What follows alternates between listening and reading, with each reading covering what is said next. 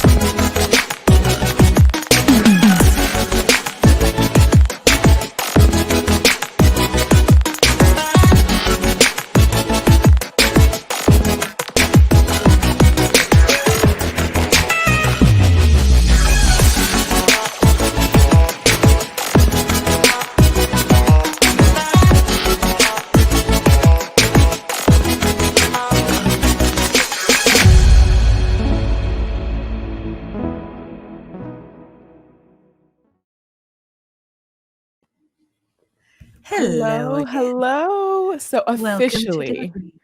officially welcome. Beforehand was unofficial. You don't get that welcome. This is officially Ivana and myself welcoming you to day 3 of DevReach.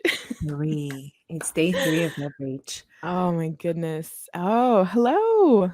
Is that how you say that? Welcome. Slovenia? Hi, welcome. So we have some announcements. Be a little bit formal here. So Ivana, if you would guide us through our welcoming comments. These are our welcoming comments. So far, we have had Blazor and React Day. They went swimmingly. The recordings are available, I think, in the raw right now. Is that correct? They're actually available on our YouTube channel as well, all cut and edited. Already? So you can see them, yep, cleaned up. Holy smokes. They're also on our website. So under each tab, so you can find them, go watch them. But before you go watch them, stay for today, please. Because we have awesome stuff. So the middle of the week, we've got Xamarin and Maui today. Let's see. And then, of course, Angular and the Code Party tomorrow. Sarah's welcoming everyone to day 3 of DevReach. My first Xamarin app this year. That's awesome. So we do have a couple things. Yesterday, we had an escape room after hours. That was so fun. Today, we have Immersion DevReach. And so if you are a registered attendee, and if you're not, go ahead and register. But I think there's a way with the registration process to get an invite to join us in VR this afternoon, evening, or night, whatever time it is for you. So yes, I think a link might pop into chat. So keep an eye out to register for that one. And thank you to all our beautiful sponsors.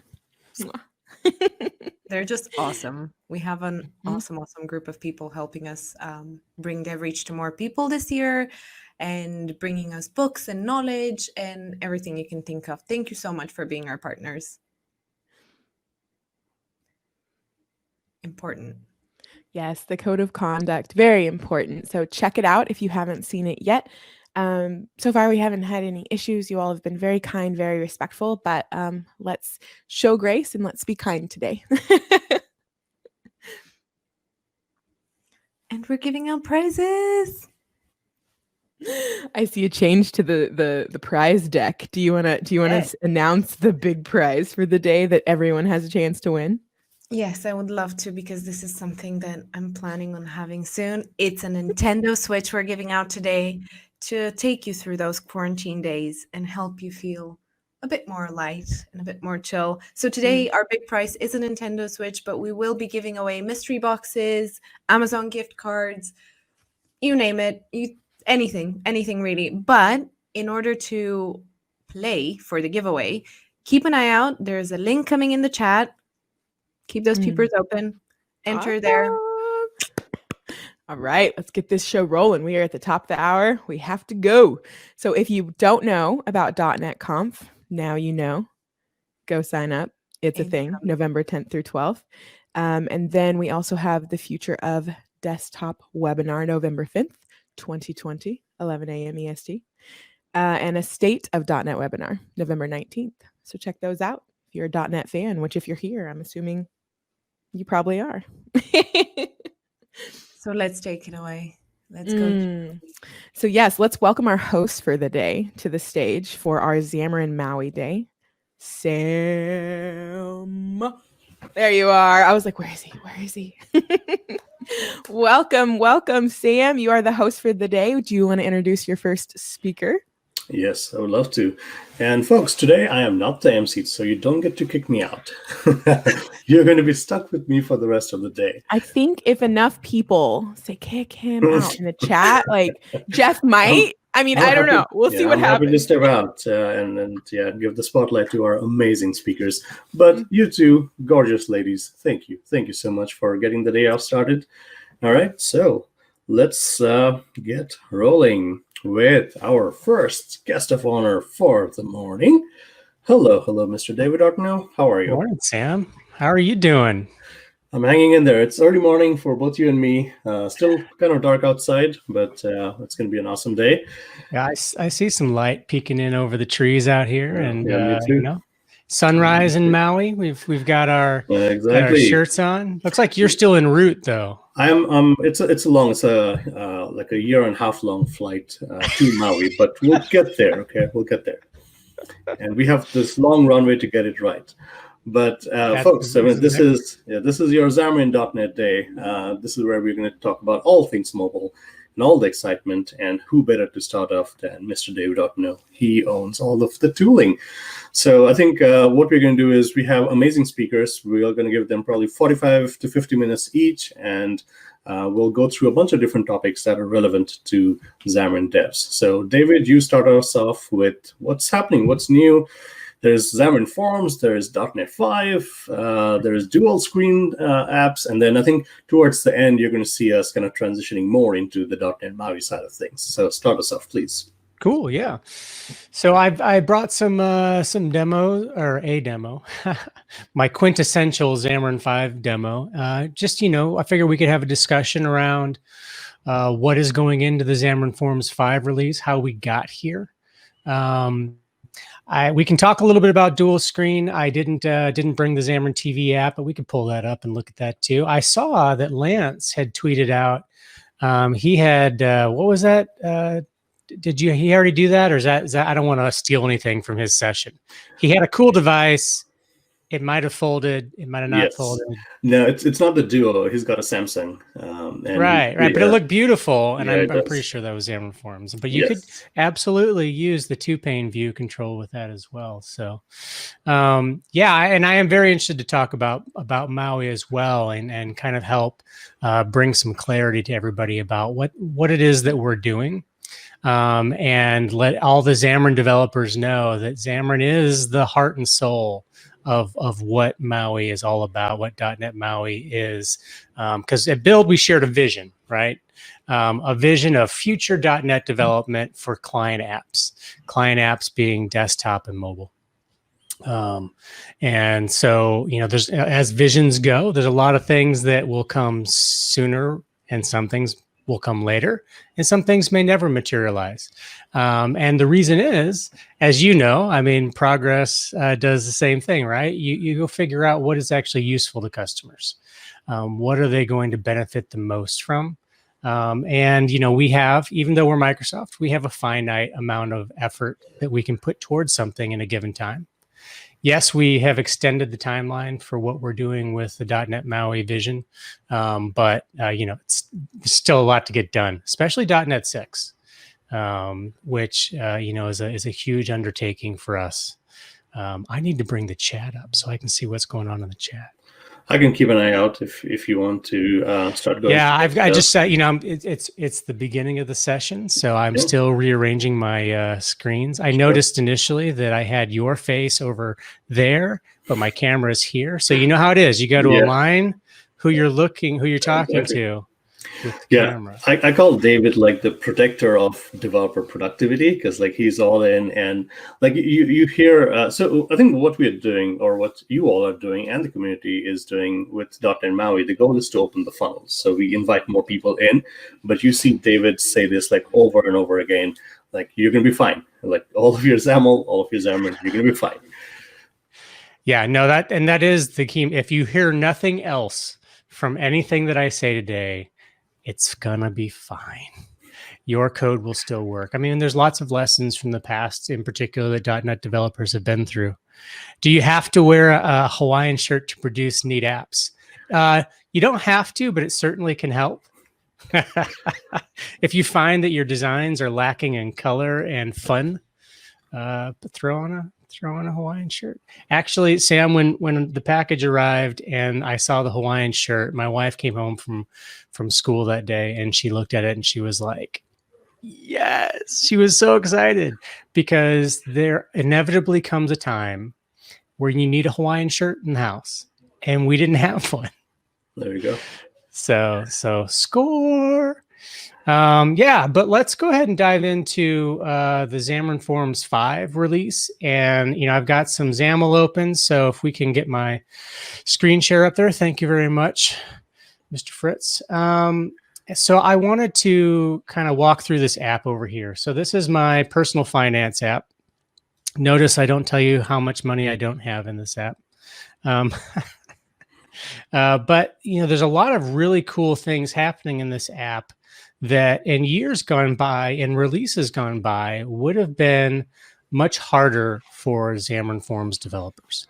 And that's really the story of Xamarin.Forms, right? It's an abstraction over your native Android, iOS, Mac OS, and Windows platform rendering. So we're not doing any of our own rendering. It's all platform driven. Whereas other platforms will draw pixels. We are using what iOS and Android give us, what UWP gives us, what macOS AppKit provides. And so you have always had the ability. There's that bug. Oh, did I get it? I've got this no-see-em, one of those little guys flying around. Oh, it could just happen. That was like a Miyagi moment right there. I felt like I got it. I'm sure we'll video clip that. But if you're in the tropics, can't avoid the bugs. This is true. This is true. Thank you, man. You are prepared with the theme. You've got it. So in previous versions, you could still accomplish all of this, but it was harder to do. And so the barrier to entry to creating those kinds of UIs was much more difficult. And so what we've been doing really since I joined 3.5 years ago, and the team has always been trying to do this, is move towards bringing more of that functionality into the Xamarin.Forms API level. So you didn't have to go create what everybody knows as custom renderers. And so a custom renderer is when you go down into the platform code and you create a class there, and you do that on each platform that you need to support. And then you create the cross-platform class. And so you probably have at least 2-3 classes just to do one bit of UI work. And that's quite cumbersome. You have to know the Xamarin.Forms APIs to do that, which usually includes some kind of assembly tags, which I don't know about you, but once you get into doing things that are inside of those brackets, and it's just like, you need the decoder ring, right? You need. It's like, how do I do that stuff? You don't do it on a regular basis. No, you don't. I mean, there are effects for like smaller things. So, and I mean, if you're writing custom controls, like which we do a lot, like you should not have to write custom renderers every day. That's the point. Right. So, because I'm sharing my screen, I should probably show something. So, what I'm talking about is you end up putting a lot of code down here in the Android folder. You put a lot of code down here in the iOS folder project. And so you're splitting all your knowledge and effort. So what we've been doing, bringing all that up into the Xamarin.Forms area. And I don't know about you, but I'm seeing a ton of examples from the community of people going up to whether it's Behance or Dribble or any of these other websites that share, designs, just random designs, not necessarily real apps, but cool looking things. And developers are going out and very rapidly pumping out these beautiful designs. So that's actually what I did here. I went up to, I think it was Up Labs, and I grabbed this beautiful little design because it has some nice rounded corners. It has some shadows. It has a gradient painted brush to the background. Do you remember how hard it used to be in Xamarin.Forms to do this? Yes. Yeah. Unreasonably hard. Yeah. Oh, here's another thing. You see how we're actually getting, it kind of falls behind that other, because I have a negative margin on that puppy. But if I go here to that scroll view, I can actually now, and this is not actually very new. You have to be able to spell horizontal scroll bar visibility. Never. I don't never want to see that scroll bar. Save that. And well, actually it's still there. So I don't know what I did wrong. It's too early in the morning for hot reload, maybe. Practice. Or maybe I'm on the wrong scroll view. I'm probably on the wrong scroll view. You know what? I am. Wrong scroll view. Let's do this proper. This one. Do over. Never. This is Code It Live, right? Mm-hmm. It's the fun. There we go. See, now it's gone. There you go. So we got some great stuff like that. So let's go over some of the things that are actually new. Before I even go too far in the new, this actually came out recently. These little things matter a lot, like being able to use shaders, like the brushes that you can use all over your views. Yeah. Yeah. So like for the brushes, I define my brushes up here in my resources, right? So a little bit of context because maybe some fundamentals will be helpful for folks to know. I don't know how many people here, maybe in the chat, tell me if you are relatively new to Xamarin.Forms. Some of you maybe. So essentially what you're looking at is Visual Studio, and you can do this in Visual Studio on Windows or Mac, and you're looking at an Android simulator, very well works on an iOS simulator. So what you're seeing David do is essentially hot reloads. So we can change up the markup and it just updates. Sweet. All right, we've got a couple new folks. So this is XAML. That's important to know. So this is really just a declarative way of creating your UI. You can do it in C#, you can do it in XAML. There's actually folks that have built libraries to do it in JSON. So you can do it in a variety of ways. But the XAML just represents a declarative UI. And so you've got your page. At the page level, I've got a few attached properties. So I'm changing some background colors. This is something new. I'm doing an app theme binding. And so this is the ability for me to do light and dark colors. So if the OS changes based on, the sun's coming up and my sensor picks up that I'm now in the light, it can flip to light mode from dark mode, which it should be in dark mode now. So I can also toggle it intentionally. So I've got an API back here and I'm clicking through to this. And so if I go to my code behind, we call these code behinds. So each XAML page has a C# page behind it. You don't have to put any code here. You can put lots of code here. Don't let anybody tell you can't. It's here for a reason. So here's my tap gesture. And I just set my app, the static property here, this user app theme. I detect my theme. Man, when you do big fonts, you have to do a lot of scrolling, don't you? Yeah. I check to see if I'm on light. If I'm not, if I am on light, I'm going to go dark. If I'm not, I go back to light. So I'm just toggling this. Now the cool thing is, if I want to return control of the user app theme to the operating system, then I do app current user app theme equals. And then I go back to unspecified. When it's unspecified, then it will respond to whatever the operating system preference is. Now, your operating system preference in iOS, for example, you can tell it just always be dark. I just always like dark. I'm a dark mode person, just stay dark. Or you can say, hey, at this time of day or that time of day, if the light, So there's lots of options. You want to really, as a developer, you want to respect the user preference. Same thing goes for font sizes, high contrast modes, things like that. But light and dark mode, that's relatively new. Yeah, and chat room is saying, lots of people trying around Xamarin.Forms. So welcome to the family. I think Excellent. If you have had any like Xamarin and C# experience, this is what we have been saying all along. Like you'll be fine because it's maybe a slightly different like dialect in some ways, but all of your tooling is right there, and it's a rich ecosystem. Exactly. And, if you have any XAML experience with, I saw somebody mention WPF, there's Silverlight, there's UWP, there's WinUI, there's lots of it out there. And so, the key thing is that, yes, the controls won't all be named the same, but they should be close. And the reason is, it's not just because we decided to go off and create something new, but it's because when you're bringing multiple mobile platforms and desktop platforms together, you're looking for a consistent name that makes sense to native mobile and native desktop developers. So you're not just adhering to a platform that previously used XAML. And so that's how we arrived at the names that we have now. And that's how we arrived at certain things that drive a lot of developers bananas.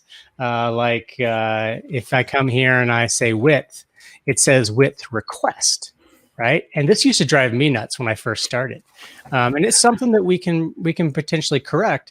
But the reason is because the platform layouts, the layout managers on each platform, they do their own thing, and we can request the size, but I can't guarantee it to you if I'm letting the platform do it, right? It is a request.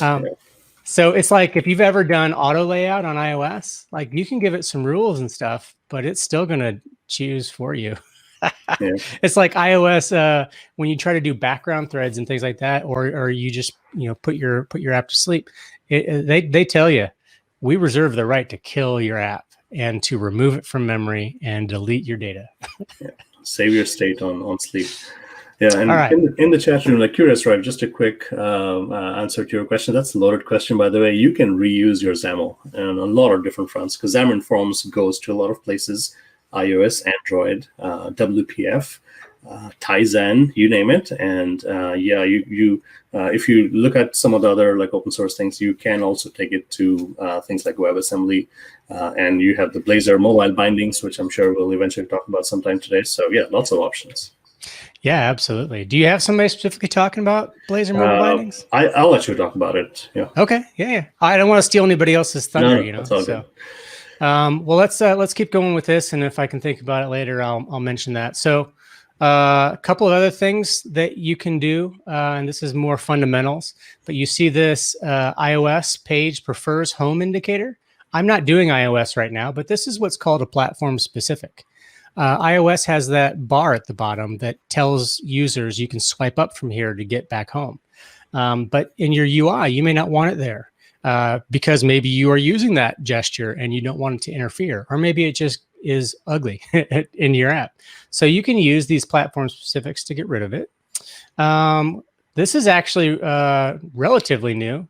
You can turn off the nav bar shadow.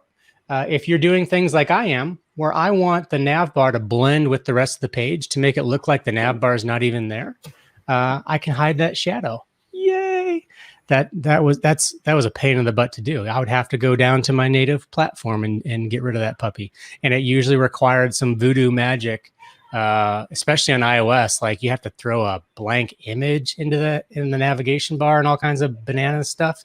So this is where Xamarin.Forms saves you tons of headache doing something simple like that.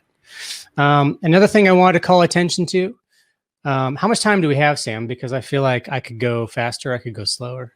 You got until like 8:50 Eastern time, so you got some time, and plus we have a little bit of a breather, so we can bleed a little bit more. Right. Cool, because you have some great speakers lined up. I don't want to steal anybody else's stuff. Yeah. So column definitions, typically you could write them, with a bunch of XAML. Right? You can go, what is it? Yeah, grid. Column definitions, and then you have to do stuff like this, and then you end up with tons and tons and tons of XAML, which XAML is already verbose. So let's not do that. So Morten Nielsen recommended, hey, why don't we do something like this? You can just have a really nice syntax, specify all your columns, and there you go. Same thing with row definitions. So it greatly simplifies that, and then you can go about your way using them. So that's cool. Let's see what else here. I'll keep hiding some things. So you mentioned the brushes work. So brushes are new. Let me close this up a little bit. So of course you can specify your colors and your resources. And here's another fundamental for you. So every visual element in any layout in a XAML paradigm, syntax, whatever, provides these resources dictionaries. And so it's a dictionary of resources that are used within the context of that page. You can think of it as, if you've done React Native or other frameworks, your CSS, your styles can be contextualized to your component, right? So these things are all contextualized to my component, and they can be used within this page. I have some global styles over here. And I've also got some embedded fonts, which we can talk about embedded fonts here in just a sec. So I've got some global styles here. So I've got all of my theme colors. As a matter of fact, if I remember correctly, I generated a lot of these colors and themes from the Fluent UI website, and I used an orange theme. So then I can come in here, and these are all global to my app. So all of my labels that are in my flyout will get this styling. You'll see that it's Roboto is the font that I'm using here. And if I open my menu, you see that Roboto is the font being used to style my flyout menus. And actually, because I'm using Roboto, let's see, where did I set up Roboto? And while you're doing that real quick, I'm going to take some chat questions. So RichDev25, yes, you're absolutely right. You can do that. It's all layouts and it's all custom things that you are setting up to style your elements, and you can have a theme that applies all over. You can customize the theme, and you could also do CSS. I mean, it kind of works on top of XAML styles, but you can absolutely do that. And if I remember correctly, you all have a theme package, right? We do. So yeah, and then again, we're not the only ones. So yeah, look around and get the UI that you. No, you're not the only ones, but this is your stream. So we only really need to acknowledge yours. Yes, and then we put in a lot of effort, and themes are important because it helps you have that consistency throughout your app. I want Stefan to be happy. I want him to know that we are repping your product. So I mentioned the fonts. So used to be, right, you would have to go into your Android, put the font in your assets. You'd have to go into your iOS, put your font in your resources, then go into your info P list, notify iOS that you now have a new font that you want to be able to use. All this extra work, right, for each platform. Now, thanks to Mr. Clancy, James Clancy, you can put your fonts directly into your library project. You just set the properties on that up to as an embedded resource. Okay, so now it's going to be bundled up with your project or with your library.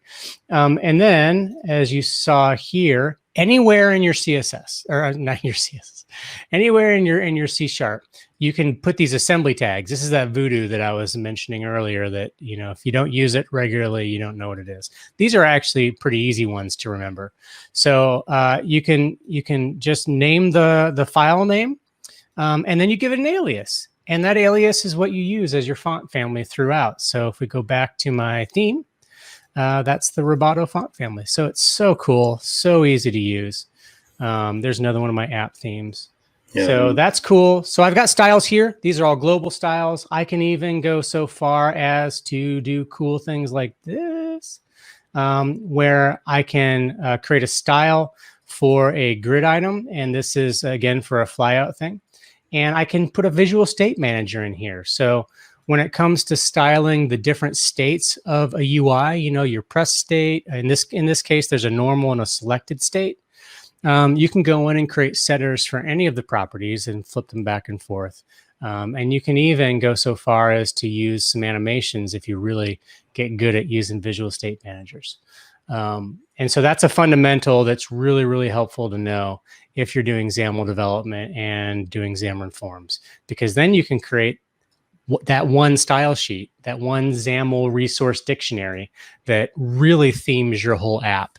And that's going to be a major theme of what we're working towards with a lot of our controls. So there are some elements of controls that have yet to be unified to make them as easy as they can be, in order to support things fully like Material and Fluent without having to go to the platform.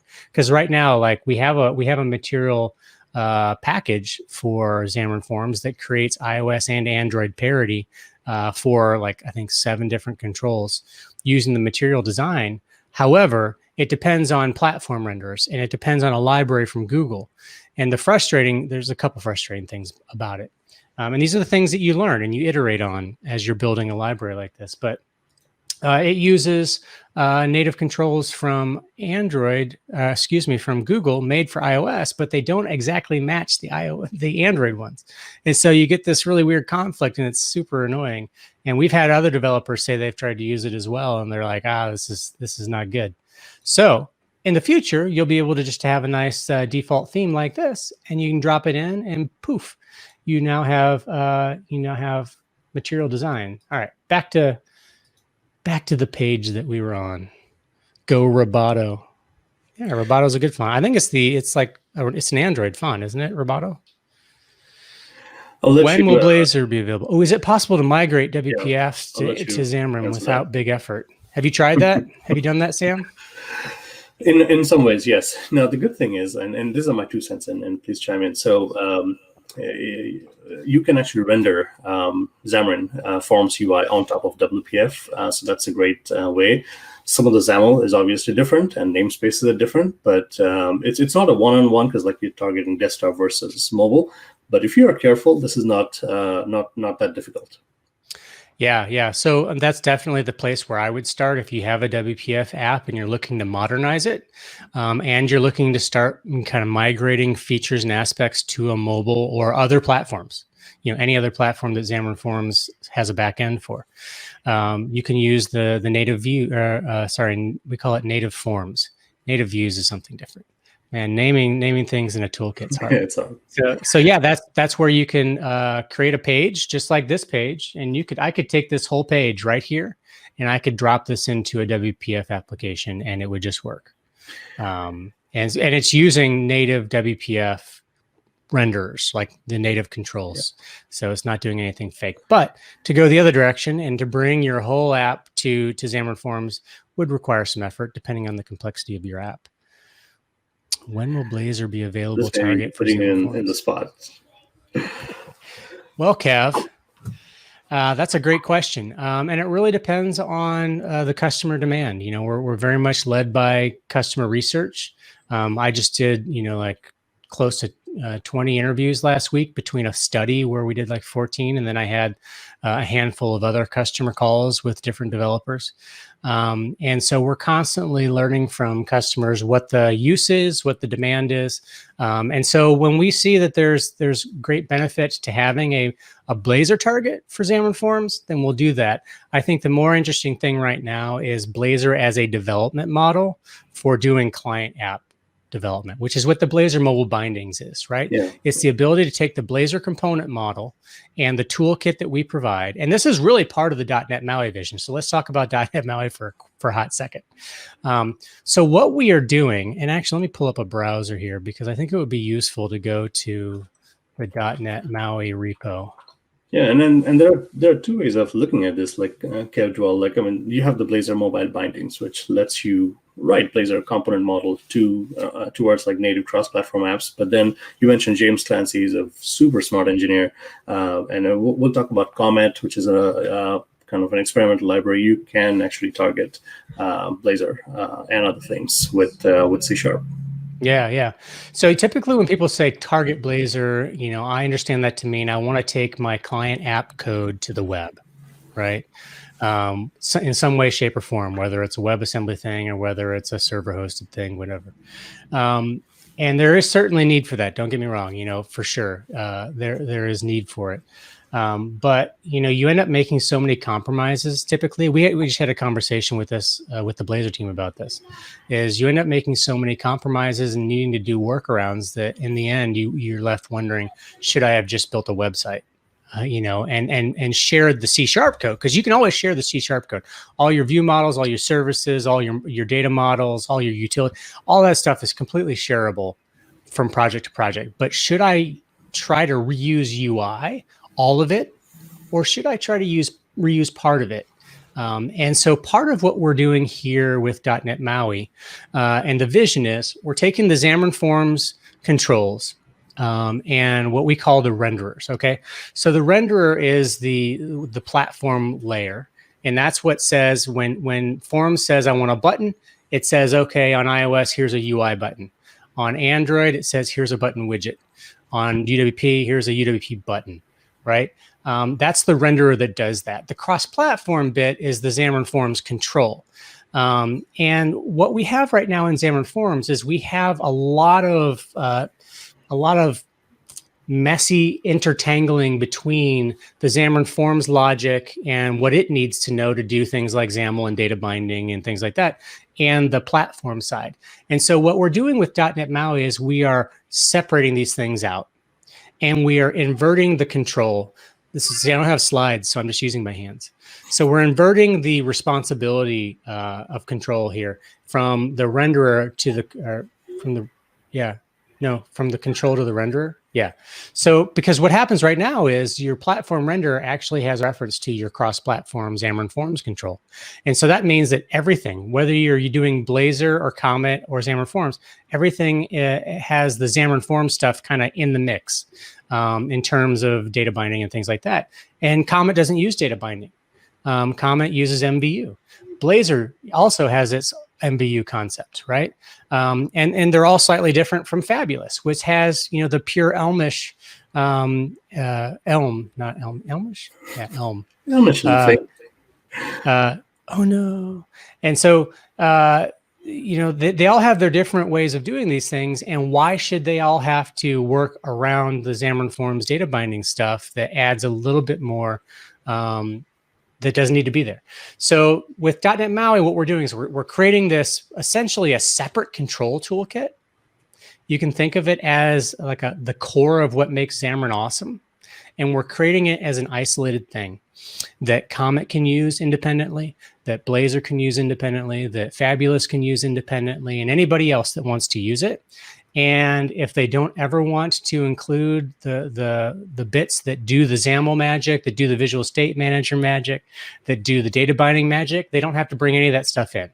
Now it's completely a separate thing, and it's optimized for performance and extensibility, right? So that when we say that Xamarin.Forms is evolving into .NET MAUI, that is the evolution. I'm trying to express how important this is, because it is so important. And because, if you've been a long time Xamarin.Forms developer, you've asked us, can you make my Android faster? Can you make it start up faster, please? Can you make it, animation smoother? Can you do these and can you get the app size down, please? And this really goes to the heart of it. It's not the whole story to solve all those things. There's no magic bullet for any of those very difficult problems. As a matter of fact, I saw a survey report for one of the other cross-platform frameworks out there, and they report the same problems. Yeah, it's not easy what we're doing. Yeah. Yeah, no, it isn't, right? When you're doing this whole write once, run everywhere promise, it's hard work. So what we've got going on over here is we've got, first of all, a reorganization of the MAUI code base. So if we go back and look at, I can spell Xamarin, Xamarin.Forms. Those are just the issues I created. That's funny. Look at the complexity of this repository. Oh, come on, you can do it. Hey, Windows has this cool feature. All right. Oh no, you guys show me the code. Responsive web. So look at, how many more folders and stuff is over here. And then you gotta scroll in the Xamarin.Forms repo.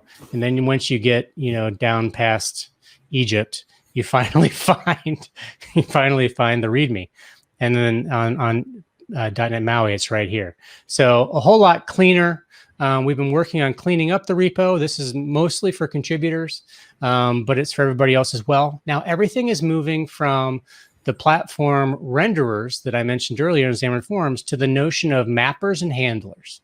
And so there are some great presentations out there recently from Shane Newell and from James Clancy that will tell you a whole lot more about handlers and how these work. But the gist is that everything is interface based. Everything, you map one property to another property. So when you have a button, for example, and you want to change the text color, you map the text color to a method that handles the text color, and then the handler takes care of that. So, a button, for example, I was working in the button recently. The button code is super simple. It implements iButton, has a native view, and then does basically a couple of maps, and it creates the view. And all the work is primarily handled, if I can come back here and find it, by extensions. So we should have, I can use this, button extensions. So on each platform, right, this is where the platform specific logic happens. And so update text, I've got all of these really super simple, super easy to understand methods that do all the work for the platforms. And they're extension methods, so they can be shared all over the place, and they can be used wherever they need to be used. So if it's a button, if it's an image button, if it's whatever. So there's a whole lot more to this. I won't do it justice right now. Thanks for sharing that link in the chat. But this is a whole, if you compare this to the button code in Xamarin.Forms, whole lot cleaner. Button is not the most complete. I'm hearing the Forms engineering team shouting at me right now. Why are you showing them button? Button is not complete. The more complete ones would be slider. Oh, actually, so here's a little tip. If you go to the Xamarin.Forms repo, and you go to the main handler branch, this is where work is actually landing on a day-to-day basis. And then this code is being pushed over to the .NET MAUI repo every Monday. So if you want the latest look of what's happening, and this is for the super adventurous of you that are watching. This is for you who don't mind getting cut and bleeding, who just want to have fun, and don't mind crying all the way through. This is the place for you to experience the very, very latest. So if we come into handlers, there should be a slider. Yeah. So slider is a more complete implementation of where things are heading with all of the controls in terms of moving from renderers to handlers and mappers. And you can see that we're using multi-targeting here. So this is new. This is one of the ways that we're slimming down and cleaning up the repo. And I mentioned this is mostly for contributor benefit. It's really, it should hopefully make it easier for all developers to figure out what the heck is going on. In the past, developers have said, well, Xamarin.Forms isn't really native. It's actually doing some other magic thing. And it's like, no, it's native. How could you not see that it's native? It's right there. It's native. And hopefully this makes it a whole lot clearer because the native APIs, it's all much easier to find. It's all right here. So what else? I got a question for John Thuriet. I don't know if you want to chime in on that. From John. Yeah, so I see the static methods. It reminds me of Xamarin Essentials. Are they linker optimized? So here's good news, John. Jonathan Dick, who was the lead engineer for Essentials with James Montemagno, is now the team lead for Xamarin.Forms. He and Matthew Leibowitz are working directly on that project, in addition to supporting Skia Sharp and some of those other things. And so the reason that's good news is because they're the ones that made Essentials linker safe. And so that is a key thing that we're doing in here for keep everything for slash. Sorry, Dan. Dan distracted me. Love it. Good. Dan, we're getting the Dan Siegel official thumbs up. I'm taking that as an official thumbs up. And Dan lives on a boat. So as a Maui / boat thing, I feel like that's good. That's good approval right there. But back to the linker thing. So for those who don't know, what linker is all about is you want to make sure that when you bring a bunch of dependencies into your project and then you publish it, that you don't carry a bunch of weight forward to your published app that's not actually being used. So if you're not using an API or a method or a view, why should your APK or your IPA, your binaries, why should it have all that stuff in it? In particular for performance reasons, but for size reasons. And so the linker is the part of the compiler process that strips out that code, but it needs to know whether it's being used or not. So that's what the linker question is all about. And we want to make sure that all of the Xamarin code here is linker safe. And so, yes, John, yes, the answer is that in the future, you'll be able to bring, let me just tell you what the future is for you, okay? The future is you're going to bring a Xamarin project to life, and you're going to bring a Xamarin NuGet package in, and it's going to have everything you need to do everything you need to do, and it's going to all link out the stuff you're not using. So if you use the Essentials APIs, you're good to go. You're not going to have to pay the price for any of the Forms APIs. If you use the Forms APIs, you're not going to use any of the linker, the Essentials APIs. That's actually hot news right there. Thanks for sharing, and thanks for sharing where the team is contributing every day. And I mean, and this is the reason why we have that long runway into Maui. I mean, it's a lot of work that you're putting in, and a lot of folks will say like that is the key benefit that Xamarin.Forms brings to the table. Give us the mappers, the universal renderers, so we can use it from multiple platforms. And the separation and the linkers.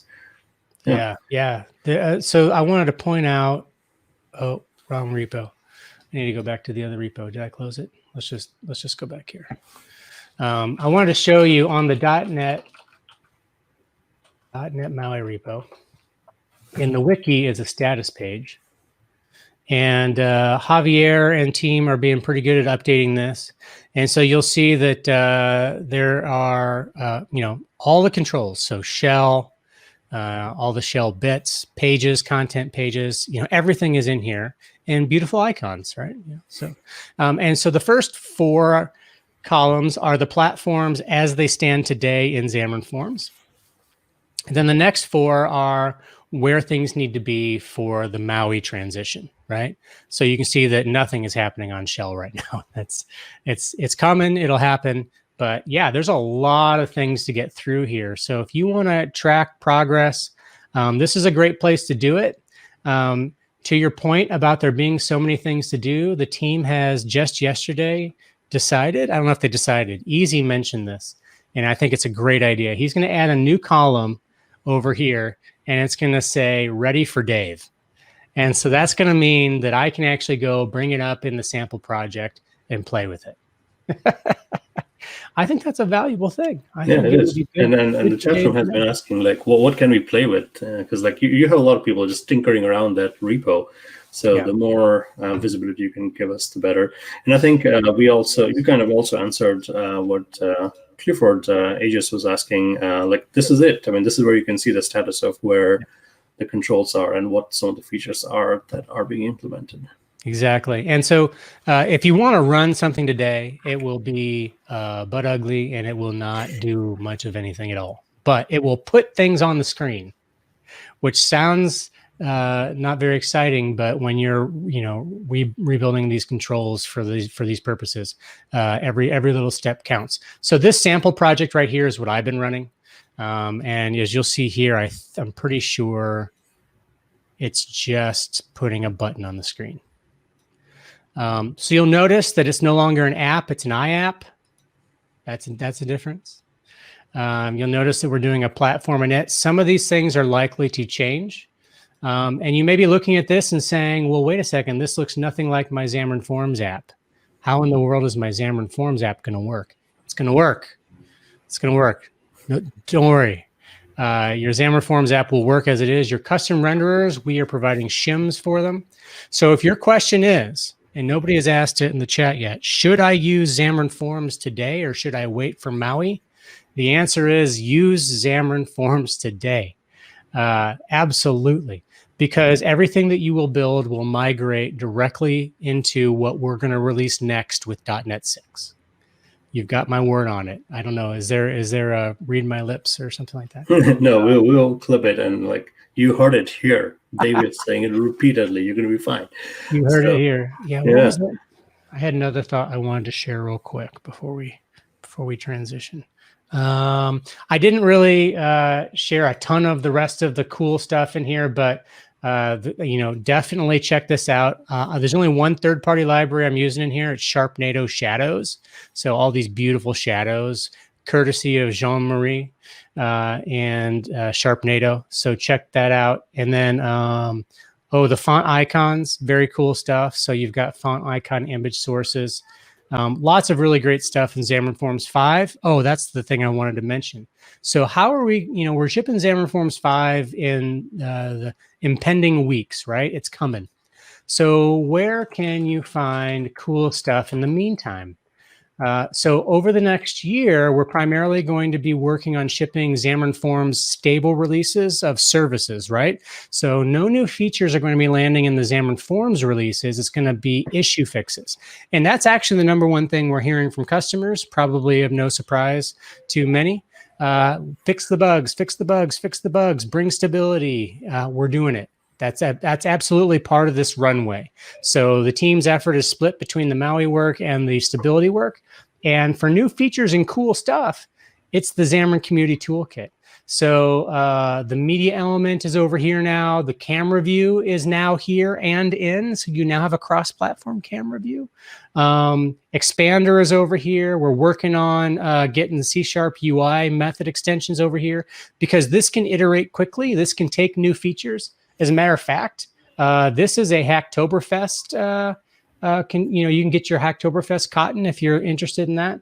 Come over here and solve some things in the community toolkit. Really cool stuff like avatar views, tons of effects, converters. This is really your toolkit for building cross-platform apps. All right, there's so many more things I could share. Blazor mobile bindings, we're iterating on it. It's an experiment. Comet, we're iterating on as an experiment. And the Maui stuff is all moving towards that. Visual Studio Code with Comet is part of the experiment. And so hot reload everywhere. C# hot reload is underway. We're super excited to start seeing that come to fruition.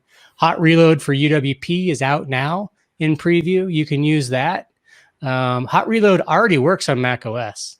Most people don't even realize that. So if you're developing on a Mac and you want to put a Mac OS front end on that project, you can use Hot Reload with it. So what else do you want to know before you cut me loose and send me to the beach?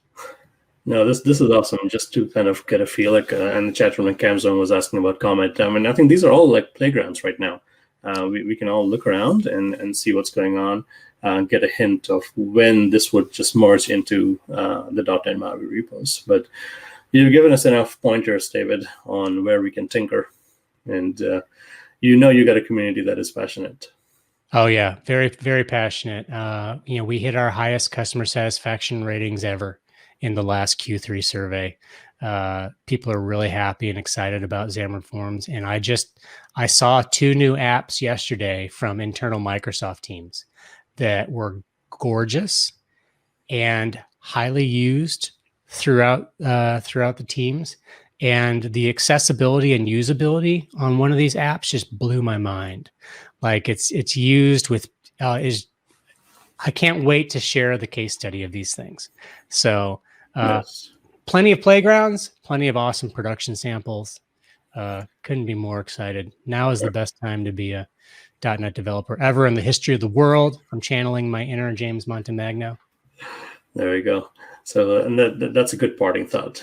So if you're doing .NET today, if you're doing Xamarin.Forms, you are in good, safe hands of Mr. David Artno and the rest of the engineering teams. And team. Yeah.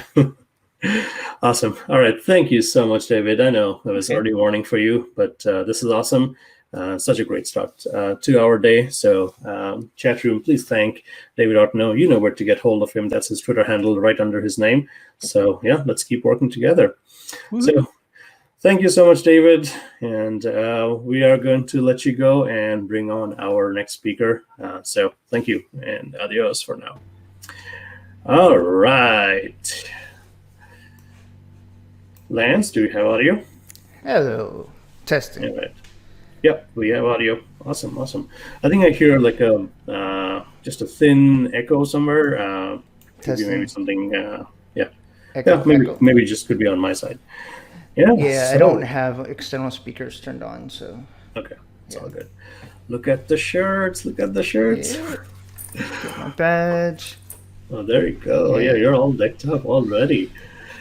All right, stream, we are just warming up. As you can see, we had David Artno talk about all the cool things that are happening in Xamarin.Forms and in .NET MAUI and how things are shaping up and how they are evolving into what's next for Xamarin and for Xamarin.Forms. But Lance is more of a realist, and anytime you invite Lance to speak, he will just write you an app. Like, that's how awesome and passionate he is. Like, and he not just writes an app, he pushes it out to the store. Like, that is mind blowing.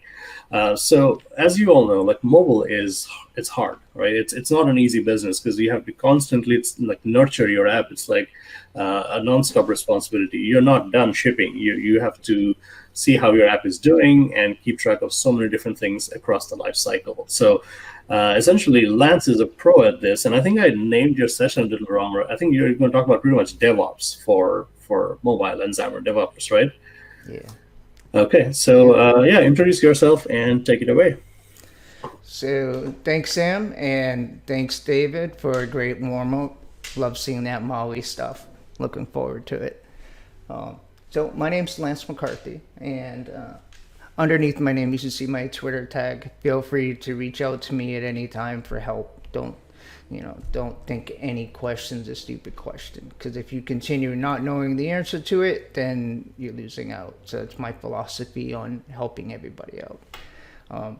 I work at Progress. I'm the manager of technical support here in the US, but really I'm a principal support engineer. I love getting my hands dirty with the code. I love diagnosing problems in other people's apps. It's, I just love digging in and solving problems. So today's session, like you just led up, that an app isn't just published and you're done, right? And this year is a great example where Google said, hey, if you're going to push any apps to the store, they have to be Android 10.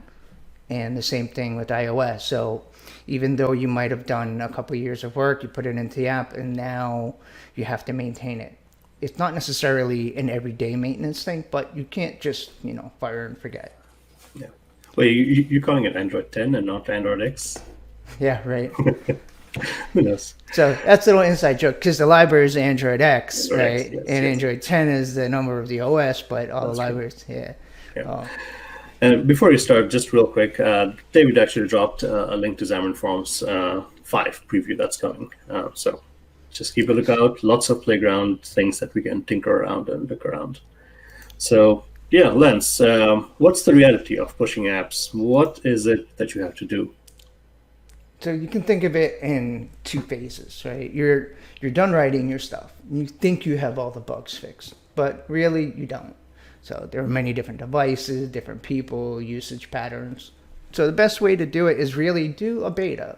So how do you do a beta is the tricky question. To just get your friends to go and sideload it onto their phone and turn on developer mode, that can be difficult and problematic. There are existing systems out there inside the app stores like TestFlight and Google's beta rings and Microsoft's different flights.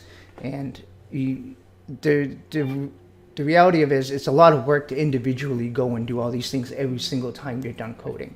Because in my case, and in a lot of cases, I'm done, it's late at night, and I'm finally ready to push it to the store. And I go and I push and upload the package, and, that's not the end of it. Because you kind of rush those things. You're done with the code. You spend all the day with the effort in doing it. But now there's all these little things you got to do, correct screenshots, the regions, and all these things that take time to do right. And you're better off if you sleep and do it in the next morning. But as developers, we want to get all this work out in the user's hands. So again, if it's a beta or a production release, there's still all these different things you have to do. And if you have to do it 3 times, that's a lot more work. So it comes along the notion of CI and CD. And CI stands for continuous integration, and CD is continuous delivery or deployment, depending on your system. And what they mean is continuous integration is anytime there are changes in your code, you want to build it, right? So it makes more sense with a larger team, but as a single developer on my side software company, I still want the continuous integration because it lets me not worry about if things are broken. So I just do the little fix in the code, I check it in, and a back-end system will build it and tell me if something's wrong. And that's where CI is, right? So you check in your code and it just builds it. CD is when it takes the builds and then pushes it out to some location. that can be a beta ring, like I mentioned earlier, or it could be to the production, whatever production is for you. The delivery and deployment part is actually taking all the code and publishing it in release mode. So CI, you can build it in debug if you want it to be quicker, right? All you want to know is make sure that there are no like code problems and things are just working right. CD is when you got to get it out to the user's hands. So, and that's what I did for DevReach 2020 app. Awesome. No, and thank you for breaking that down. Like in CI/CD, we just keep talking about it, but it means slightly different things based on where you're going and what you are actually trying to do. Yeah. So you said you have an app. So Yeah, let's. Do you want us to bring up your screen? Sure. Bring up monitor 1. All right. I think we're still looking at your browser, maybe. Get that down. So that is the. Yeah, there you go. We are looking at your desktop now. Yeah, I got to give you a different screen. Okay. Yeah. Chat room, you crack us up. Flu shot. Yeah, go get them. Go get them this year. All right, you should have my other screen now. Yes, sir. All right, yeah, there it is. So, do you want to show the app, or you want to start us off first? Yeah, why don't? Okay, so yeah, let's switch back to my camera and let's show the app. So here we have my phone, and I will launch it, and we'll do a little fancy. Yeah, looks like all the DevReach logos and all the days. Yeah. Ooh, it's foldable. That's what David was talking about. You got a fun little device. Okay, what is the device first up? This is the Galaxy Fold 2. Nice. Galaxy Z. They added a Z in there, I think, but it's the second version where they learned all their mistakes. So, but basically, it's just a quick one-off app, but I spent a bit of time on polishing it up to make it look pretty and actually be functional. Awesome. Yeah. And a little backstory, I did this for DevReach 2019. Yes, but you did. the DevReach 2019 was like several months of development time, where it had back-end API servers and all these different things to show you how to use real data and all of the Telerik Xamarin controls in different ways. This year's app wasn't about the app itself. It was about the process to build and deploy the app using GitHub Actions and Microsoft App Center. So awesome. We can automate all of that. Yeah, you're really combining two very powerful tools into one. Yeah. And David's still around. He's asking if you can fold the Galaxy twice over to make a Z shape. Hold it backwards. All right, back to your desktop. So yeah. Well, I gotta say, Dave, that Xamarin.Forms was already prepared for foldables, and I didn't have any problems with that. So very good. Good stuff. It's the UX that you have to kind of think through, and then they give you a master detail or an extension or a companion page. It's just how do you want to use that extra real estate that you have now? Yep. And I specifically chose the Telerik tab view for this reason, so that it fits any screen size and it's very responsive to different layouts and densities and good stuff. So, okay. All right. So where do we start? Like you said, I mentioned two very different powerful systems, GitHub Actions and App Center, right? And you might ask, why would I use two? So we'll get back to that. Would you? Okay. Yeah, so we'll get back to that, right? So first, let's take a look at what is a GitHub Action. So GitHub Actions is the name of the service itself, but the thing that actually does the work is called a workflow, and it's written in YAML. A lot of automation stuff is written in YAML. And let's take a look at one of those now. If you go to any GitHub repository that is using GitHub Actions, you'll see a little folder that's GitHub Workflows folder. And if you drill into that, you'll see some YAML files, YML. And not to YAML. Yeah, it's pretty nice. It's very clean. A lot of people prefer it over JSON. Typically, you choose one or the other. And there's this debate over that JSON's a data format and YAML is more of a markup language. We can go pretty deep into that. But you can usually interchange YAML and JSON, but GitHub uses YAML, and it's pretty clean and straightforward the way that works. Could you bump up the fonts in the browser, please? Just so we read about. Yeah, there we go. There we go. So, and this is all free, by the way, right? For open source projects. Yeah. Of course, there's a limit on how many minutes. I haven't hit that yet, and I do several builds a day, so I'm not exactly sure when that's hit. It's in the actions documentation. So let's go to the actions tab first. You see how I have this little actions tab? You have your code and issues and pull requests and actions. If you go to the actions tab, you can see the different workflows that you have for this project. And over here on the left are the representations of each one of those YAML files. So if we start with the first one, CI. In my CI, it basically triggers every time that the main branch or my feature branch gets a commit. So if I check in my code from local up here, this is going to run and it'll build all 3 projects. Now, how is it building all 3 projects? Let's go back to the YAML for that. And I just named it CI YAML. You can name it whatever you want. What really matters is what you say here. So we're basically saying, if there are any commits pushed to the main branch or to my feature branch, which is named version 2020, then go ahead and run this. So what is it actually running? Jobs. So we can have some conditions like, don't run it if it's just a markdown update or changes to non-code files, because if you run it every time, that's usually a lot of resources wasted. So we have some built. So I have 3 in here. We have one for Windows, one for Android, Interesting. and one for iOS. So I'm actually getting 3 virtual machines spun up, and each one of those machines spin up, and it loads my code. Now, these VMs are part of a pool from Microsoft that are specifically for GitHub Actions, and they have a ton of tools already pre-installed on it. You usually don't have to install anything yourself. There are cases that you do, like you're using a preview SDK, like maybe .NET 5, and you want to build your ASP.NET Core app with .NET 5, you would need to change a couple things.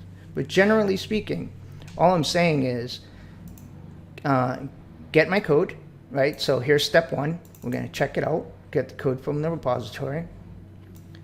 We're going to run NuGet restore, which is command line. So whenever you say run, you're just running in whatever shell is for that platform. In this case, I'm using Mac OS, so it spun up a Mac machine, and it's going to use terminal there in bash. So in this case, I'm saying I especially want a bash shell, which usually is the default anyways. And I'm going to generate a version number. A next step is to build the actual project, which is call msbuild, and we just pass in some parameters. I won't go into deep on how to set all the parameters, but basically it's the same as saying this is the file path to my project, right? And it builds it. And you can set these with environment variables. So up here, whenever you see env, those are environment variables for the whole machine that are set. You can set environment variables on the step level. Let's say if you wanted variables only available for this step but not the others, you can just put it right here, env, and then define them there. But generally speaking, you usually set them on the whole job level. So I just have some project paths and keep things cleaner. I could just take this whole thing and paste it into right here, but it gets pretty messy, right? So you do want your YAML to be clean and organized so that you can go in and tweak things later. And an easy way to do that is with environment variables.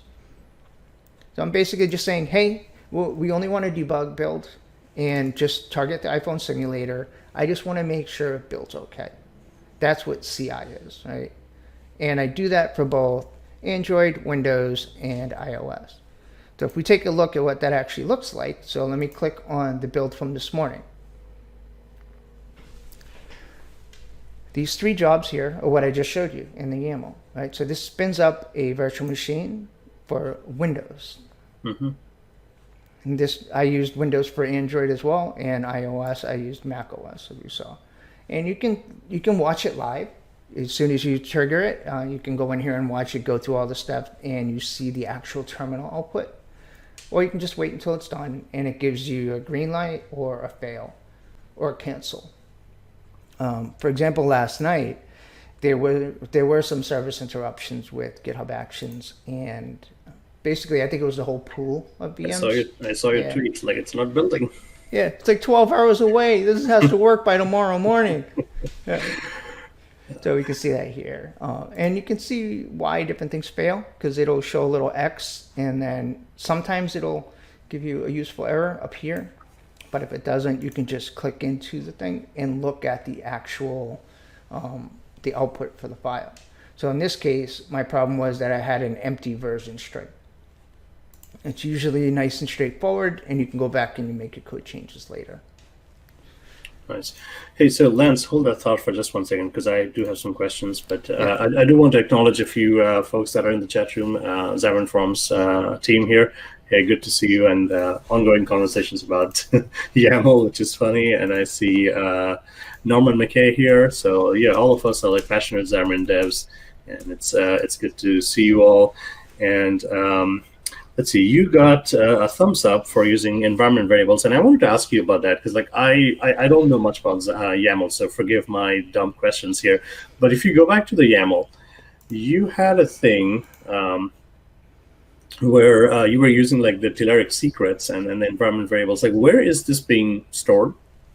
So secrets are a good thing to get into. So how do you protect passwords and maybe usernames? And you don't want them to show in the output. These are generally public. You can set secrets inside of your settings. So if you go to your project settings, and then you go over to secrets, you see them here. So you basically, you click add new secret, and you give it a name like my password, and you put like that, and then you add secret. Got it. Now, this is going to be injected, where did it go? Right here. This will be available in your actions as an environment variable. So GitHub does this ahead of time, and it's the whole point of secrets, and it does it through a special identifier, which is secrets. So that's how you can get good, like for example here, I need to authenticate with the Telerik NuGet server. So how do I do that? Good thing NuGet has support for environment variables in your NuGet config. So all I did was, let's go take a look at that real quick. Yeah, I mean, this is important. The moment you use like third-party libraries and you want to put them in a CI/CD build, you know how to do this. You need to know. Yeah.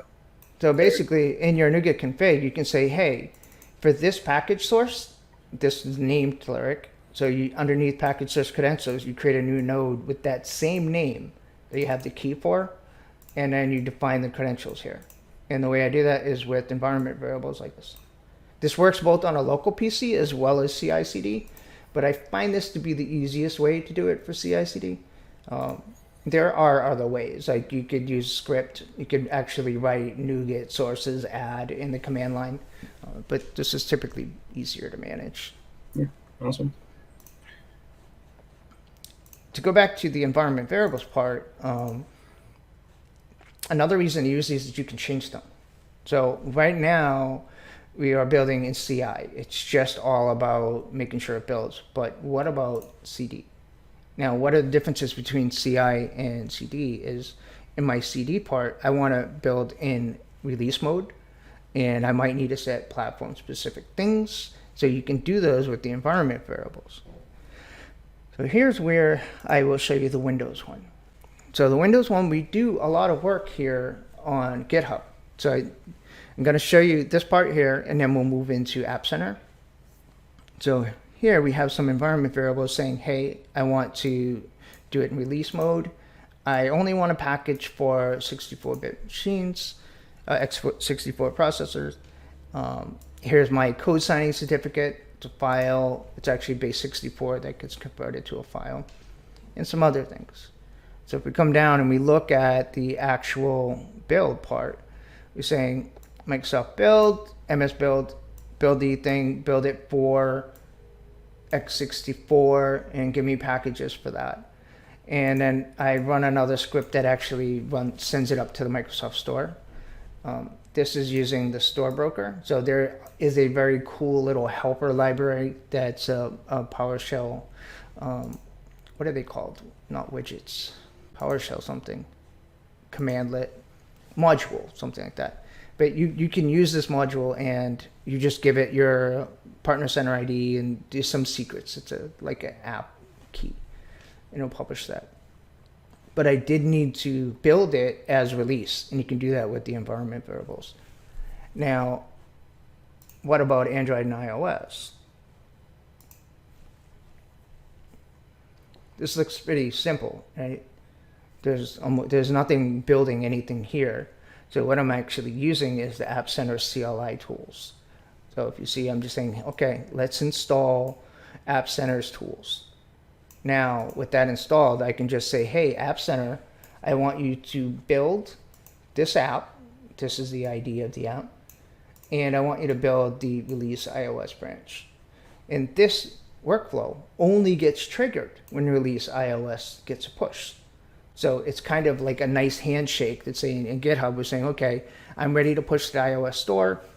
I push the code to the release iOS branch. That I know is going to go right into the store. So instead of building all of it here on GitHub, it is possible using something called Fastlane, but Fastlane can be tricky to authenticate, and it's only good for 30 days, and Apple has some tricky ways to authenticate. App Center makes it so much easier. So let's switch to the App Center tab. Can I ask one more dumb question? Yeah. So back on your YAML, and I see that you're setting up all of this. Like, are there any templates, or are you like handwriting all of this? So there are some templates to get you started. So if we were to come to Actions and we do New Workflow, there's a ton of templates for different types of platforms. I see. Now, I'm familiar with .NET and .NET Core, but I'm not too familiar with certain Angular setups, right? I've done plenty of them, but I've never had to do one from scratch, right? So I came in here. I needed let's go back to the CI/CD. I needed a way to upload this to my my Azure files, right? So I have Azure storage that has some blobs, and I wanted to put this app release on that blob, and that's where my beta ring is for UWP. So if we come to the App Center push and we look at the Windows release, I am uploading, here it is. So I needed to create a custom action that uploads my Windows 10 project to my Azure Blob Storage. There was one available, but it was only for Docker, and it didn't, like, I couldn't use it. I needed it on a Windows machine. It only works on a Linux machine. So I'm like, wait, Azure's API is pretty straightforward. It's nice and easy. And they have an Angular tool. They have Angular SDK. So I needed to go build a custom GitHub action, right? That sounds like a crazy thing you have to do to go get a little feature just to upload some files. So I thought it was a good learning opportunity. So where did I get this template? Right here. So you can choose the templates right in here, and you can search, you can filter them. There's a bunch of them. Nice. Although there are none for UWP explicitly. There are some for, there's some examples from Microsoft. So if we go to, I think it's called,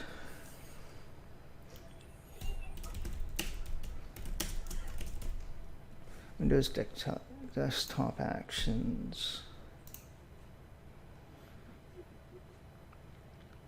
There's a repository out there for that shows how to do a WPF app and turn it into UWP app, which is actually MSIX packaging, and then do it inside the workflow. But that's really the only example out there. So I worked with them for a while, helped fix up their stuff, and then through the process of fixing that up, we got it working over here. And I have another big project that has all of the different ways you could use it as an example. This one is just pretty straightforward. We're just doing a NuGet restore. We're updating the manifest with the actual version and the identity of me. We sign it, build it, and then we publish it. Now that's just the beta release. Because nice. App Center doesn't have UWP publishing. They do for internal groups, but you need to get it to the store too. Okay, so hold that thought for just 1 second before you switch. Yeah, Blazer, Mr. Magoo, welcome. Yeah, we are talking Xamarin.Maui. We're just talking about how you ship your apps and how you do CI/CD pipelines. And before you move on to App Center, I don't know if you can take a stab at answering this one here, Lance. Like, how do you feel about like Azure DevOps versus like what you're doing with Actions? So Azure DevOps is actually where I started. My last year session for DevReach was all of this was being done in Azure DevOps. And if you look at the, let's go back to the homepage here. And if you go to the 2019, because I'm keeping all my DevReach projects in the same repo, you can go and take a look at last year's. And last year's one actually is all done in Azure DevOps. And you can see all the workflows and the pipelines, and you can go visit them. They're public. So I love Azure DevOps as well. GitHub Actions is new, and we needed to figure out how this works. So that's what I did for this year. Awesome. Okay, so why App Center and GitHub Actions together? So this is where we're getting to the crux of it, right? So we need, at this point, we've got CI working, and we need to do the CD. We need to push this to the stores. Now, imagine you have a blank slate, you have a brand new VM, and you have the source code for your project. How do you get that to build and compile and publish to the store itself? So building it is pretty straightforward. Those are the Visual Studio tools or .NET tools, Xamarin tools, whatever. Now, how do you authenticate and publish to the specific endpoint? That Apple App Store or App Store Connect is what it really is. Google Play Console and Microsoft Dev Center are now called Partner Center. That can be very tricky, particularly with iOS, because Apple's App Store Connect, to authenticate, you need to use certain tools. And there are there's a great tool out there called Fastlane.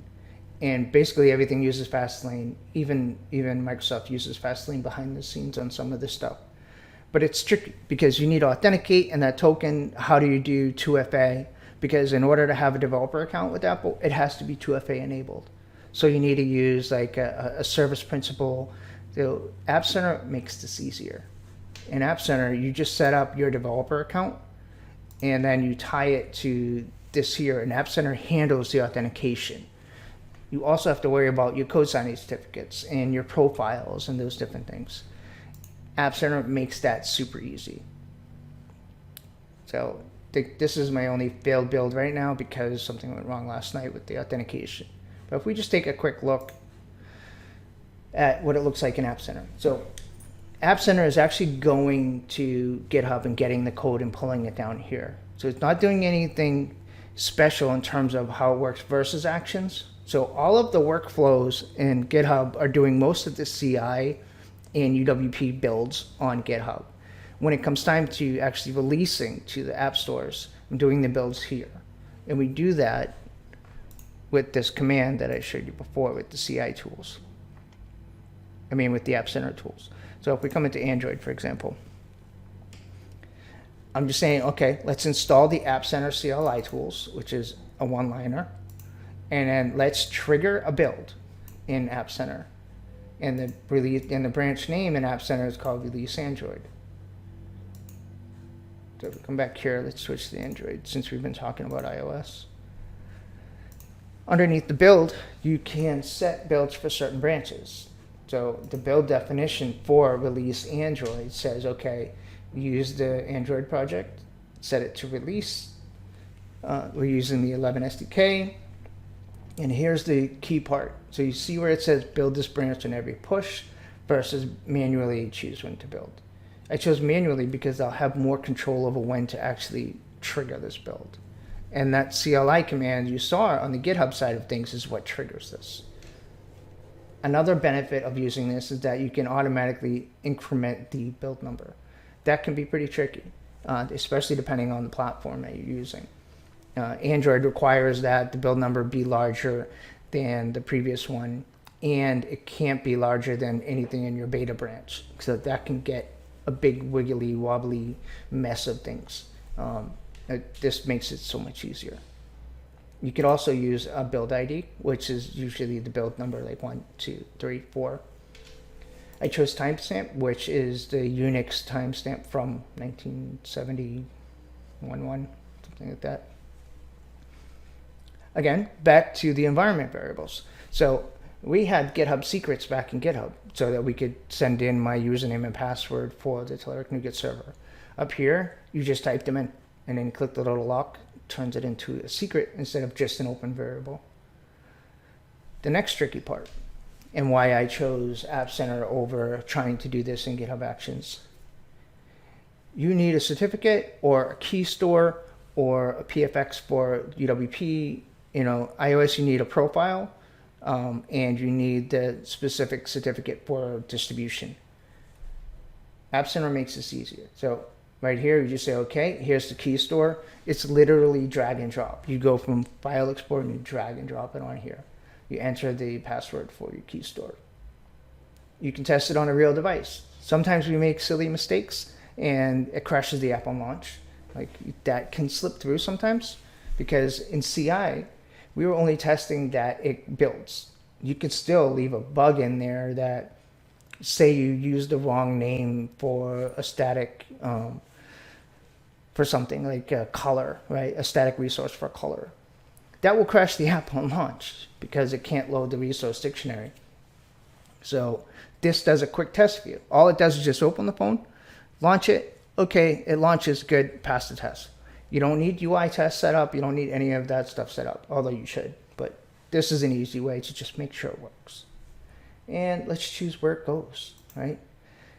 Here is the major benefit. You are authenticated with the store's endpoint. You can choose whatever branch or test flight that you have. And that's it. You can even get a cool little status badge like I have here. And you do save and build if you want to start right away, or just save. And then when we come back to App Center, any push to release Android will trigger this. So what do we have over here? We have 3 pull requests open. So the workflow for me was I do all my work in the feature branch, right? And then everything's done, we're good to go. I pull requests into App Center branch. What does the App Center branch do? Let's take a look at the workflows. App Center branch pushes to App Center, but we have an App Center build that distributes just to beta groups. It's not getting pushed to the App Store. So now anybody in the public, you don't need to have your phone developer unlocked, right? You don't need to get your buddy and plug your phone in and publish it with Visual Studio, right? Start debugging from Visual Studio. They can just use your link. App Center has a great link. Boom, make it public. Go there. Anybody can go there and just install it. So while you're talking, Lance, a couple of things. Oh, hey, our good friend, see, Aldovia is here. Yeah, App Center is awesome. App Center is pretty awesome for some of the things that it does. And yeah, folks are liking what you're doing here, Lance. I mean, this is pretty advanced, but I mean, you have a lot of fine-grained control over your builds and your deploys. So that's pretty cool. And I wanted to ask you, like, if you did not want it to go to the store, like if it's like a private enterprise distribution, this should still work the way it is. So that's what the App Center branch is, right? So I have a release branch if you want to go to the stores, and an App Center. So the workflow would be feature done, right? Put it into main. You go from main to App Center, or you could call it beta if you want, right? Call it beta branch. And the App Center beta branch pushes out to these groups, not to stores. So you can see under here, distribute, we have groups and we have stores. Can you see that? Mm-hmm. Yeah. So there we go. And I have a collaborators group and we have a public testers group. And the public testers group, you can get this link. So anybody with this link can install the beta. We could also do the beta through Google Play, but this is more to your point that we don't want it going through any particular store. And because you authenticate, you just come up here and you go click to connect to store and you enter your Google Play credentials. Or iOS, you do the iOS credentials or your App Store Connect credentials. So while we were just talking, I merged the pull request to Google Play. So what should be happening if we come back here, we should see the App Center build trigger. It's still being done in GitHub. Let's go look at the Actions branch. So It's- real time, you can see the little Sure. spinner, Mhm. right? Let's take a look at what's going on. This should be quick because it's only a one-liner, but you can see the VM will spin up. It'll set up the job. Setting up the job just means getting the different resources, downloading the YAML instructions, creating a virtual environment, and then we run the command for npm install, and then we run the command for publish it. Where did that go? There it is.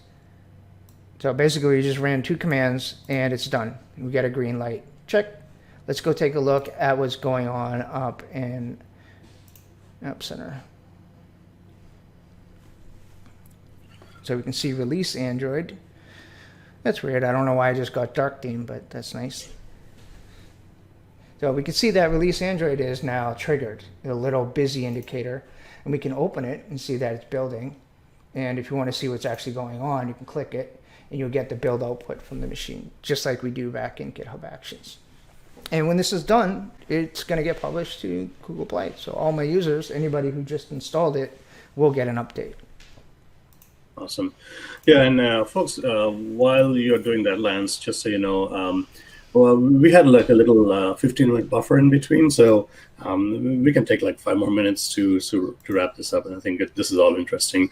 I got a couple of comments that I think we should like kind of dive into. So yeah, Jelly, CA, the Play Store App Center was Watson.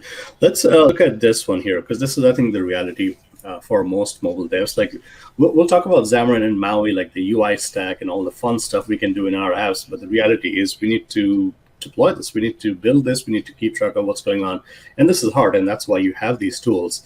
Yeah, Norman is saying there are CI/CD pipelines everywhere, but there are unit tests, right? And how do you move all of that? Lance, what are your thoughts? How do you do all of what? Like if you had unit tests with your builds. So typically if you do have a test project in there, you can run the test project. So let's take that as a literal circumstance. Let's come back into App Center and let's go to the CI, because that's when you would want to run the unit test, right? So you would just put MS build unit test right there. So we would add a step between 42 and 44 and run the test. Now, UI tests are different, right? So we're talking just code test, code coverage test, and a unit test project. You just do run my test project, because the way that the CS proj works, it already references the other project and runs the code. But MS Build is the same in the VM as it is on your local dev machine. So it's going to do the same thing. True. All right. So what else do you want to talk about, Lance? I mean, the main takeaway I would like everybody to walk away from this is don't be scared of CI and CD.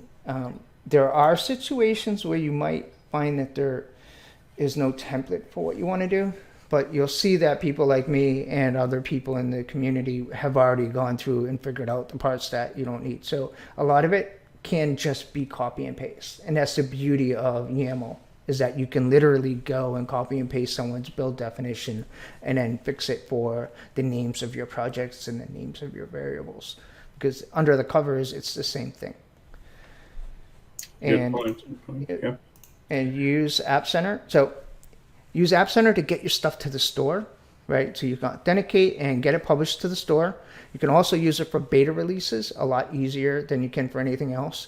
And you can use GitHub Actions to quickly and easily show that everything is building, and you can have a bunch of cool little status badges like this. These are all live. Yes. And to get a status badge, you just right click on the thingy. So if we were to come in and go to Actions and say we wanted a status badge for CD Windows, boom, create status badge, and you're done, right? And you get your repo looking all fancy with all these badges and tables and stuff. You look pro. Yeah. Yeah. I think this is so awesome. And this is a trend we are seeing a lot in the last few years, where the whole DevOps lifecycle and UX and testing, it's just coming all closer and closer to your dev loop. Yep. And it needs to be, because I mean, this is part and parcel of what we do. Like your shipping software should be configurable, and you should be able to automate things as you need to. And then it's not just for a bigger team. Like you, for example, as an indie developer pushing apps to the store, you find this useful because you get to control everything. So, Yep.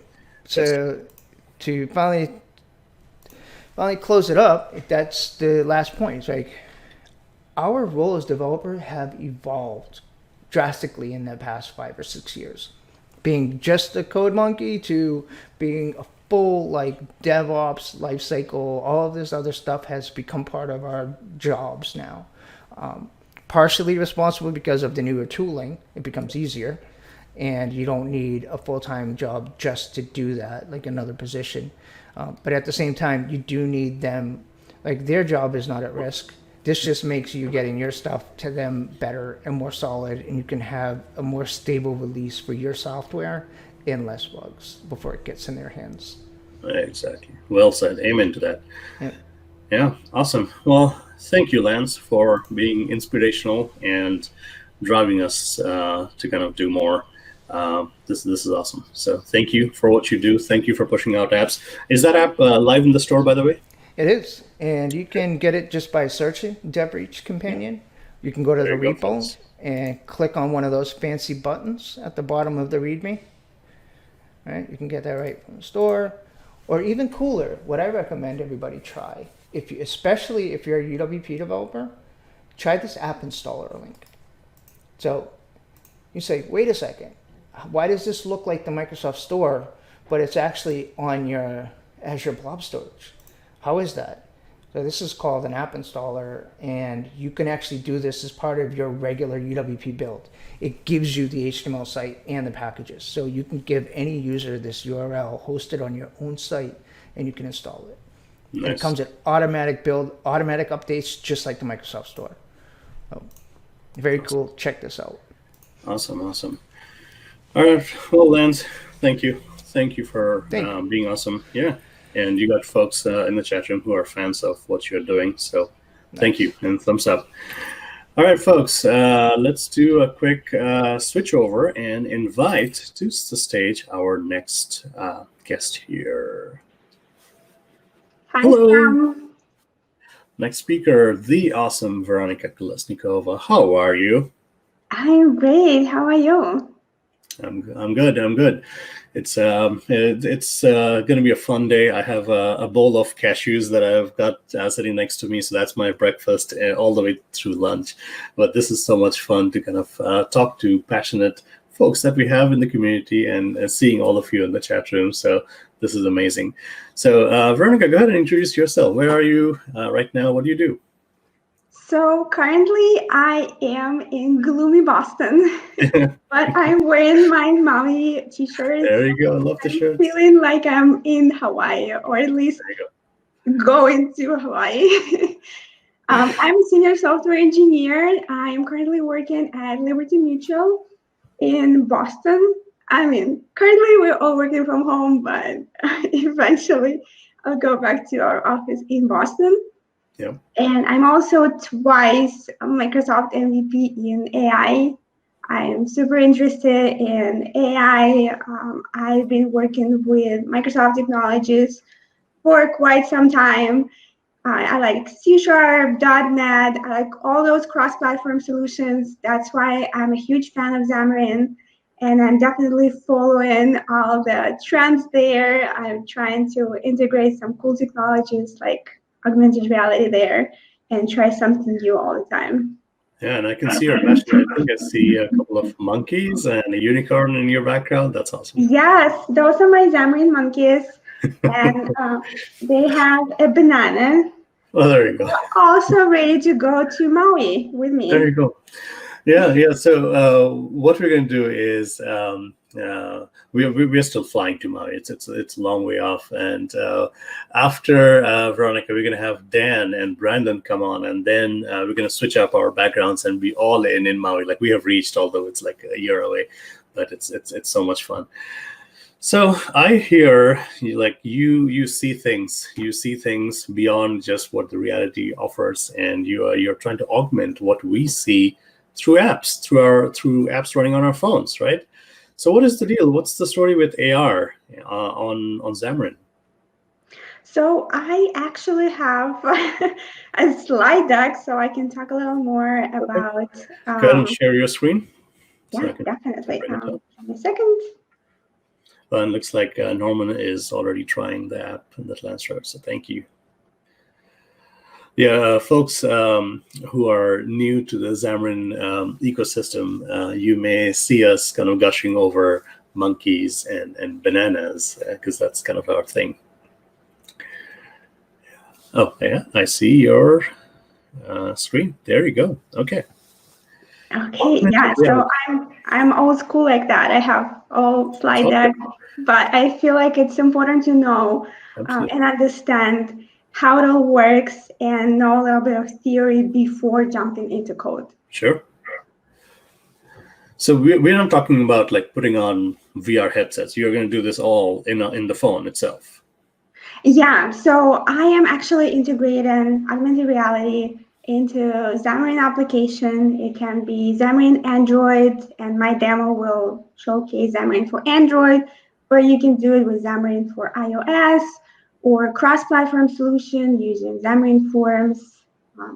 Yeah, but yeah. But yeah, what is all this stuff? Yeah, let's break it down. Yeah, there are so many realities, and sometimes it's really confusing. Augmented reality, virtual reality, mixed reality, what does that all mean? It is really confusing. And we'll start with the virtual reality. So in virtual reality, usually you need a headset, and you are immersing into that virtual world. You don't see what actually is going on around you in real world. You only see those virtual objects, and you can kind of integrate into that environment and manipulate the objects only using special hardware. Like here on that picture, I have the joysticks. And you can obviously drag and drop those objects. If it's a game, you can throw things, or maybe, I don't know. There are so many opportunities for virtual reality. It is really moving forward. So I remember before, in order to kind of protect you from hidden real objects while you are in that virtual world, you had to set up the whole setup around you, and it was a little complicated. Now with latest headsets, you can actually scan your real world before moving to a virtual environment, so you don't hit any real objects while you are in virtual world, or you don't fall out of the cliff while you are in the game. But probably you shouldn't do it near the cliff, just to be safe. There are plenty of videos of people falling over. Yeah, you don't want that. Don't risk it. And next one here is augmented reality. That is a mix of virtual world and real world. We basically are placing those virtual objects, 3D objects, in our real world, and we can use different tools to actually interact with that virtual world and at the same time see what's going on around you. Here I have an example where it's an app. Probably lots of people know what kind of app that is. It's Pokemon Go. Lots of people played it, and I know that people still play it. It's super popular, and I think that's the best example of augmented reality, where you can see real world and also that virtual world together and interact with the virtual world. Usually you are interacting through a screen. Like here you have your mobile application, and you can use the screen to some kind of interact with the objects, like throw those balls and stuff like that. You know what I mean. And there are several types of augmented reality available. There is a marker-based augmented reality, where you just place a marker somewhere in real world. It's a real marker in real world. It can be QR code. It can be an image of something. So it can be something obvious that it's a marker, or it can be hidden among other things.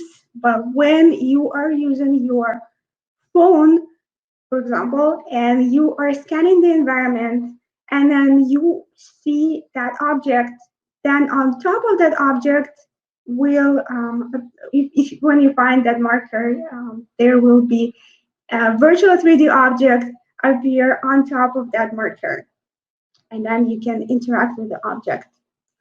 Next one here is a markerless augmented reality. Probably you guessed, you don't need a marker there.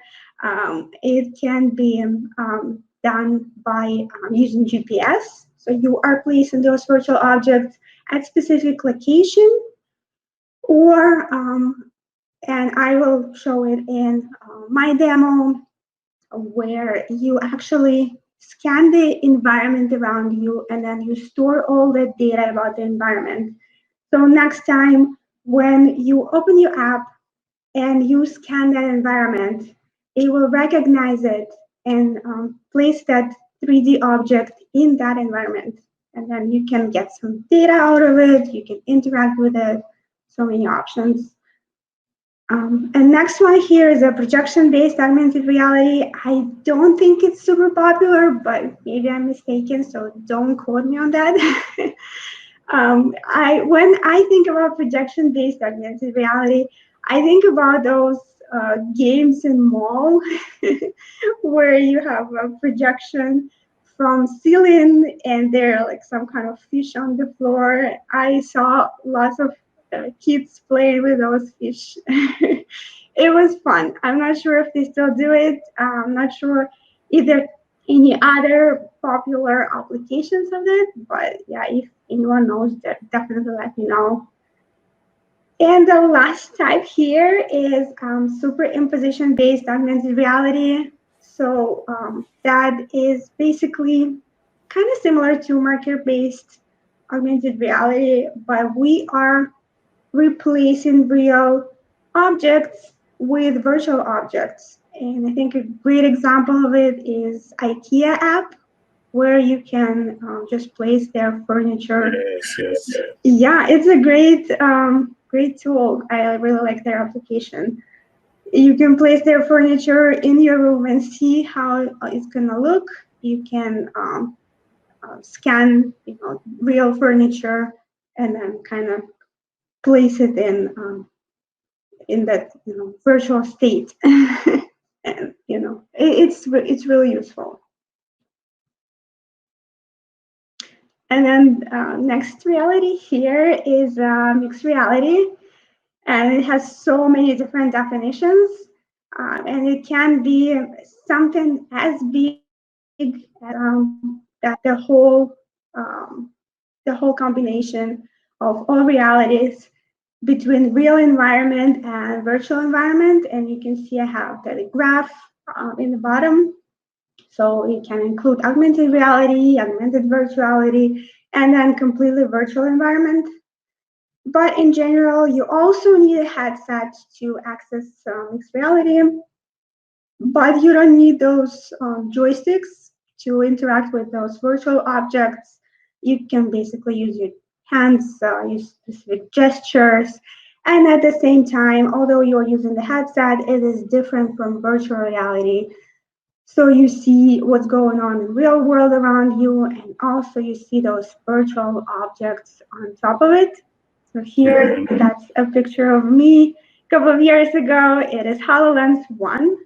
Yeah. Now they have HoloLens 2. So I tried it, but I don't have a picture with it. And this way, you're not falling off the cliff. You can still see your reality. Yes, it's definitely better in that situation. So I got two quick points to make. One is, since you talked about virtual reality and the immersive experience, folks in our back room, if you can post a link to our VR experience one more time, please. So we did actually build a full custom VR experience for DevReach. So that's after hours. It is an invite only. So just drop it into that forum. Let us know that you can join us. And we'll do that today between like 2 to 3 p.m. Eastern. So we are hoping you can come and join us. It's our virtual office where we get to see things around.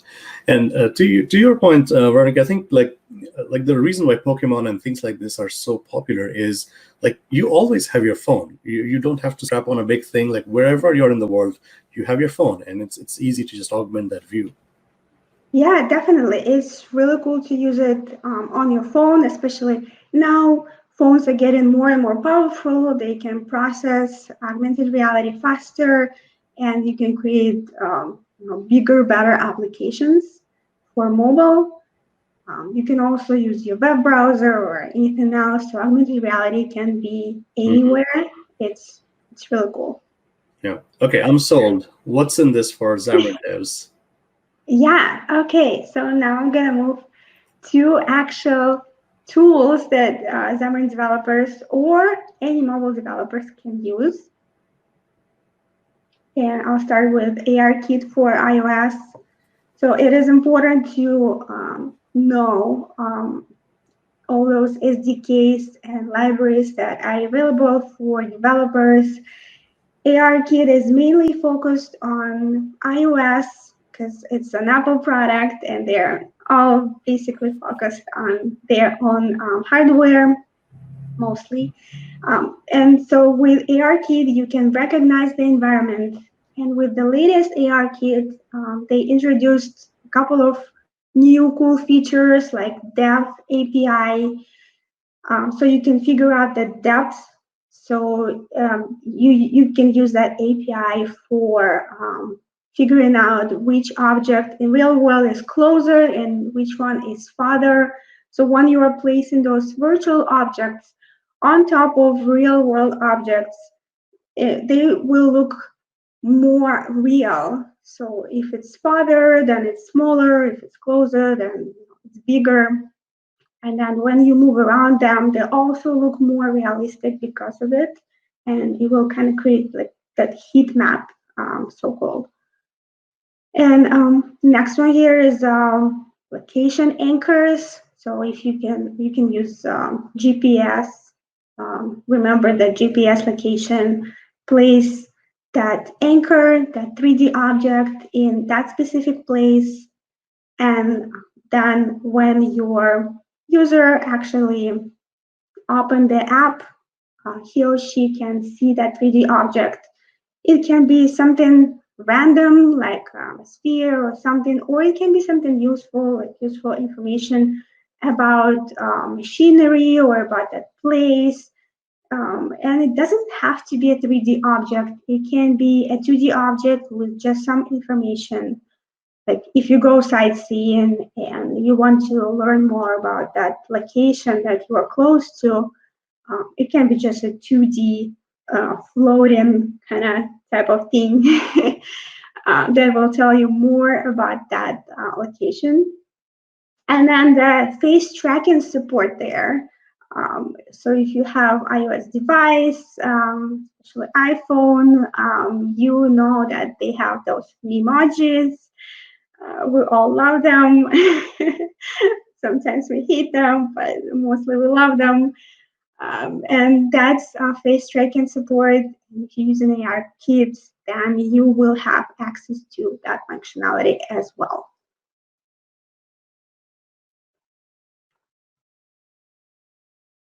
And then for Android developers or cross-platform developers, actually ARCore, I feel like it's more flexible since they have several available SDKs for Java, Unity, Unreal Engine, and iOS. I heard about ARCore on web, but I haven't tried it myself. So if anyone had a chance to check it out, definitely let me know. I'm really interested in that. And ARCore is similar to ARKit. You can also scan the environment, get information about real world, and then place some kind of 3D objects there, or interact with that those virtual environment inside your real environment. They also offer a couple of features there, like motion tracking, so it can detect if some real objects are moving. Then environment understanding, they're also kind of creating that heat map, or they are mapping out the environment so they can see that, for example, if you have a table in your room, then it is above the floor. So when you place in your virtual object, it will look different on the table rather than on the floor. And light estimation, definitely in the best case scenario, you need to have perfect light. It should be a well-lit place, and then the better environment, the better outcome you'll get.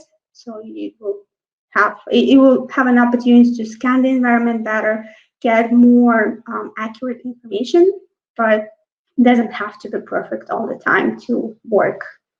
And also they offer cloud anchors. You are basically creating those anchors that are tied to GPS location, and then you are storing them in the cloud. Yeah, like that, how this thing has like multiple SDKs, multiple platforms you can support. Yeah. But okay, let's talk about Azure. Yeah. So that's my last slide, I promise. I'm going to talk about Azure Spatial Anchors because that's what I'm actually using in my demo. It is a really cool feature. It's a resource on Azure, as you probably guessed. It was released last year at Build. So they have a couple of really cool videos from Build last year. And if you need more information about it, it can be found online. So yeah, they have great examples there. Azure Spatial Anchors can help you to place and connect digital content to physical points of interest. And the cool thing is that it doesn't require GPS connection. I know lots of people are concerned about sharing their GPS location, but they still want to be able to see those virtual objects and interact with augmented reality applications. You can use GPS in addition, but it's not required. So that's a really cool feature. It can provide multi-device experience, so it doesn't really matter if you are using HoloLens or you're using your phone. Maybe you created several applications. One, you created Xamarin application for Android separately and then for iOS separately. And then you used Unity and created a HoloLens application. It doesn't matter if you place that anchor there, that 3D object, then everyone will be able to see there. Then another cool feature is wayfinding. So if you lost somewhere, it is really useful if you have an app that will direct you somewhere. I know we are not traveling right now, but wayfinding is not only good for traveling or buildings. It can be used in the environment where you have maybe really complex machinery, and then in order to maybe fix something or perform some kind of task, you need to accomplish certain steps, and then you can use the Azure Spatial Anchors, the wayfinding option, to create those steps one after another, maybe point to different objects in real world. So yeah, there are lots of different options there. Again, you can use 2D objects, you can use 3D objects, you can use text, you can use tooltips. It is real cool. And then it can create persistent spatial anchors. Unfortunately, there's a little trick there. It's not by default. So when you are creating that Azure Spatial Anchors resource, it is not going to store your anchor forever. I will store it, I think, probably for 10 minutes or maybe less than that. But if you actually want to keep those anchors available longer, then you need to connect to some kind of database like probably Cosmos or something else. And since it's on Azure, then you are getting all the benefits of the cloud, the monitoring, connection to cognitive services, and all kinds of databases there.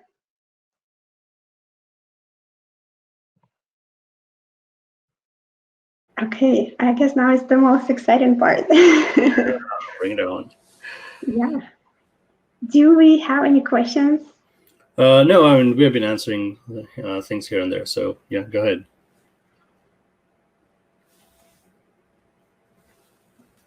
So here I have my Visual Studio. I can. Yeah, bump up the fonts, please. Yeah. I hope it's better now. Okay, I think I will just run my application first so we see what it actually does, and then we'll go through the code and I'm going to cover some main features there. Okay, here's the exciting part. Yes. With the limitation of the virtual world. It's not running on your device still. Let me enter the password so you don't see it. Not that we're live on the internet. Oh, you are actually running it on your device, right? On your phone. Yeah, so that's real device. I can show you that. That's my device. There you go. I'm gonna scan my room with that application and show how it works. So I will move around. You probably won't see me in my camera, but that's okay. I'm still here. Yeah, well, we're seeing your phone. Yeah. Okay. And let me open that. It will take some time to load. And here you can see I have two options. I can create that spatial anchor or I can locate it. So we'll just start with creating. And I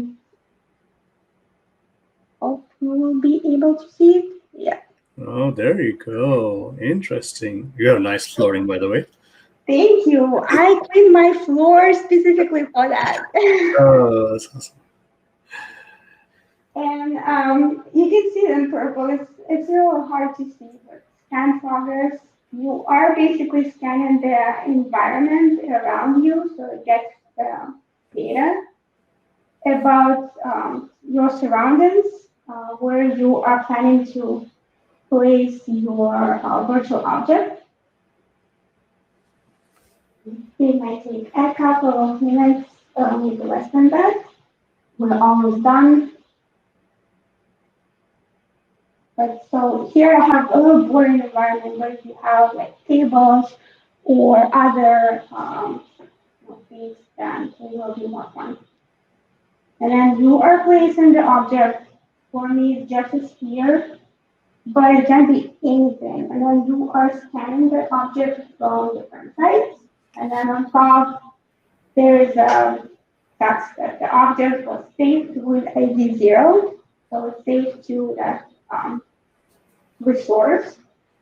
And then usually it takes a couple of seconds to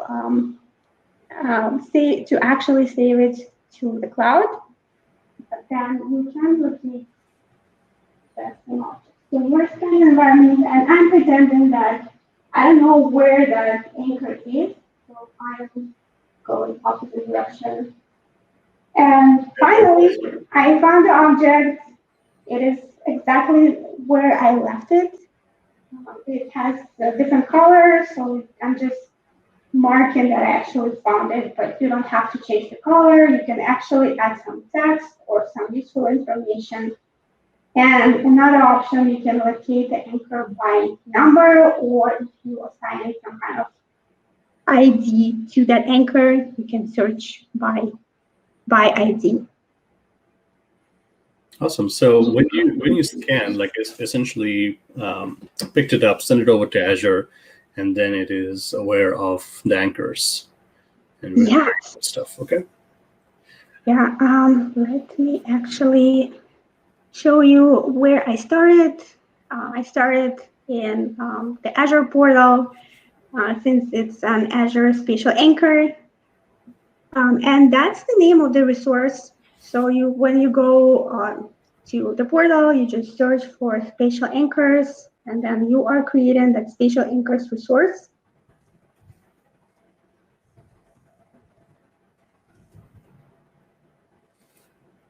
Wait, did I? Because we still have your audio. Yeah, you went silent for a second. Oh, sorry. Yeah, so here you can monitor what's going on when the anchor was created, when it was deleted, when it was updated, and all that useful information. So you can track what's going on. Is really good for debugging. You know what's happening. It's always good, no matter what kind of application you are building. And from here, you need that account domain and account ID. So if anyone tries to copy my account ID, don't worry, I'm going to delete that resource after the presentation. But that's what you basically need. It's pretty straightforward. And also you need the web app to actually interact with those objects and environments. So you are creating a separate resource. I created it in the same resource group, but it doesn't have to be there. And then from here, you need the URL.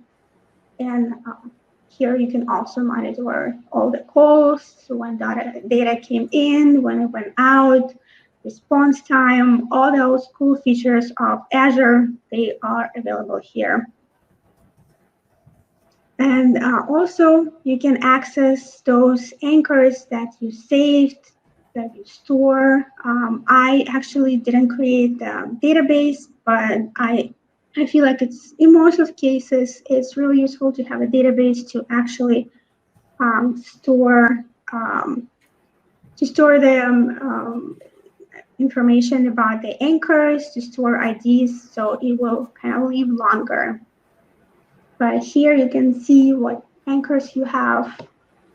Like the last anchor, you can see what kind of information you are receiving from that resource.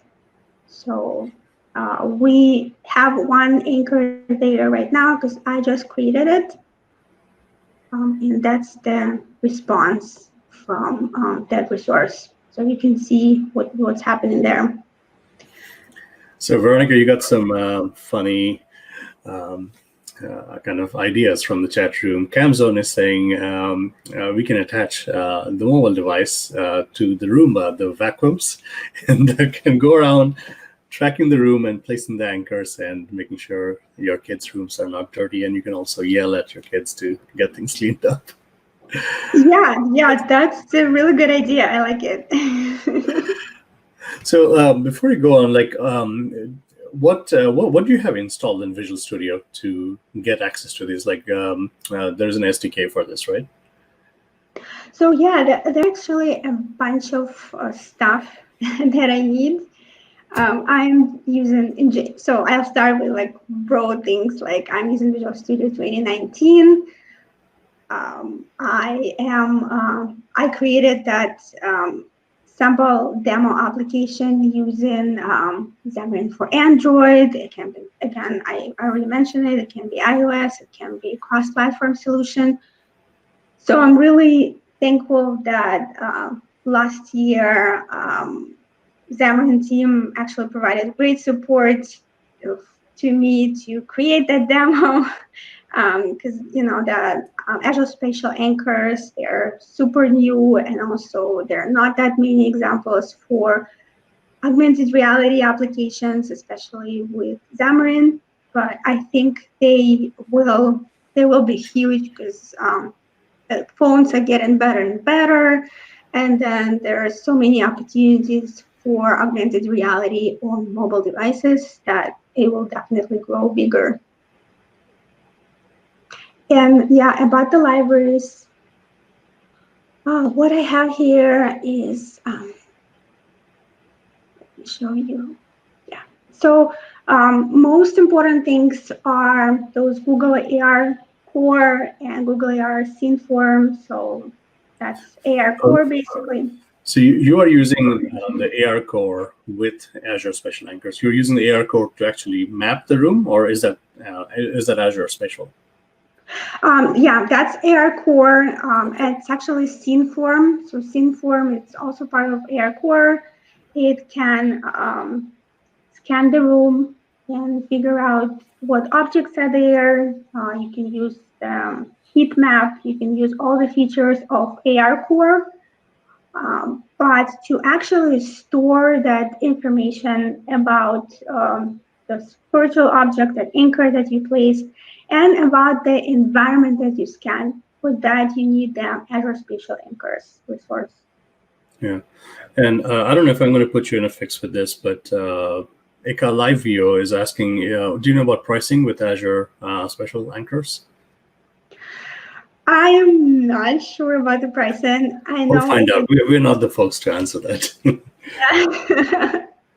But it's not just one resource, so I can't really tell you about the final price because you need to create a couple of resources, and then using database, you will have additional cost on top of it. Yeah, so it depends. It depends on what you're hosting and how much resources you're consuming. Yes. Definitely, yeah.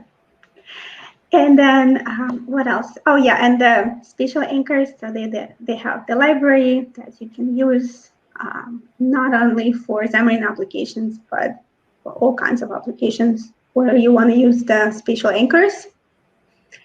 And what you need to store your account details. I kind of showed you around. Oh yeah, we got the price, and I can see it. Thank you.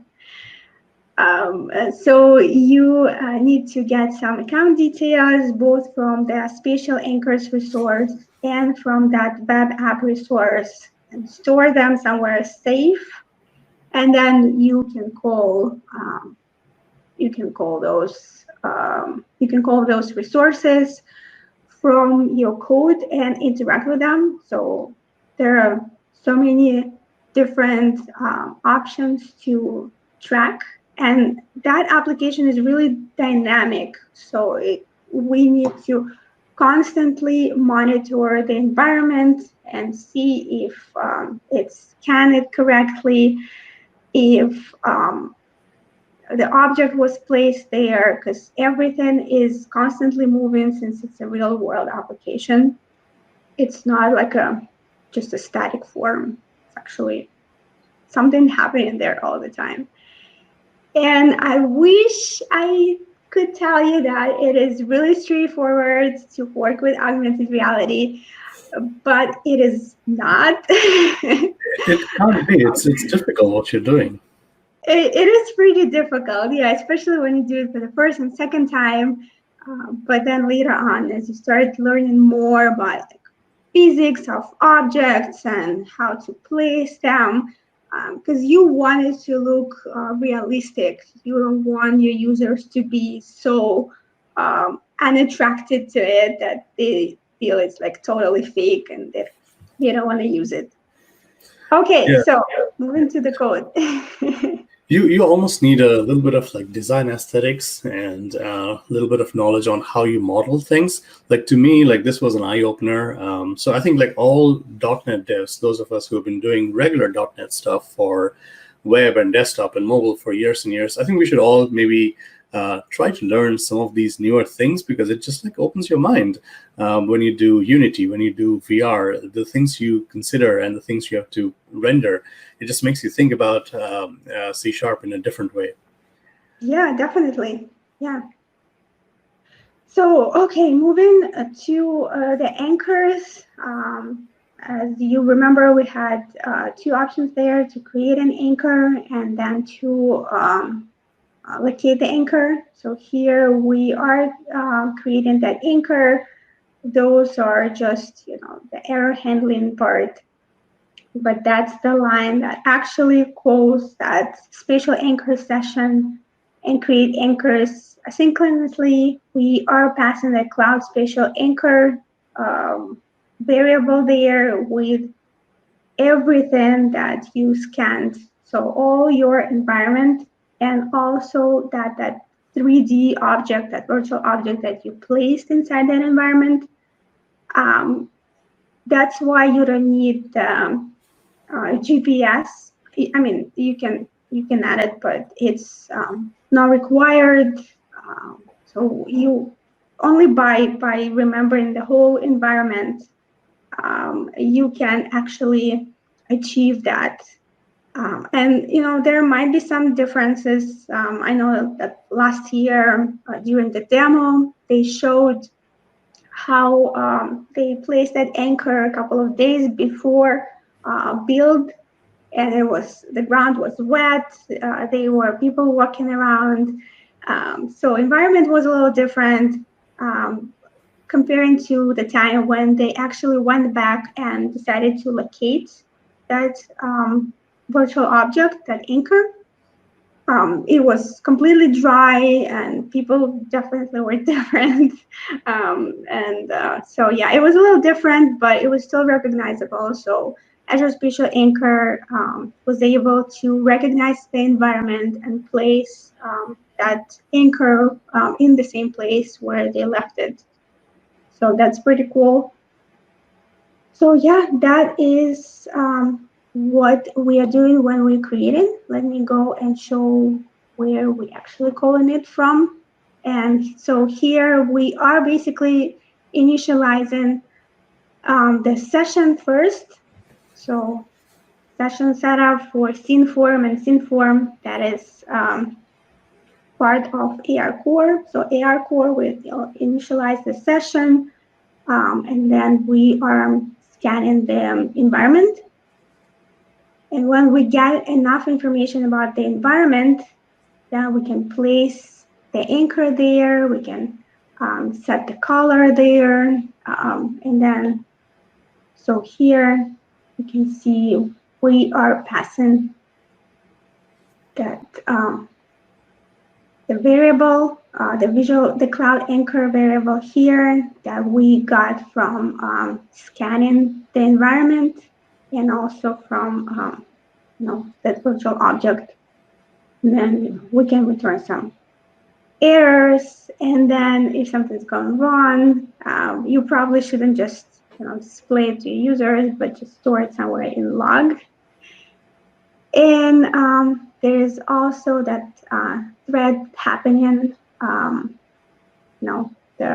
You're setting up the visibility, and you are so your anchor is visible, and then you are telling your user that you are saving the cloud anchor, and then when it's saved successfully, then you can return a message saying that it's successfully saved. And so this application is actually covering both sides, creation and location. But you can create separate application for like an admin who will go and create those special anchors, and then a separate application for end users who will just go and find those anchors and somehow work with them. Yeah, like that's how like the Pokemon type stuff maybe working. Like, I mean, you have, I mean, depending on your like line of business app as well. Like, you might have somebody who just does the anchors, and then you have the users. Yeah. Lots of people do it like that. So you don't have to have it in the same application. And then so here we are. If it's successfully saved, then we are receiving anchor ID from that Azure Spatial Anchor service, and that's what we need to remember, or we don't have to remember, because when we locate it, as you saw, I had that little option to enter the ID. It might be an ID, or you might put some kind of text around it. So ID is like the most basic, straightforward thing. The ID that you got from the service, you are passing it back and searching by ID. Or you can locate it just as I did. Where was it? Well, I think I moved it around. Yeah. So you are basically getting the last anchor that you created. Let me find this part.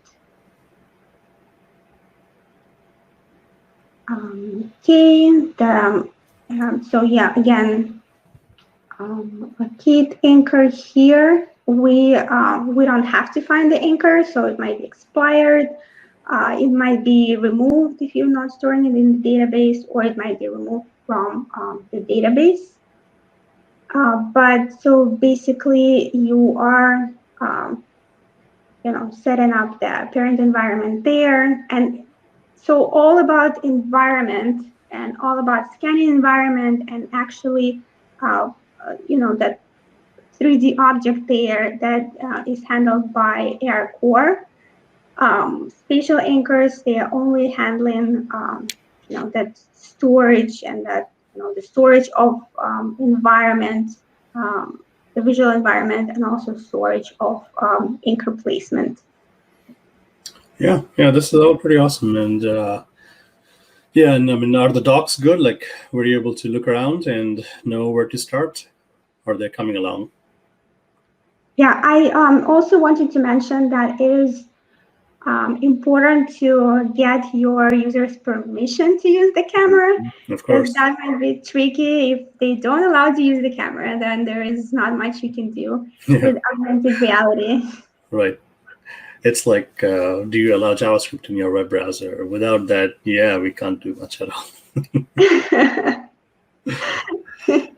Yeah. So again, there are a couple of options. You can create. You can retrieve it by ID, and we are handling most of it in here in the manager.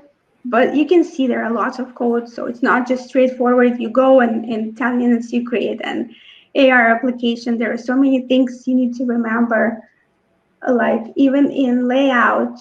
Oh, something's going there. Even in layout, it's important to have that fragment connected to that scene form. So that's probably where you will start. So here we have that fragment, and we are here connecting to the scene form. So scene form can process the environment and actually, connect AR Core to our screen, basically. So there are lots of different pieces you need to remember. Yeah, so what I'm hearing is there is a ton to get into, lots to learn, and trying to integrate AR Core, or if you're doing iOS, and then let Azure Spatial Anchors do the saving and restoration for you. Yeah, definitely. Yeah, awesome. But there are so many ways to start with it, with augmented reality. There are so many demos online, or you can use the virtual mixed reality in Power Apps, where you need to drag and drop things before you actually move to coding, or you use Unity to kind of understand the physics of objects and environment, because it's more visual there. And then when you're ready, but yeah, definitely don't be afraid to try augmented reality, try different things there. It is definitely doable. Yeah, I think that's a classic parting thought. Like, don't be afraid. I mean, this may be a new frontier, but you are looking to engage your users, so why not give them like more ways to interact with the real world? You have your phone all around with you, so yeah, this is pretty awesome. Anything else you want to show on your desktop, Veronica, before we get back to just conversations? I don't know. Do we have any specific questions? No, I think we had some questions about special Azure Special Services and the pricing, and the chat room was noting that it's still in preview, but it's GA by November 1st. So you will have more pricing and more like clarity around how to use it. Yeah. All So right. if we have a minute, I just want to show a quick thing. So that anchor itself, it is a sphere, but you can use any 3D object or 2D object. So you can set up the shape of it, the color of it. It can change the color. And then you are actually render that 3D object. So it is not automatically. It is also something that you need to set up yourself. Awesome. So you have customizability as to what that shape is and how you render it. Yeah. Yeah. Awesome. All right. Well, Veronica, I want to thank you for showing us like this side of Xamarin development. I don't think, I mean, you definitely are in a niche. Like not a lot of Xamarin devs are doing this, and I think we should. I think we should. This is exciting. And it's not just for Xamarin. I mean, you can do VR on mobile devices if you do native as well. So I think this is just an exciting front line for getting things going and engaging your users more. So Veronica, I want to thank you for taking the time and showing us around and kind of how to get started with AR Core and then spatial anchors. So thank you so much. Hopefully you have a lot more fun digging around and kind of paving the way for us to take this next.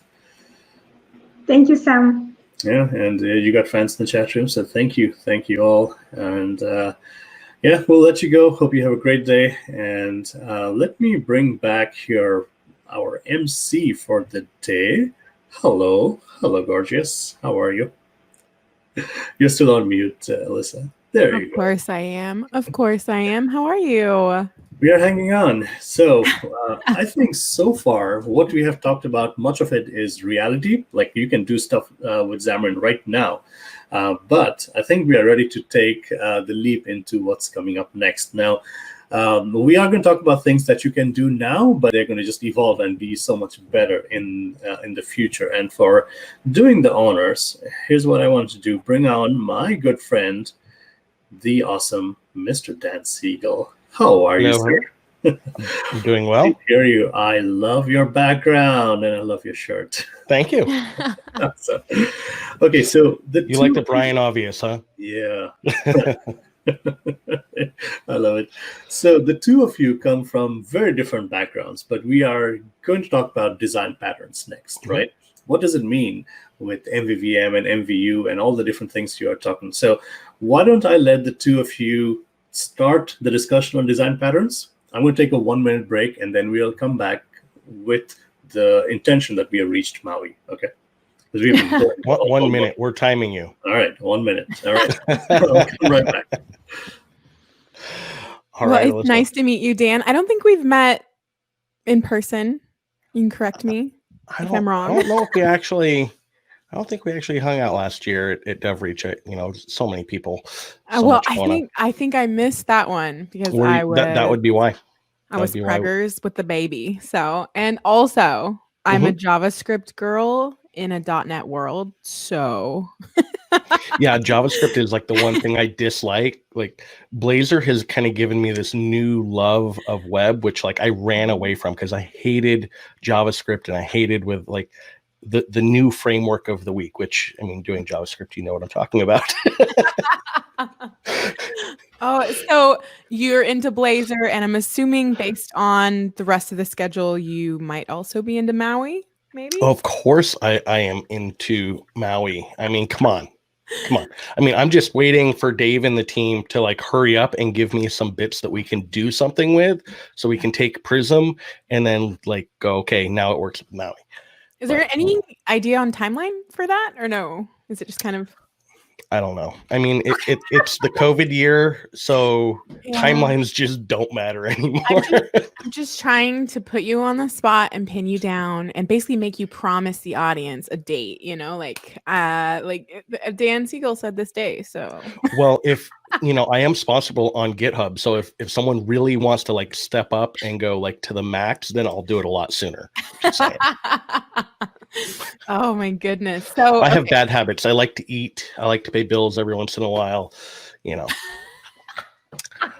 I love, by the way, how like the shirt has like some green on it, and so is it going? With the green screen, like just kind of transparent. Funny. Anyway, that's actually your superpower. You're a partial transparent boy.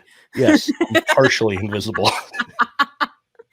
Have you ever actually been to Maui or any island, really? No, I have not. I am thinking that Zam Dev Summit is going to have to become like Maui Dev Summit in Maui. So instead of last year I did Zam Dev Summit. We did that in Houston. And so I got a very special hat for that.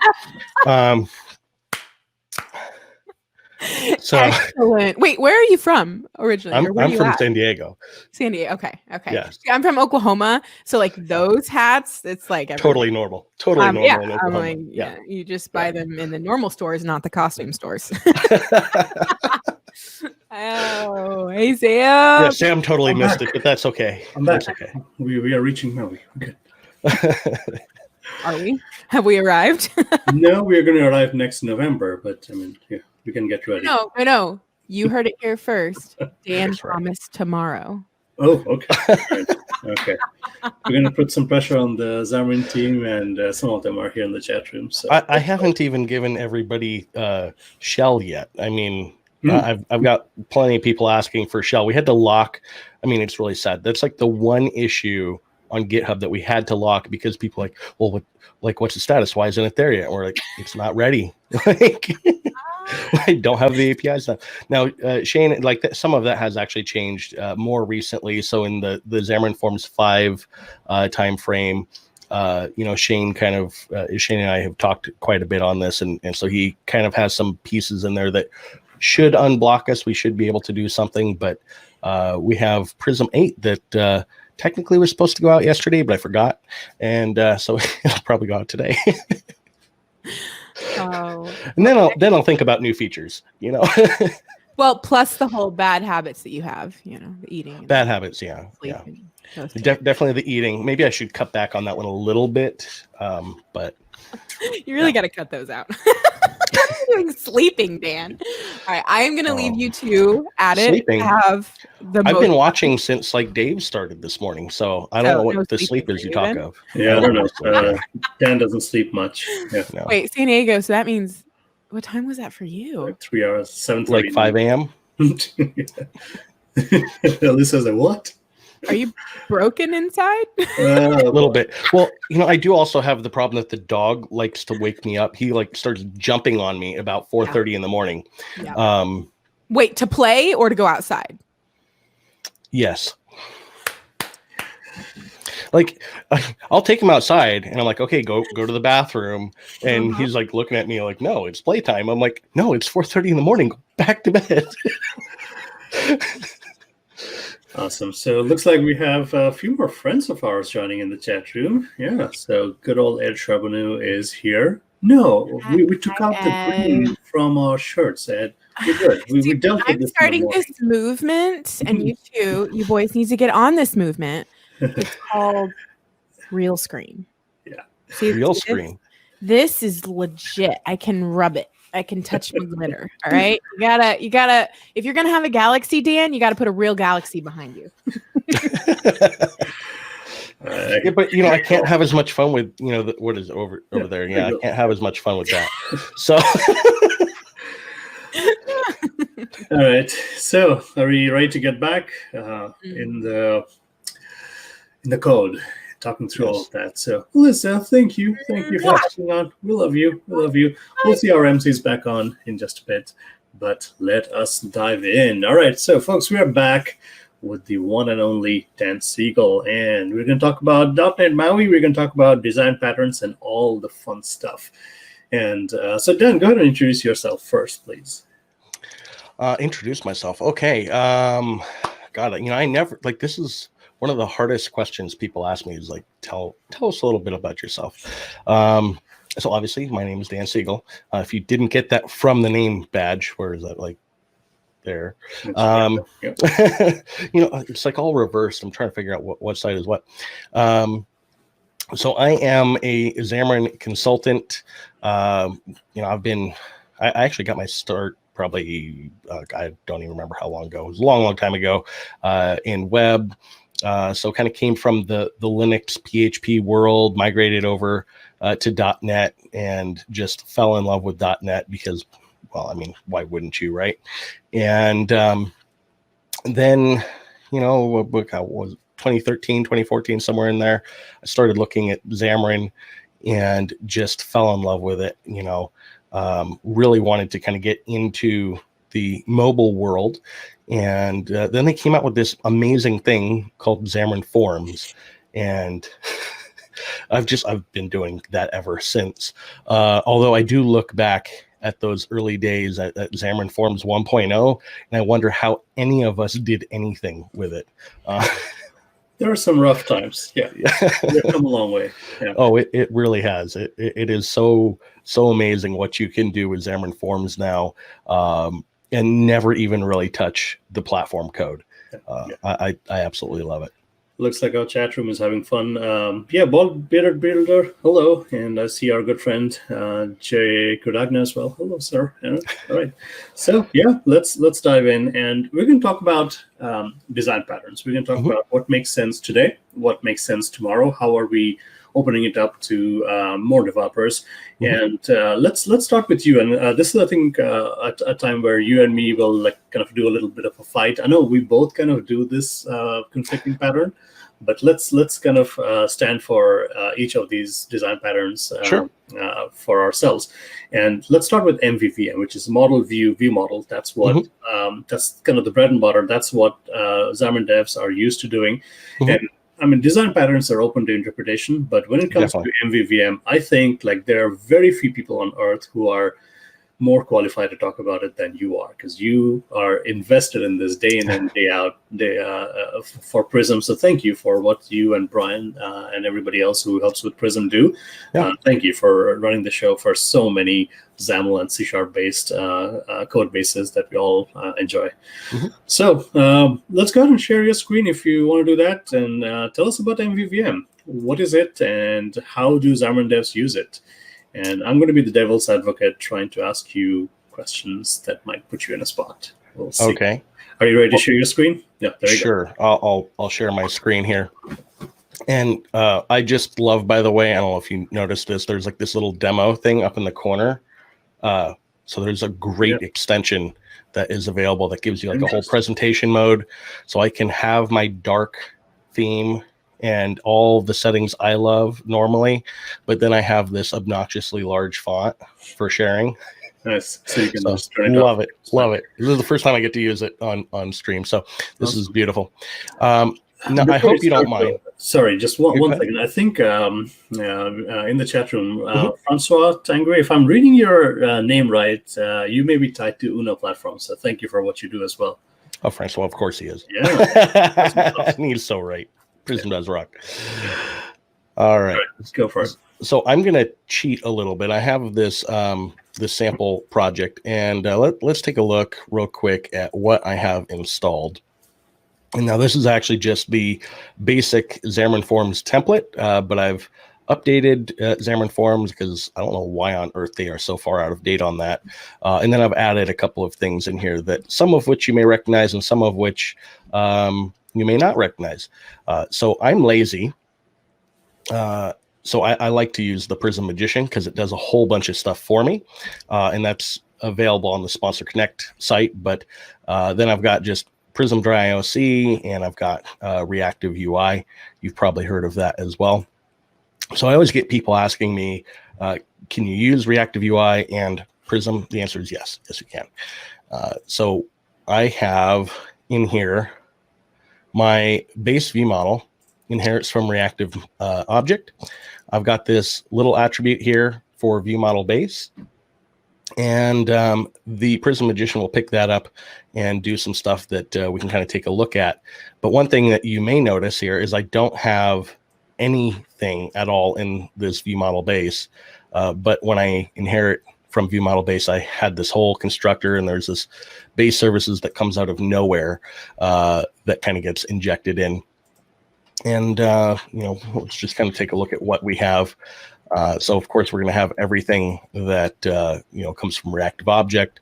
But then we have like this disposables property. There's a go back command, is busy, is not busy, a navigate command, a title or a subtitle property that kind of come in automatically for us, and a whole bunch of helper methods as well. And so but this all keeps our code really clean. Like one of the things I hear a lot from people is like, MVVM is so heavy, and it's really not. How much code is this? Honestly, I have no idea. I have my line numbers turned off in demo mode. This is so weird.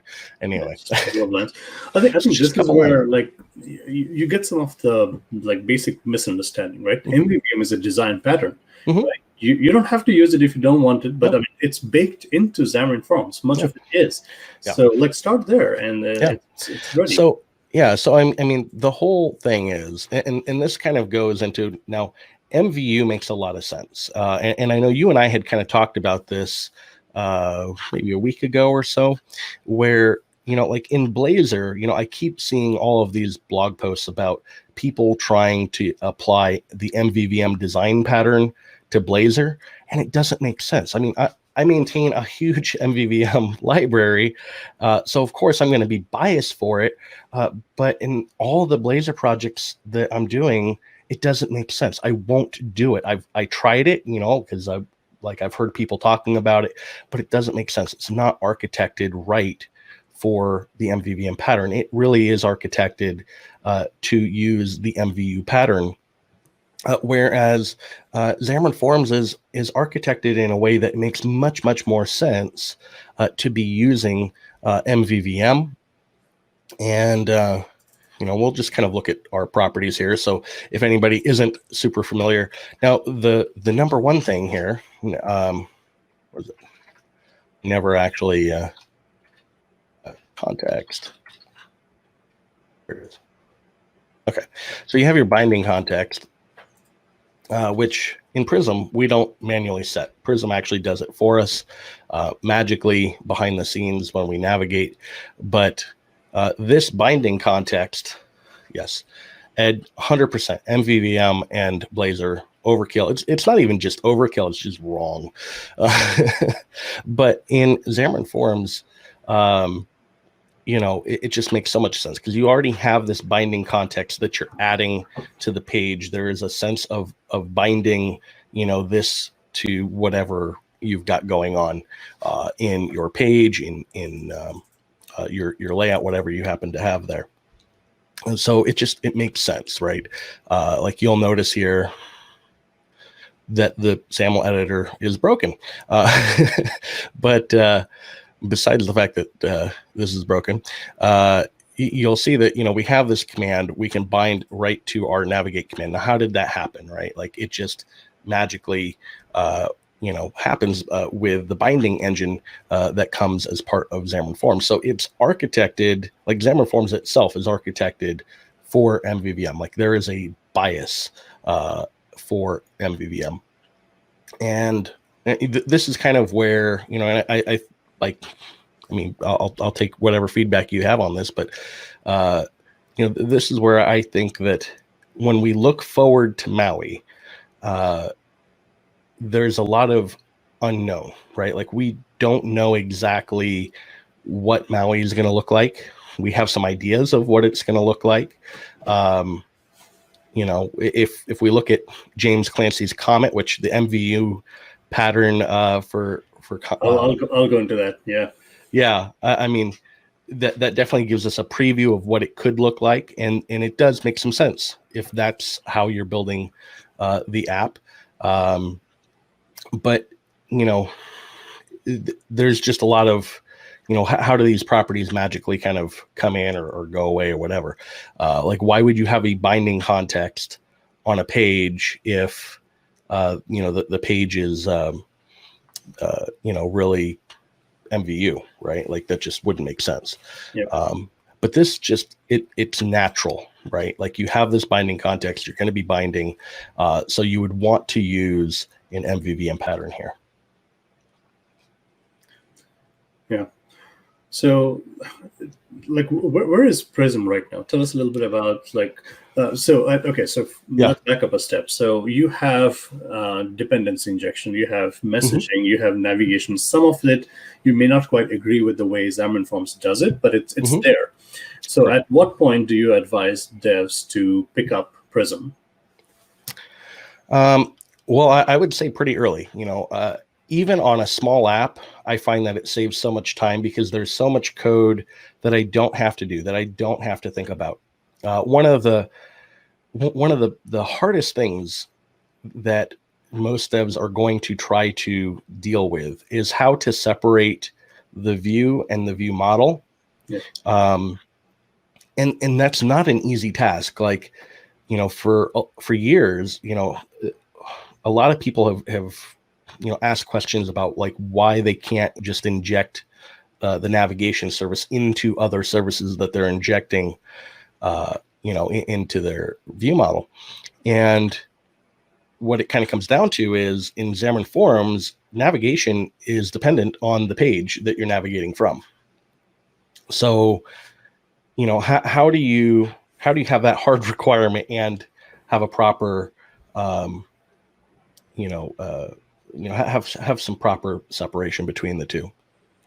And Prism has managed that. We have almost 1.5 million downloads now, just on Prism Forms, like just that one package alone. So, it's out there, it's being used.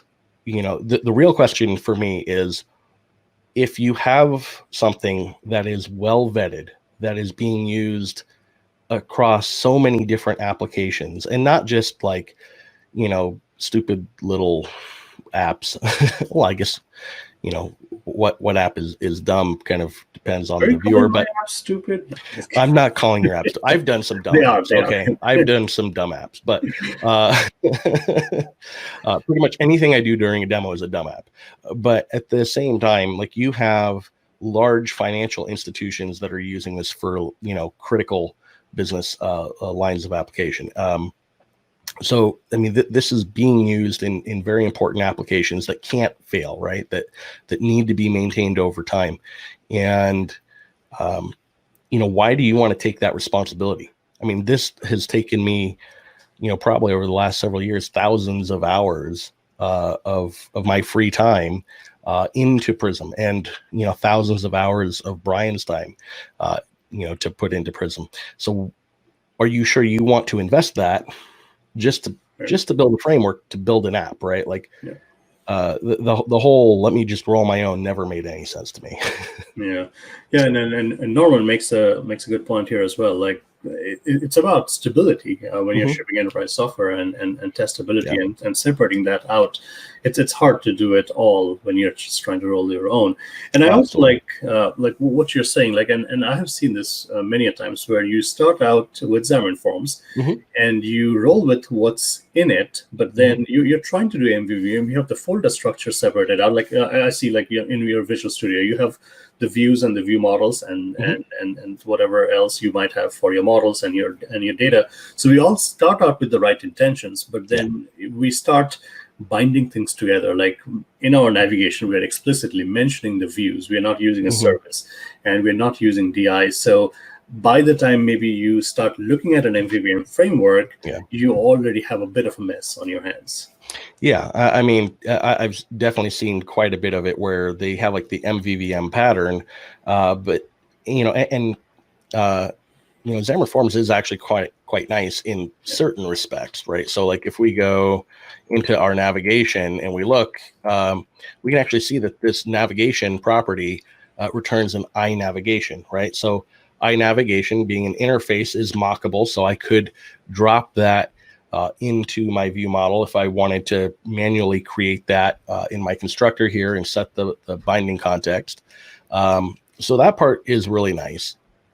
But the problem that I end up seeing and where people break MVVM is now inside of the view model, they're taking iNavigation and they're going, new view, whatever. Well, now you just referenced a view type in a view model. That's not really a separation of concerns there. And this is where, Prism is quite nice that you notice I never new up anything. I'm just passing a name, so I say view A, it's a key. There's nothing stopping me from having a constants file of like navigation keys or something like that. And I can control what this is being called. Now, one other little thing. Now, for people who have kind of been around Prism for a while, you know that by default, it's going to take the actual type name, and that's what it's going to register as. But the Magician does a couple cool things. So I have this auto register for views. So you notice that there's nothing actually in my register types.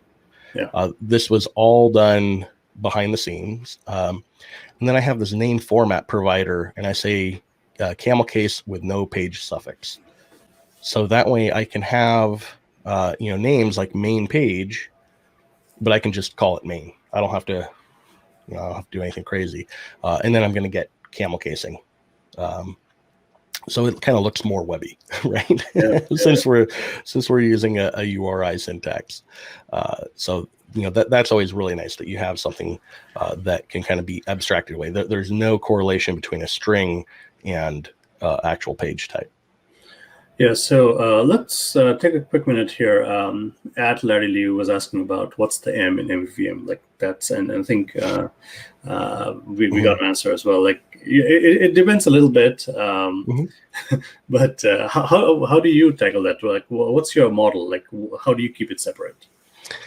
Yeah, in this one kind of gets a little trickier because there is some personal preference that goes into this, but yes, the short answer is the first M is model, right?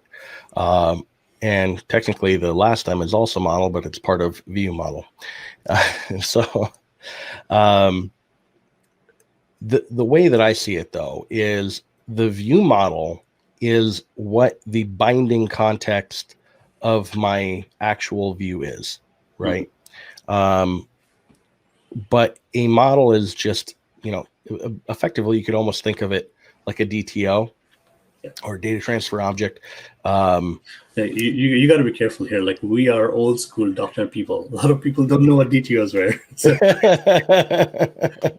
So, it doesn't necessarily have to be something that directly came from the database or directly came from your API. You could kind of have some sort of intermediate model that you've transformed, right? It is the data object like your app or your view cares about. It doesn't need to be a one-on-one with your service or your backend. Correct, right? Now it could, right? Like you could just use certain properties out of that model, but to me, the kind of rule for me is if that data is going to need to change on the screen, then I always make sure that model implements iNotify property changed, which you would never do on an API, right? Like there's no reason to use iNotify property change on an API.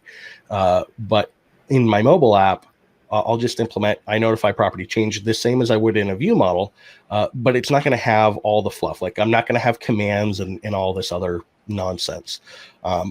And I see a lot of people kind of get lost, especially like the trickiest one, I think, for a lot of people has been with list view.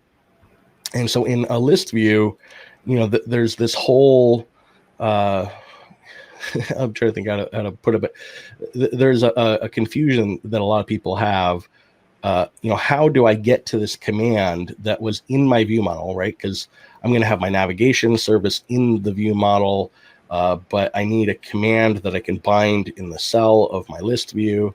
And some of that is honestly just understanding how bindings work and how to kind of reference out.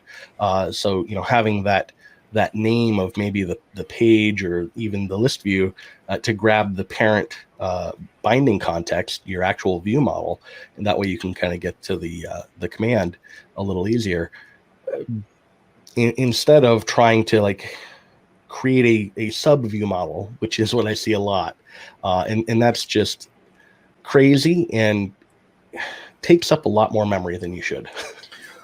Yeah, and then we are having conversations in the chat room. Rob Galante was talking about using AutoMapper to bring it down to a view model, and to your point, like Norman is saying, it can, like, you're adding on things. Mm-hmm.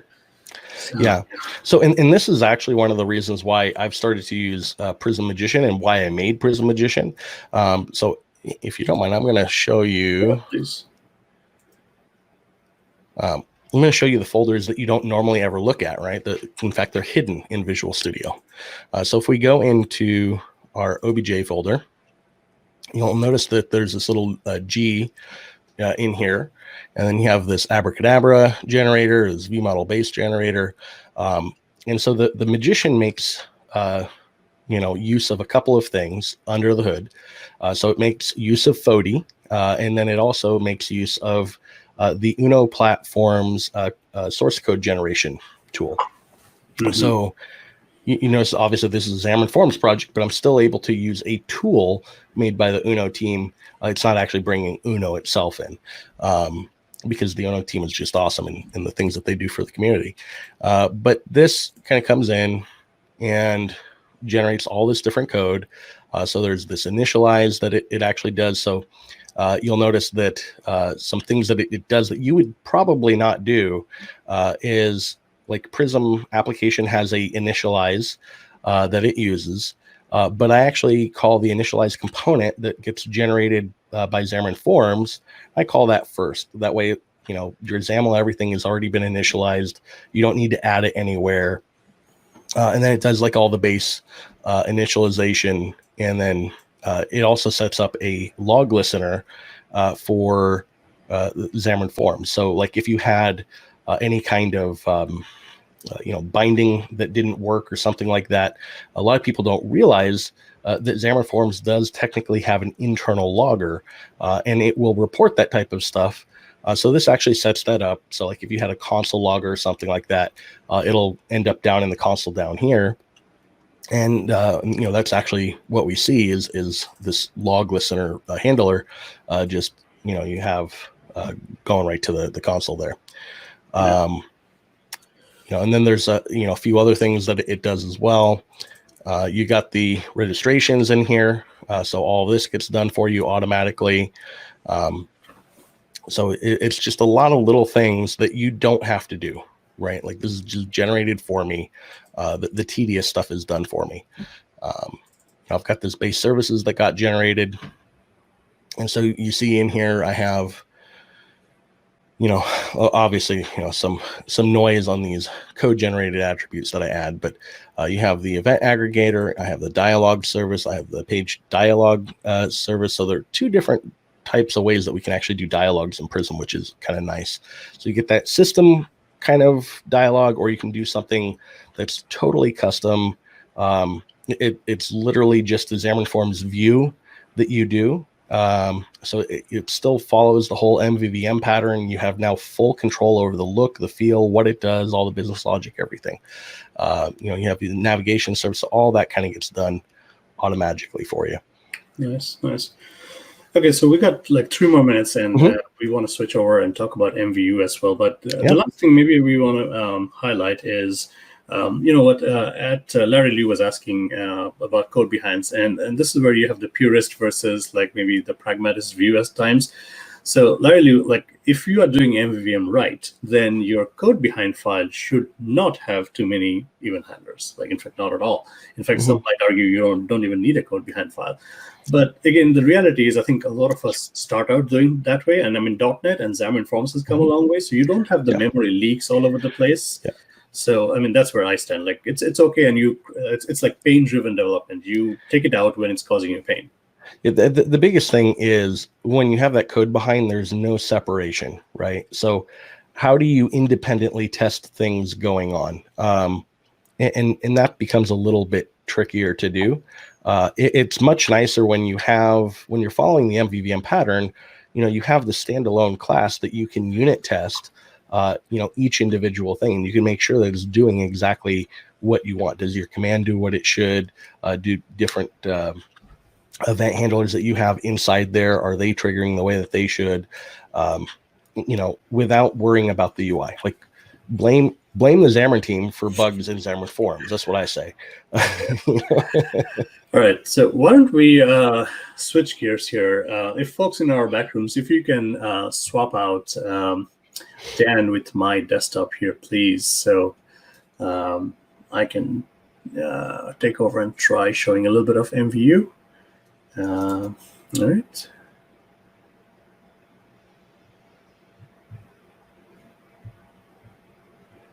I think they took a coffee break. Uh-oh. Oh, there we go. The stream is catching up. Yes, okay. All right, so everything that Dan says with MVVM stands true. But let's take a look forward and see where things are. So I love the butt, by the way, there. Love the butt. So if you are looking to get into .NET MAUI, right, you likely will end up on this page to kind of start off. This is our beloved Scott Hunter, and the post that went live with Build, and Hunter and Hanselman did a whole show, and then Ortno and Maddie and everybody else has chimed in, and our next guest, like Brandon, has poured in a lot of love on this one as well. But here's the crux of it, right? So this is what we just talked about with Dan. All of this stays, and David Ortno has been on this like nonstop. None of this is going away. Your XAML, your MVVM C#, it's going to be just fine moving forward with .NET MAUI. But I think, Dan, like what we sometimes don't realize is like we have maybe made ourselves a bit of a walled garden. Like we have rich tooling, we have a grand ecosystem, but somebody coming in, like why are we forcing people to just do things with XAML and C#? Because like I was talking about with David this morning, like the renderers and the mappers that Xamarin does, I think that's a key asset, and why can we not use it from other things? So that's where I think this is going to open it up. This is MVU, a model view update, and others in our backrooms, like Alyssa or our MCs, like they're more used to the web way of doing things, and this may be a more natural fit, more easier fit for them. For sure. So it was funny to me, like this post went up, and Microsoft actually referred you to this post by this gentleman named Thomas Bent, which I actually highly recommend. I've read a lot of different things, but this went up like in early February this year. If you want to learn about like what is MVVM or MVU, this is one of the best posts to kind of dig into. But it was funny, like Microsoft referred to his post, and then he made a post to say, yeah, what you're doing with Comet and MVU is not really MVU, but again, it's a desired pattern, so I think it's open to interpretation. I'm so glad you said that, by the way, because I just love that little banter, like, okay, we're doing MVU, but we're going to do our own take on MVU, which Again, like the MVU people say aren't MVU, but yeah. And there's the purist versus like the pragmatist time frame. But this is again a great thing to kind of dive into what MVU is and whatever makes devs productive. So model view update, and we do this in Blazor. We do this in like lots of other web frameworks, but the crux of it is you have a program which is like the smallest unit, your complement. Then you have a model, which is a slightly different take on what MVVM model is. This is not just your services and your data or your mock object. This is essentially the state of your application. Like you see, like React do lots of things with state. This is essentially what they're talking about. It's immutable. You're essentially changing the state as the app progresses. Command obviously is pretty much the same. That's what triggers it. And a message is what holds the glue. It's the thing where your model is driving the UI, but then something the user does makes the message come back, and you have to update the model. The init obviously is how you enter, but the update function is the most important thing. That's what updates your model as you're working on your app, and then that updates the view. So in a way, like this is, I think he had a nice visual somewhere down here. Yeah. So in a way, like this is one-way data binding, but I mean, essentially it does take care of the loop. So the model updates the view, and then you have a message on the update function to update the model, and then that updates the view again, right? So this is the crux of it, okay? So what are we doing with it? So this is where, if you have to look around at playgrounds, and you saw David Ortner show you quite a few things that are now part of .NET MAUI repo. But if you literally just wanted to see where .NET MAUI and the MVU pattern is going, this is the place to look into. This is James Clancy. I've had him on our streams a few times. Exceptionally smart engineer. So this is the playground, and this actually brings in Visual Studio Code support, and like hot reload is kind of built in. Don't tell people that, because then they'll expect it. And actually, no, you should tell everybody and make them introduce it worldwide. No. Yes. No, I will say a cheat, by the way. Sorry, like a cheat is if you install the Comet plugin in Visual Studio Code, it works with all Xamarin projects, not just Comet. Yes. Just FYI. I mean, there are some excuse me, edge cases, but like for the most part, it works. But this is all experimental. So I was building this thing. I think you may have caught me doing this on stream, but let's try like just doing like a couple of lines of code to kind of emphasize this. So as you will see, this is obviously too small. As you will see in our dependencies, we do not have Xamarin.Forms, nowhere, because that's where we're using the universal mappers and the new renderers. Yep. We do have Comet and Essentials, obviously, to get to our APIs. So with that, we're going to define all our UI in C#. And if you say this looks a little verbose, yes, maybe, but it's a different way. So it's funny, actually. I'm sure like Brandon will talk about this as well. Like when you mentioned how like XAML came forward with Xamarin.Forms. When they first started Xamarin.Forms, it was C#. And you kind of see that trend, that cycle coming back. Now we're defining our UI in C#.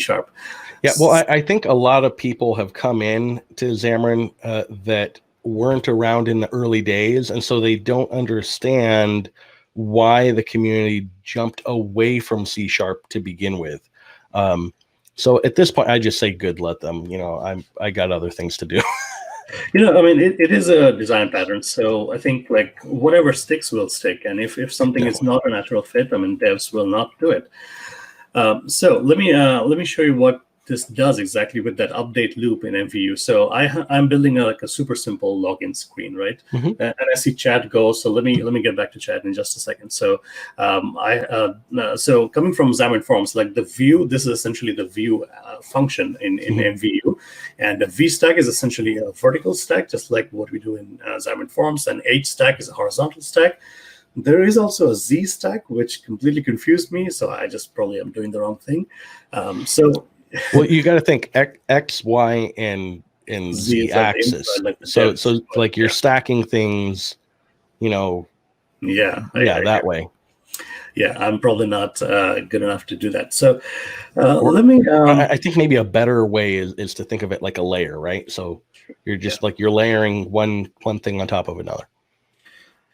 So I have two state properties. That's my name and my password in my login screen, and then I have a button that logs you in. So what I wanted is I saw another control that has opened up that was fairly nice. So let's try to use that. So we're going to say text, and let's say, how much do you care about security while you're logging in, right? I'm not changing that value. Just to scare people away. Yeah.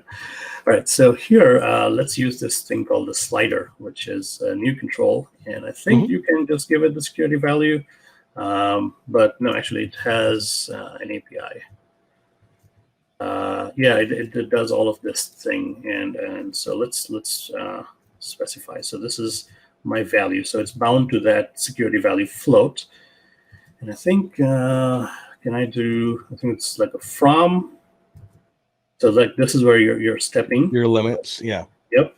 And to, is it called to? No, it's called through. No, not toggle. Sorry. If I can type through. Okay, so you're going from like 1 to 100. You're creating a slider, right? And then I think they have a step. What is it called? Step, no. By, yeah, by. So by is like how much are you stepping? Let's just keep it one float.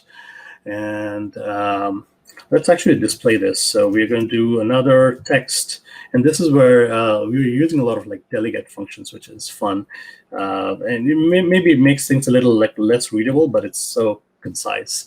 Yeah. So we can do a quick thing here where I get my syntax wrong with this stuff. What did I do wrong? Let's see. Maybe I need a comma. No, that's it.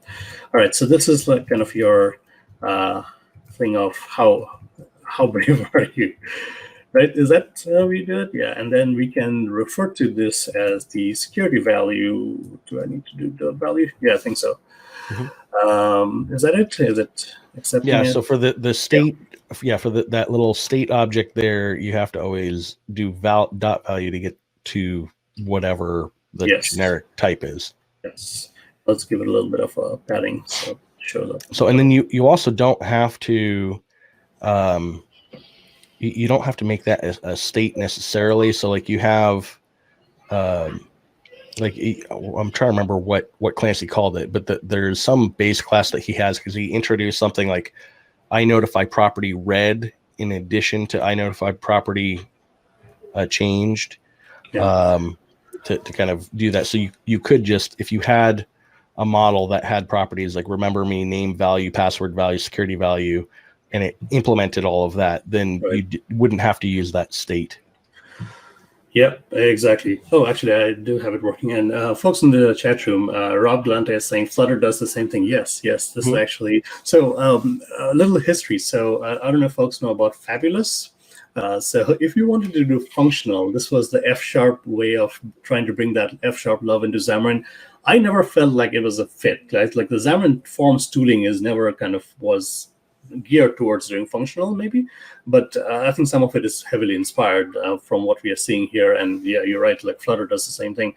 So here, let's see. This is my slider. Does it work? Oh, okay. So it does work. So you see that? So we are controlling the state. But your from doesn't seem to be working, right? My from doesn't seem to be working. No, it starts from 0. So like the security value was 0 to start off. That's where it started binding. I thought that was a comma in there and not a decimal. Sorry. This one here from 0, comma through 100. So we go on your Brave, like on the UI. I thought it was. Braveness. No, this is a decimal. Yeah. Okay, so I think we can go all the way until 100, right? So you see that, and then what I'm doing here is I got to watch my time here, but here's a button, and what we are essentially doing is clearing the value of that thing, and this may be the confusing part to kind of wrap your head around. Like this is not really read-only; it's the state, right? You get to in the update loop, you do get to update the state. So I think I can. This is where I get confused with, can I make this a function instead of just one? So the state is read-only. The value of the state is not. Okay. Yeah. Okay. So we had a name value. Let's do the password value dot value. And also, why am I having to, I guess you do have to refer to value because like you're referring to the value of that thing. So if I make that empty as well, right? And then the security value, let's clear that out as well. Is that right syntax? Yeah, okay. And I'm doing this in Visual Studio, but you don't have to. This works in VS Code as well, which is nice.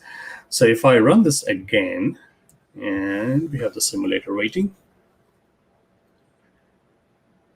Okay, so we got this thing, and then now I'm surprised that you actually had to relaunch that because, as I recall, Comet has it does reload. Yeah, and I think I don't have it enabled. Like you have to have like a debug thing in there. Oh.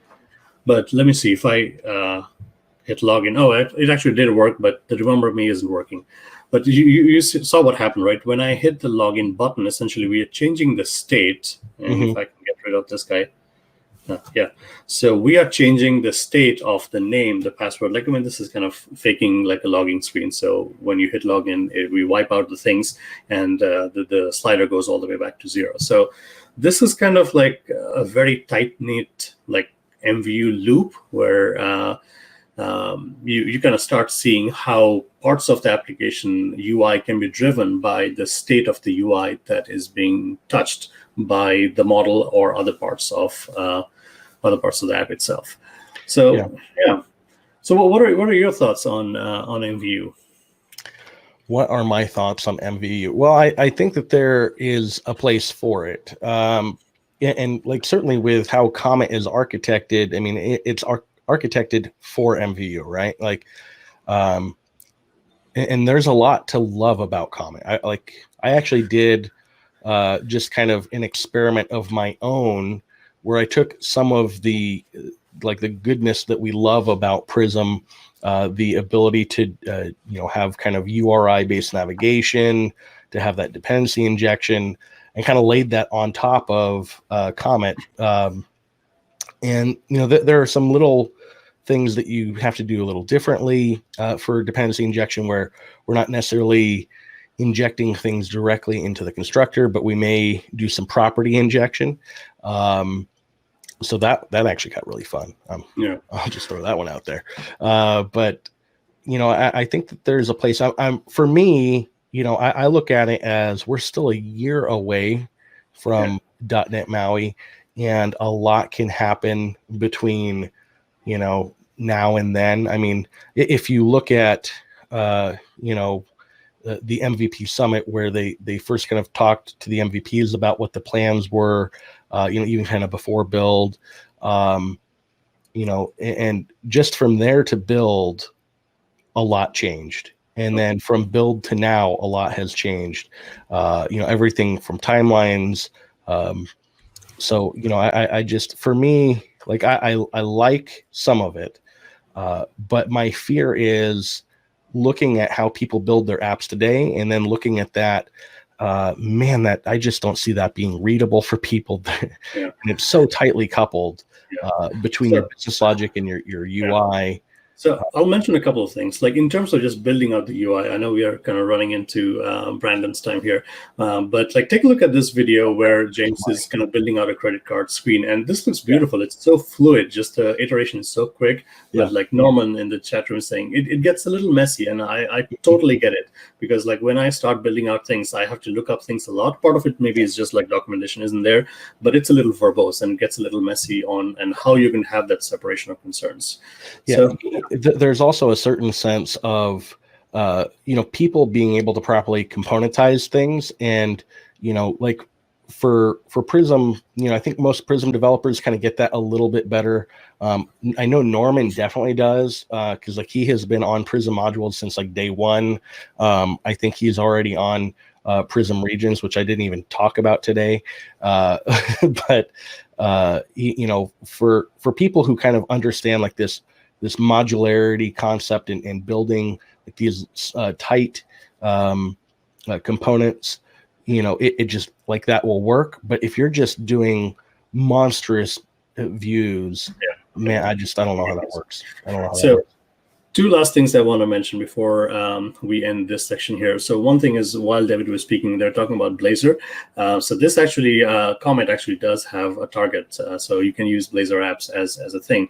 Or if you want to do the reverse thing, this is the Blazor experimental binding thing. This is, again, we are catering to web devs here with Comet or with Blazor. This one actually does use Xamarin.Forms, because it is that, we're literally using Xamarin.Forms and then providing a shell so you can get to the Blazor component syntax. So here you'll notice that the app, like the DI and this thing is very much similar to ASP.NET.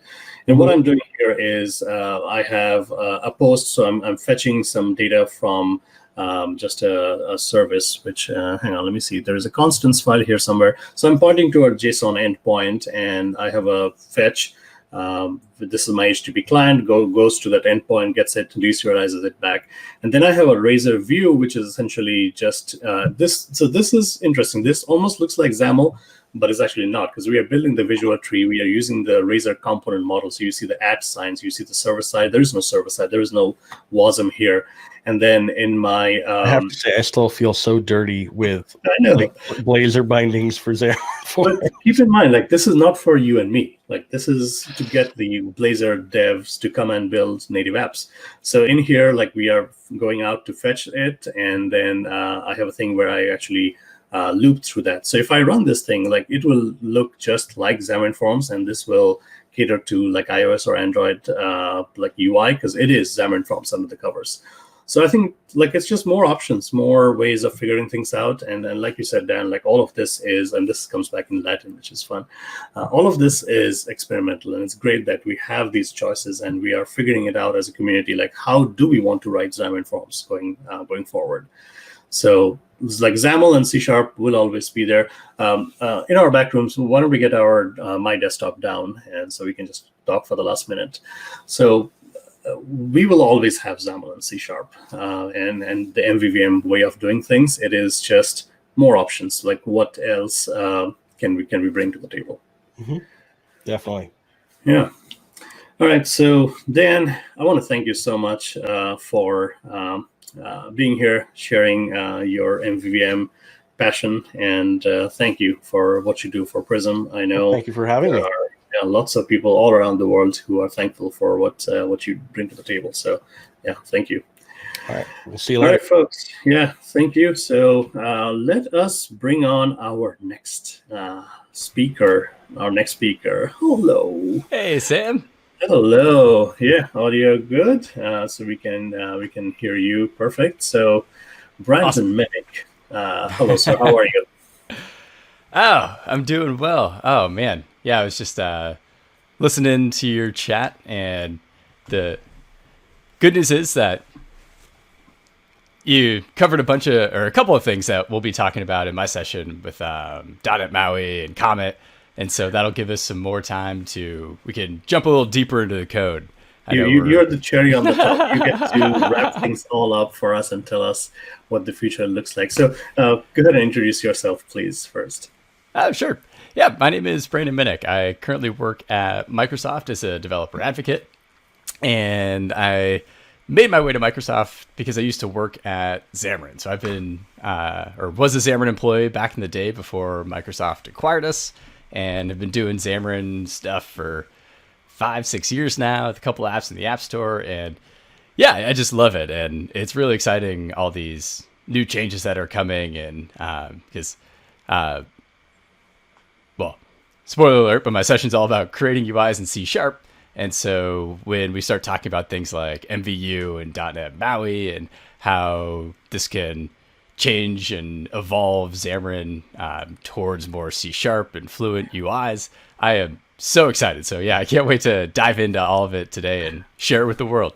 Yeah, so DevReach, by the way, we are doing this all week. So just so you know, Brandon, we had a Blazor day. Yesterday was all about React, and tomorrow is going to be all about Angular. So we are kind of sticking out like an odd thing in the middle.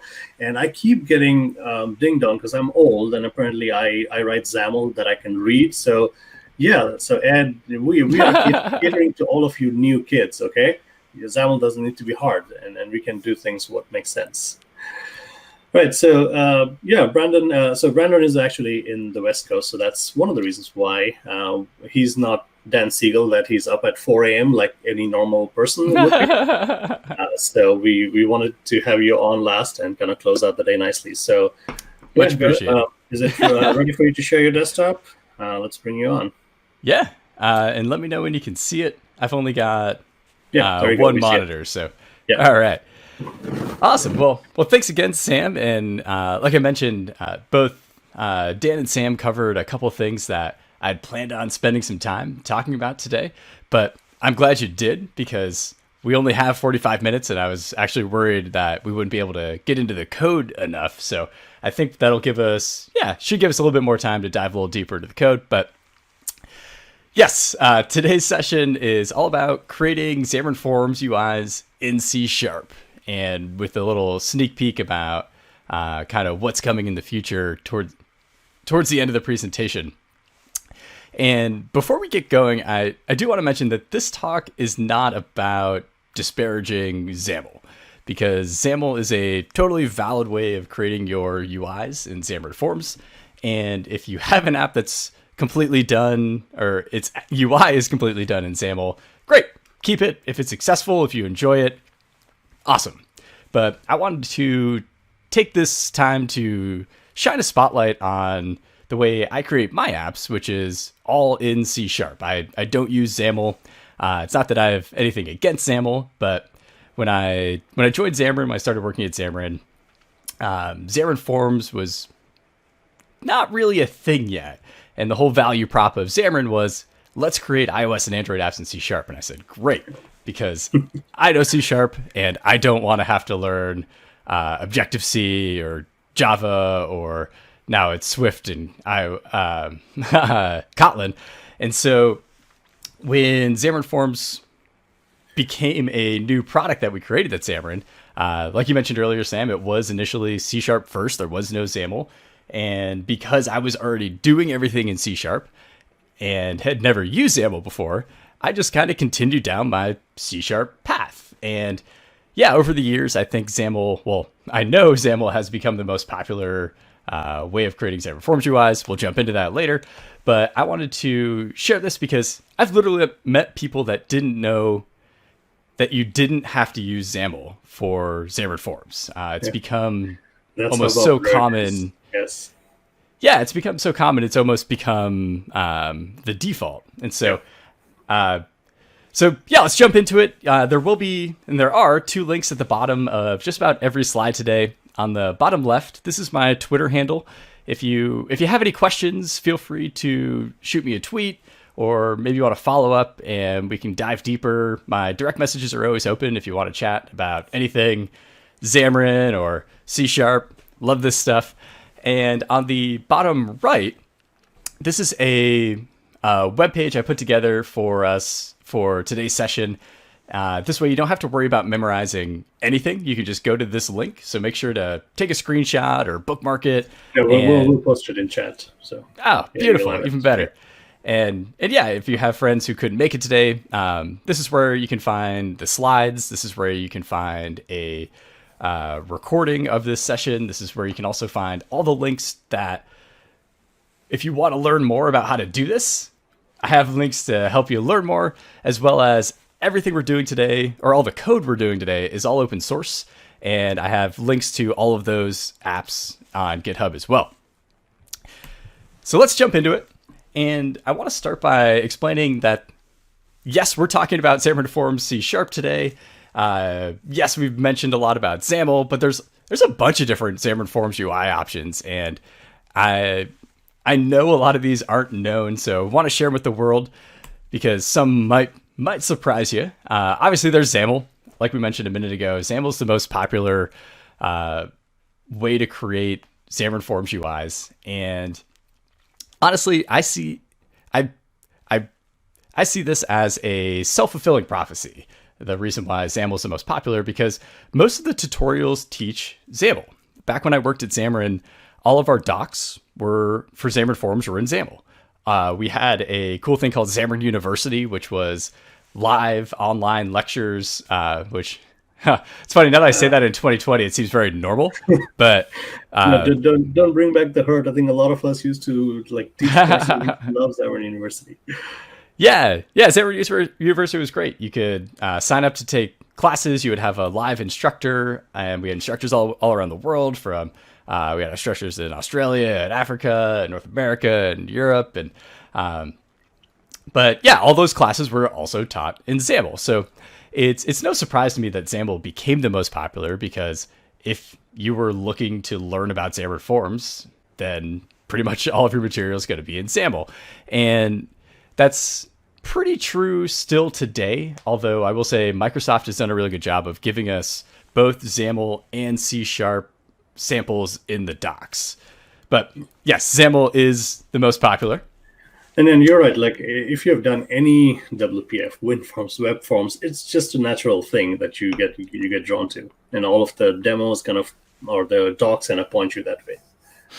Yeah, and I think that's the reason why XAML was added, was to help that transition from folks who are familiar with it, that maybe came from a WinForms background, WPF background.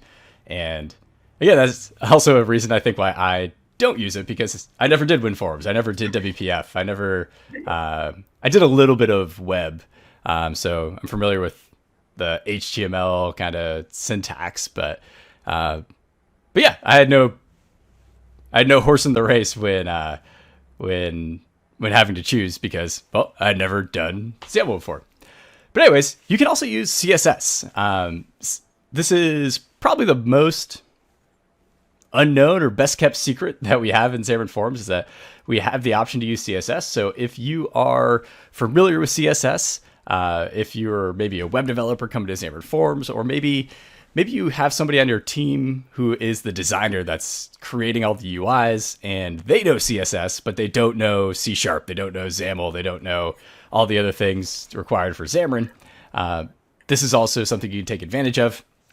Now, the only catch here is that you cannot create the UI in CSS. So I can't say put a button on the screen, but I can style that button.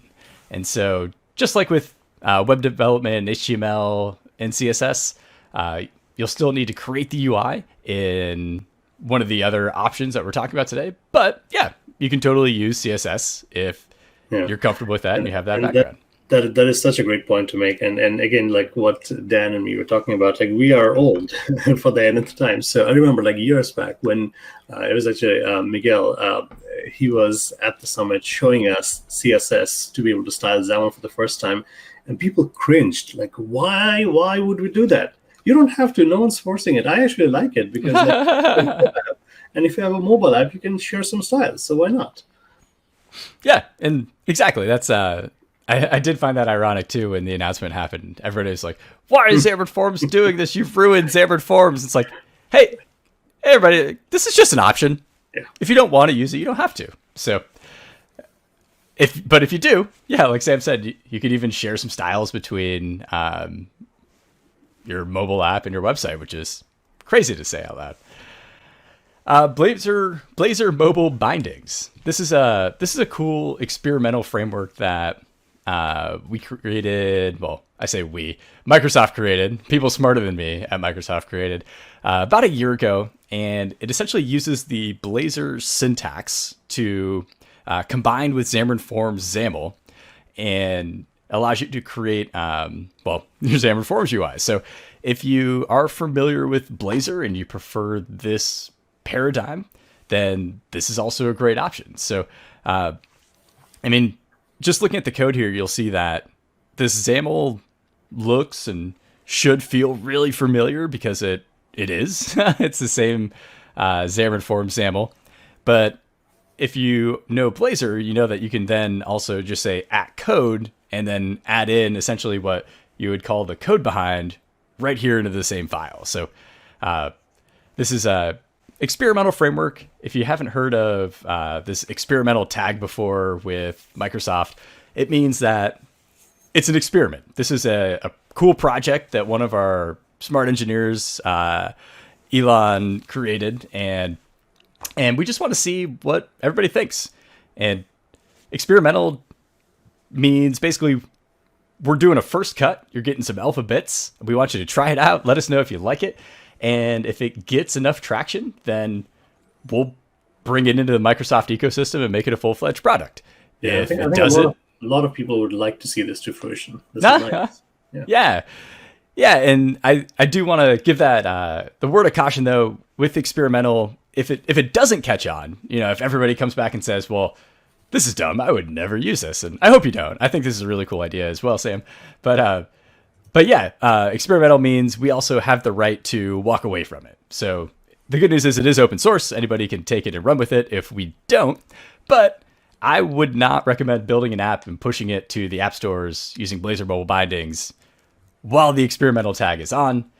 All that being said, Blazor itself started out as an experimental project, and the community fell in love with it. Folks started making apps in it, started giving talks at conferences about it, started writing blog posts, and it was an easy decision for Microsoft to say, okay, let's take the experimental tag off and make this a full-fledged product. So yeah, same. Hoping that happens here with Blazor Mobile Bindings, but it's up to you. It's if everybody loves it and you start seeing and talking about this more at meetups and conferences and seeing it in demos and sample apps and blog posts, then yeah, we'll invest more into it.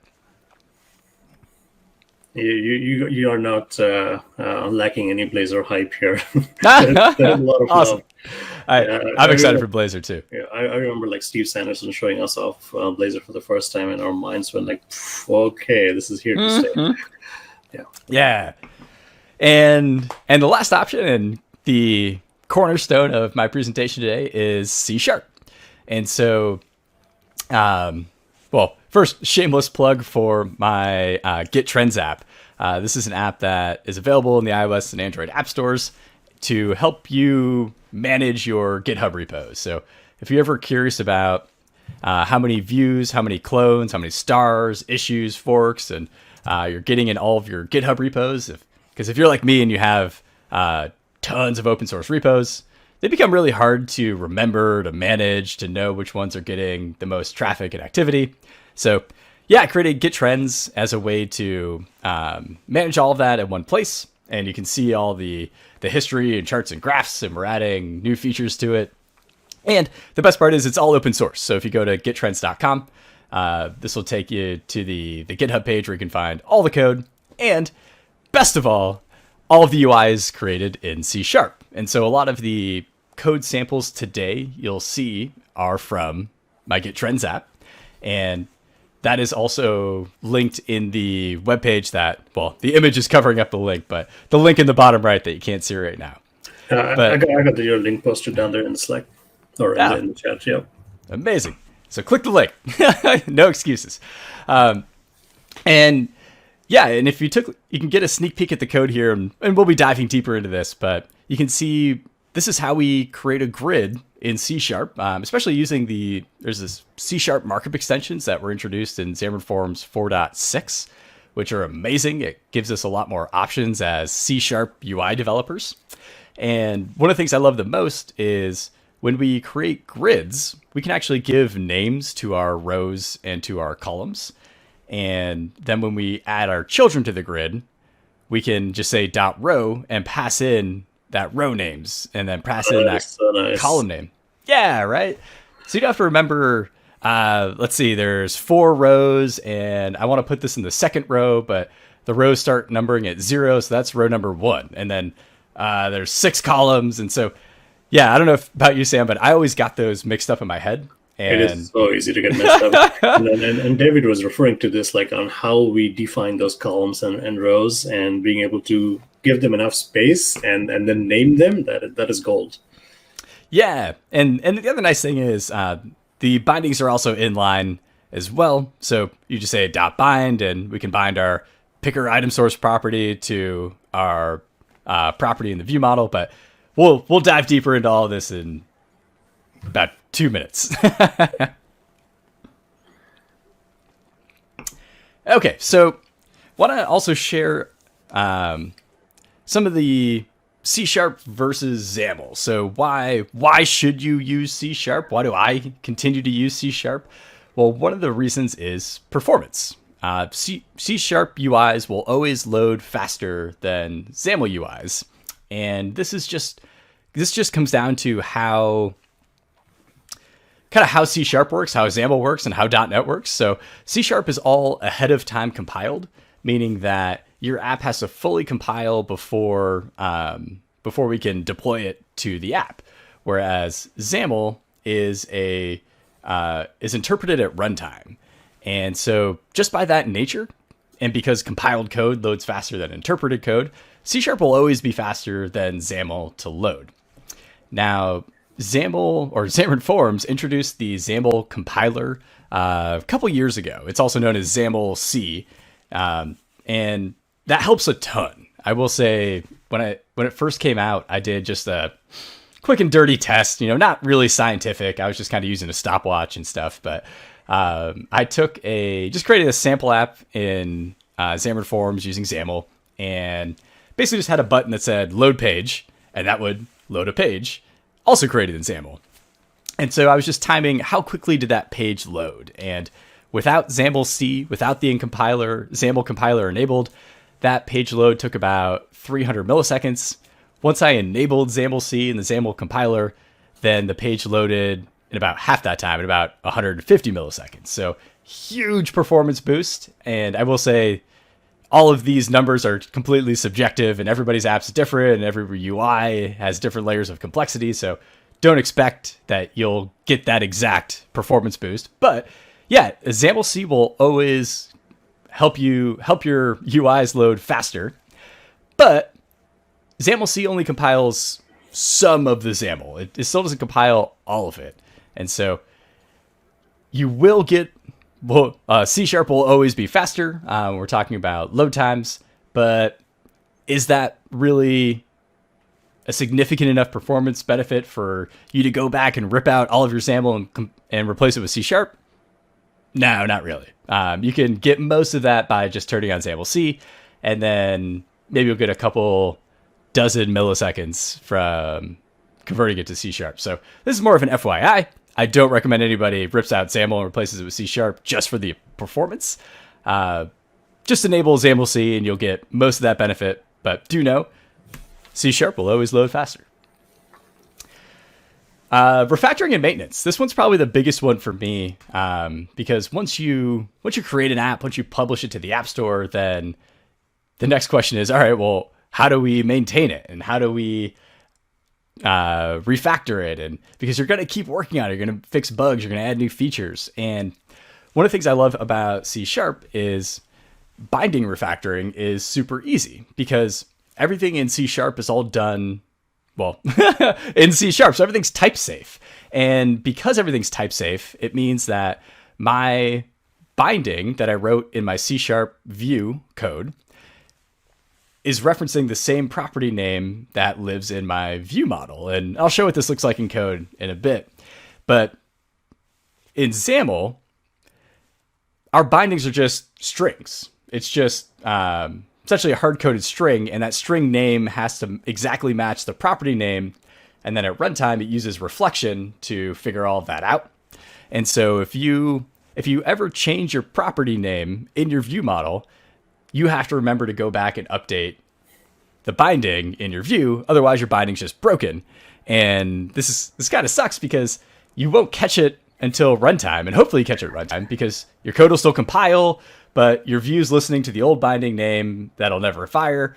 Meanwhile, your view model is firing the new binding name, and nothing happens. And so with everything done in C#, everything being type safe, then all we have to do is right-click and say rename, or tap F2, and we can just rename our view model properties. And it just works. Yeah, that's a good point. Like, I mean, like old school XAML enthusiasts, like, not that we have run into this very often, which is like a lot. Like, yeah, XAML doesn't tell you, obviously. It cannot until at runtime and you see it blow up in your face. Yeah. And on the and a similar concept around that too is also just finding binding references. And this is the one that pains me the most. Well, if I jump into a code base that the UI is written in XAML and I'm trying to add something new or refactor something, this one pains me the most, because when I do my UI in C#, I can easily find how many views or how many properties in the view are referencing a specific property in my view model, or bound to a specific property in my view model. And a common example of this is busy. Is busy is usually used for, like, is a button enabled, is an activity indicator running, is a label text visible. So is busy typically gets used by multiple views, and they're all binding to the same view model property. And when everything's done in C#, again, everything's type safe, or the tooling, Visual Studio, the compiler all knows exactly what I'm talking about, because I can, in my view model, I can right click on is busy and I can say find all references, or I can tap F12 and Visual Studio will tell me and show me every single view and every single binding that is using this view model property. Whereas again, in XAML, bindings are just hard-coded strings. And so the only way to really know which views are bound to which view model properties is essentially just doing a search.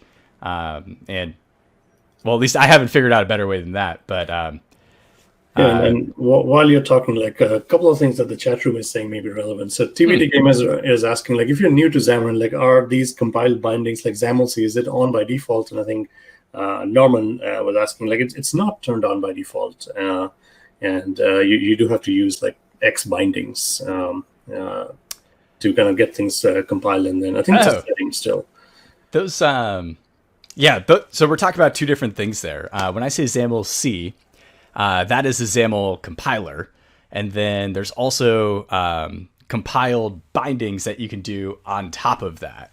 And so in the Xamarin.Forms templates, if you just do file new Xamarin.Forms app in Visual Studio, XAML-C is turned on by default in the templates. But when you write your code, you'll have to write the compiled bindings if you want to implement those yourself. Yes. Good question, though. I'm glad you brought that up, because totally forgot about compiled bindings.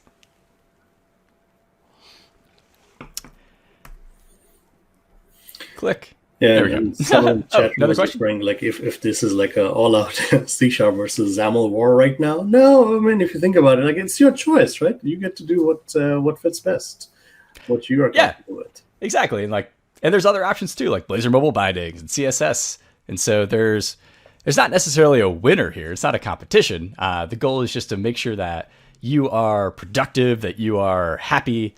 And so, yeah, I mean, I do all my UIs for Xamarin.Forms in C# and explaining why. But if you're happy with XAML and you're productive and your app works, great. You can keep using it. It's definitely not a competition. No, Ed, we're not defining our UI in CSS, but we're close. So statics and constants. This is one that always gets me. And maybe it's just because I don't write a lot of XAML, but I can never remember how to use a constant or reference a static class in XAML. And a lot of it's just because the syntax is weird. It's not really intuitive to me. It doesn't really make sense. Probably easier to start by looking at the C# UI. So if I want to use, this is just a string constant that I'm using for automation IDs. And I can just define that here in C#. I can say automation ID equals, and then I say the class name dot, and then the constant. And very intuitive, especially if you've used C# before. But in XAML, the syntax uses this weird, like, curly brace, X : static with a capital S, and then it's namespace : not namespace dot. So namespace, and again, you have to define that namespace up in the header ahead of time. So namespace : then class name dot constant, close curly bracket, close the string. And I can never remember the syntax, so this is just me really griping about how painful it is to use statics and constants, because I have to Google that every time. Whereas when we're doing our UI in C#, it's just a string constant. You just reference it like you normally would in any of your C# code. Yeah, I'll second that. I think your IntelliSense experience is like a lot better when you're just writing straight up C#. And I mean, XAML IntelliSense has come a long way, but like you still trip up on things like this. Yeah, you almost need like what are those called? Where you can say like prop tab, and then it'll create a property for you. XAML almost needs something like that for like constants or static, which would be nice. But like I said, that's more of a gripe than anything else. But converters, on the other hand, this is a really cool win. If you've ever had to make a converter, well, I should really say converters only exist because of XAML. And so all this overhead we have to do to create a converter is because XAML was originally meant to just display static UI. And then we had to figure out how to do dynamic UIs. And that's where bindings came from. And then we had to figure out a way to convert, say, like a Boolean or an int to a bool for the UI. And that's where converters came from. And so, and creating these in XAML is pretty painful, because first you have to leave XAML. You have to come back to the world of C#. You have to create a converter. So you inherit from iValue converter, and then you have these two methods, convert and convert back, that you have to create. Nothing's type safe. Everything just comes in as objects, which is, I mean, what's the point of using C# if we're not going to use type safe classes, right? So what do? Well, we cast them, and then we hope that cast is correct, because if it's not, then this is going to explode at runtime, even though it compiles. And once we have that created, then we can jump back into our XAML, and then we can add it back in here as a converter. In C#, we can just do this in line. Now, it looks like a couple lines here, but this is one line of code. I just had to shrink it down to fit it on the slide. But here we have a button, and we're binding to its isEnabled property. And we're specifically referencing the text length. And so to do the converter, I can just do it literally in line here. I say convert, and I say, we're going to get in an int called length. And I want to convert that to a bool by saying length doesn't equal 0. And to convert it back, I know we're going to get a bool. And I'm going to convert that to say isEnabled. And if it is, we'll return a 1. If it's not, we'll return a 0. And this is all type safe, because right here in the binding, I've defined the types. So I've told it that my binding source, the view model, is an int. And then my binding destination, the view, is a bool. And then we can do everything inline, all type safe. I don't have to create a whole other class just to use a converter. Happy days. Yeah, I think, Brandon, you're hurting some feelings here. You're like pinpointing our pain points. But go on. That's what I'm here for, Sam. And so there was the question earlier about should we teach new devs XAML? And I'm adamant in saying no, because learning Xamarin.Forms is hard enough already. Now, if new devs want to learn Xamarin.Forms first and then learn XAML, awesome. Nothing against that. But I think as Xamarin.Forms developers, we forget how hard it is to get into, well, just mobile, right? Mobile has 100,000 iOS APIs we have to learn and be aware of. We have 100,000 Android APIs we have to learn and be aware of. There's the whole mobile lifecycle and limitations on phones because they don't necessarily always have an internet connection. They don't, anybody can force quit our app at any time. So all these things that we have to know just to be a mobile developer. And then on top of that, we have to know C#. We have to learn the Xamarin.Forms framework and its tooling. We have to know MVVM, inversion of control, asynchronous programming, dependency injection. There is so much to learn to be a successful Xamarin.Forms developers that why are we adding XAML on top of this? Because if you've never used C# before, and you're thinking, yeah, let's learn Xamarin.Forms because it's a great way to do everything in C#. And then the first thing you're introduced to is XAML. You're like, well, what the hell? I thought the whole point of this was C#, and now you're making me use a different language, so I have to learn 2 languages now?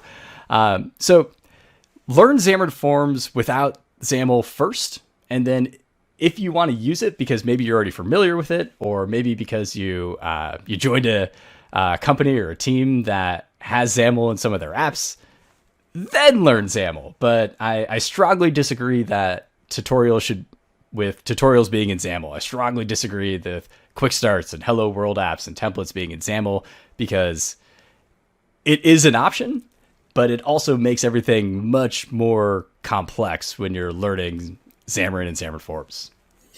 Yeah, and we can kind of disagree on a few things, but I mean, thank you for putting it out like that, and that is so true. Like, mobile is hard. Like, you are dealing with so many SDKs, you're tooling, you're learning all of the APIs, and you're learning design patterns. So yeah, I mean, do what is right for you. And like Francois in the chat room is saying, it's XAML is like 5% of the markup, and learning like what the rest of it is, which can be C#. So I think it just depends on what your experiences are as well. Like, if you have already done years and years of XAML, keep on doing it. Yes. But if you're trying to open the funnel and invite new people into Xamarin land, why force them into something? Yeah, exactly. And that's, couldn't say it any better. So yeah, if you have that WinForms WPF experience or UWP, and you're familiar with XAML and you prefer it, then yeah, by all means, incorporate XAML into your Xamarin.Forms learning. But yeah, when I think of just myself having to learn Xamarin, having to learn Xamarin.Forms, it's not easy, and it is easy to lose track of that or lose sight of that. And so if you have somebody new joining your team and they don't have any XAML experience, this will help them along a lot by not having to add it in another layer of complexity on top of something that's already really hard and really complicated. Yeah. All right, Brandon, you got about 10 minutes, so you want to show us some stuff? I sure do. All right, so speaking of code, I want to start out by showing a sample app here. And like I said, all of this code is open source. We've created links to all of it on the webpage at the bottom of the slides.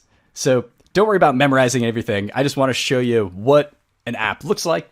And yeah, this is a one-page sample app, but I also have my Git Trends app posted. That's a fully fledged App Store app with unit tests, UI tests, dependency injection, all that good stuff. It's even got a cloud backend. So this can all be done in production apps, I promise. But for the sake of showing something new, here is a converter app that'll help me convert. And it was really helpful back when I used to travel and had to do things like convert from kilometers to miles. I don't know why the US still uses miles, but we do. And it's how my mind works, unfortunately. So I have to convert everything in my head. And yeah, if somebody, if we're hanging out in Sofia today and somebody told me that the airport's 35 kilometers away, then I could go, 21 miles. Got it. And so what I want to show you is how this app, or how the UI is created in C#. And so what we've done is I've defined my rows and columns, and these are actually just enums. So if I scroll down, I can show you, I just defined an enum called row, an enum called column, and you can name them whatever you want. So I have my unit type row, my number to convert row, my original units row, etc. And then my columns, we have a column for the labels and a column for the input. And so when I add children to my grid, or when I define my rows and columns, I should say, first, I can say that this is 1 star, this is 2 stars. We can still use absolute. You shouldn't use auto because it's bad for performance, but if you have to use auto, you can still use auto. And then when we add our children to the grid, we can just specify exactly which row we want to put them in. So this unit type label, I want to put it in the row unit type and the column label, and there it is. And then for our bindings, like we mentioned earlier, we can do everything in line. So we just say, we define our rows, then we can define our bindings. So item source property. And then here is how we're using type safe bindings by using the name of property to reference my view model property. So like if I right click on this and say, go to declaration, there it is in my view model. And like we mentioned earlier, I can rename this and I can say, don't do this in XAML.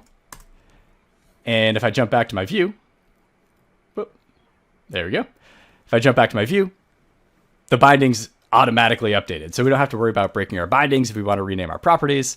And conversely, if we want to figure out which property in our view model is being referenced, I can just say find references, and Visual Studio will tell me, I want to expand this one here, that in my page class, this is exactly where we're referencing this property. And so becomes really nice for refactoring, and also just, I love this fluent syntax. I love the readability here because you can see exactly what's going into your grid. And the other cool thing I like is if we want to do column spans and row spans, we could say, because there's only 2 columns here, right? So I could always say just column span 2, but I can also say column span all and tell it I want to span all the columns. And what's nice about that is when I add new columns, if I added in another column over here, well, the button and the label would still expand across all 3. So it saves me a little bit of headache in the future. All right, so we don't have a ton of time, but I do want to share kind of a sneak peek of .NET MAUI. This is not a talk about .NET MAUI. We got a taste of it just a second ago with Dan Siegel and earlier today with David Ortnow. But I do want to say everything with a heavy caveat. .NET MAUI is still in the works, but everything is open source. You can go to the GitHub repo It's .NET/MAUI, and you can join the conversation. You can help shape this product, but heavy caveat that things we say today might not be true tomorrow because everything is based on your feedback. So if you see things that we're talking about here that you don't like, let us know. We have time to fix it. But once .NET MAUI goes live next year with .NET 6, that is going to be a little hard to fix things because fixing it really means, well, we have to break things. So join the conversation now, and then take all this with a grain of salt because everything's growing, everything's evolving. But what is .NET MAUI? It's essentially the evolution of Xamarin. It's a way to, looking at the chart here, this is how I like to think of MAUI, because what MAUI allows us to do, MAUI is just basically an interface, and it says I button. And if you want to implement a button in your cross-platform UI framework like Xamarin.Forms, Xamarin.Forms just has to create a button that implements I button. And then what's nice about that is .NET MAUI knows how to take that I button and transform it into the native iOS button, so a UI button. It knows how to take that same I button and transform it into a native Android button, so an Android widget button, and same with Windows and Mac OS. So I like to think of MAUI as this layer between the platforms and the frameworks. And so what's nice about this is we can see like Xamarin.Forms just kind of plugs in here to MAUI, and MAUI handles the rest. Comet just kind of plugs in here to MAUI and handles the rest. If the awesome team at Uno decides to plug into MAUI, they just have to plug in and MAUI handles the rest. And if a new operating system comes along a couple years from now, they just have to plug in down here. And then Xamarin.Forms, Comet, Uno, if all of these use MAUI, then it'll just work on the new OS. So it's a really cool way of creating giving us the ability to almost create a modular cross-platform UI for everything in .NET. But some of the things I'm most excited about, Slim renderers are going to give a huge performance boost. Right now, renderers are the reason, or the biggest reason for performance problems in Xamarin.Forms. Slim renderers are going to fix that. So we're redoing how essentially .NET MAUI turns that I button into a button and making it faster. But what I'm really excited about is this C# hot reload, which is coming down the pike. Because yes, everybody that's been shouting at their screen that XAML is always going to be better because I have XAML hot reload. You're not wrong, and I'm super jealous because with XAML hot reload, you don't have to recompile the app and to see your UI updates in real time. And that's just because XAML is interpreted at runtime. So you kind of had that benefit out of the box, and it made it easier for our engineering team to implement. Whereas to do C# hot reload, the team literally had to create a mono interpreter step one. So we had to almost essentially create another version of the mono runtime that could be interpreted at runtime instead of compiled ahead of time. And then we could get working on C# hot reload and all the tooling, all that fun stuff. So it's coming. It's just a little bit harder than XAML hot reload, but we're catching up to you, XAML folks. And we had like one big win, and you're taking it away from us. Well, not yet. I still don't have C# hot reload. Well, I should say there are tools out there, third-party tools. I'm blanking on the names. LiveSharp that you can take advantage today. But this will all be baked in, so we'll all get it for free with .NET MAUI, which is nice. And yeah, the other big thing I'm excited about is this model view update architecture. I know Sam was chatting about it just a minute ago with Dan Siegel, and technically this is coming via Comet. So like I said, if we think about MAUI in the sense that UI frameworks plug into it, and then also on the other side, the operating systems plug in to the other side of .NET MAUI, then you can see how you could still use Xamarin.Forms. Xamarin.Forms is still going to be a thing. That's your MVVM, that's your XAML. And whereas Comet could also plug into MAUI, and Comet can bring us this new MVU architecture, and everything can be done in C# with MVU. I am a strong proponent of MVU. It is, if you ask me today, what the future is going to look like in 10 years, I'll tell you GraphQL will become the default over REST, and MVU will become the default over MVVM. And I'm cheating a little bit because it's already true for the rest of the developer community.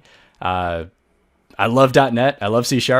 I have no plans on learning other languages or doing anything else, but we lag behind the rest of the developer community. There are already millions of developers, especially in the React community, using MVU successfully, using GraphQL successfully. And there's a lot of good reasons why that I wish we had more time today to dig into it. But I strongly believe that MVU is the future and highly recommend everybody check it out. And let's see, Sam, do I have just a couple minutes to show off like an MVU, what MVU looks like in code? Yeah, take like 2 minutes. 2 minutes, no problem. All right, come on, Visual Studio. We're on a time crunch. There we go. All right, so let's go ahead and just so you can see what this app looks like. Another simple app. This is, again, one I created because I travel a lot and I like knowing my lat long and my altitude. It's cool to use in a plane. But yeah, this is just an app that will update your location every second. So we have a little loop right here that gets the location using Xamarin Essentials geolocation, updates it once a second. And the way MVU works, the first thing you'll notice, we have this body tag, and this is what creates our UI, this generate body method. Well, first thing, it's a method, it's a function. This is what runs every time we need to update our UI. So anytime something in our UI is changed, so that would be like a binding firing, if we're talking in MVVM talk, we run this function. And so this is where we create this is a vertical stack. And I've passed in some titles, some labels, and you'll notice that some of these take a hard-coded string. So like lat long, that's never going to change. So hard code the string. But this label where I'm displaying the value, this does change, and it changes based on the location state value. And so what I had to do to get all this started was to create a state object that manages the state of my UI. State is kind of a tough concept for MVVM because every binding alters your state. So if your text changes in a binding, if your Boolean is busy toggles, anything that can change in your bindings, that's creating a new state. And you can see how just by having 5, 10 bindings, then you start getting an exponentially more and more complicated state. That leads to more and more bugs. You have to think about, well, what happens if the text is an emoji and this Boolean is true, but that Boolean is false? And then I have to create another use case. Like, what if that text is valid but the Boolean is null? Like, state is really hard in MVVM. MVU simplifies this by saying, the only thing I care about is the geolocation, this location object, and update my UI anytime the value of this state changes. So once a second, location state.value fetches the current location. And if that has changed, then we call this function generate body and update the UI. So location states are model. Generate body is where we create the view. And anytime value changes, we update. So model, view, update. And it vastly simplifies our state. So we don't have to worry about all these different test cases and writing unit tests and UI tests to cover everything. And when it comes to drawing the UI, you might also think that, hey, if it's running a function and it's redrawing the whole thing every time, there's no way that can be performant. And or at least that's what I thought. But turns out, like I said, our .NET community, we lag behind everybody else, and other frameworks are already doing this. Like Flutter, already doing this, and it's very performant. And so there's a couple things going on here. The fact that smartphones have gotten a lot more powerful in the 20 years they've been around, that definitely helps. But also, there's some diffing logic in here that Comet does. So Comet's able to look at this and say, hey, did the what's this, lat long, so did the latitude change? Okay, then we can leave that alone, we don't have to update that. But the altitude changed. Okay, let's make sure to update that. So it has some logic baked into it to add even more performance. But yes, I'm very excited about model view update. Like I said, the rest of the developer community is already on board. We just need to kind of make this transition in the C# world. And so I'm excited with what we'll get with .NET MAUI, with Comet sitting on top of that. and all these goodies along with it. And so there is a video of Clancy doing it. I think you might have talked about that earlier, but this is a way we can start preparing for C# and MVU ahead of time, because Comet is a NuGet package. Comet is open source. So while .NET MAUI hasn't been released yet, we can still play around with C# and MVU, get a feel for it today. And that way, if and when we get MVU and in .NET MAUI, we'll be able to hit the ground running. So I think that was a little longer than 2 minutes. Well, I know it was a little longer than 2 minutes, but Perfect. Here's all the resources. Making me talk like an auctioneer. I mean, we can talk about this for the whole day, as you can tell. It's exciting stuff. Yeah, it's exciting. Okay, so I got one question and a couple of comments that we can close out the day with. Cyberwolf was asking, like, if you wanted to do things in C#, like not the MVU thing, like, do the Xamarin.Forms docs have C# and XAML, like both ways of doing things? Yeah, they do. So if you look up, if you just Google like Xamarin.Forms button Microsoft Docs, you'll see a code snippet, and that code snippet will have a toggle at the top. And so you can toggle between XAML and C#. Sometimes when the code sample is a little bit bigger and there's like fundamental differences, like I think the bindings docs do this, but they'll have a different section. So yeah, the docs are really good. If you find any, let me know, tweet me, shoot me a DM. We'll get it fixed. But yeah, we did a sweep of all the docs. Well, again, Craig Dunn, the amazing Craig Dunn, he did a sweep of all the docs, and his team did, and made sure we always had a C# example alongside every XAML example. So you should be good to go. If you find any that's not, let me know and we'll get it fixed. And you hit the nail on the head. Like, I think we are just not quite used to like what the web community has been doing with MVU. So like folks were asking about if like there are big production apps written with MVU, like React and Flutter, like that's all they do. And with the diffing, things can be very, very fast. But I mean, there are things we have to flush out. Like Norman is asking about like unit testing, because like some of it gets a little messy when you're defining all of that UI and separating out that concern. So yeah, these are things that we probably don't have all the answers right now, and things are going to get flushed out as we do more. Yeah, exactly. And probably the best advice I can give you is don't let anything be a blocker. So like unit testing, that's an awesome question. And that's something that, well, I don't know personally, and I need to figure it out. And these are also opportunities. So if you see something, like if there is not a great way to test MVU apps and you can create the library that does it, you can be the MVU unit testing guy. Just like, we just had Dan Siegel on, and he noticed there was things missing from Xamarin.Forms. So he said, why don't I create a library called Prism that can do everything I want it to? And now he's the Prism guy. So these are new opportunities, and all things can be figured out. Like there's definitely no blockers. Code is just code. We can write code to do anything we want, right? So we'll still be able to tackle all these problems. All right, I'm going to bring down your desktop. So in closing, we started way out, like almost 4 hours back now. We looked at everything under the sun for Xamarin and mobile developers, .NET developers wanting to take our apps cross-platform. And hopefully everyone sees the promise. Like, these are all options out there in front of you. Use the one that works best for you. And it's a great community. We are all supportive of each other. We are trying to push the envelope. So let's keep on working together. Love it. All right, Brandon, you got lots of compliments for your session. Sorry, we could not give you any more time, but thank you. Thank you for bringing Norman and everybody else in the chat room. Thank you for hanging out with us. This is so awesome.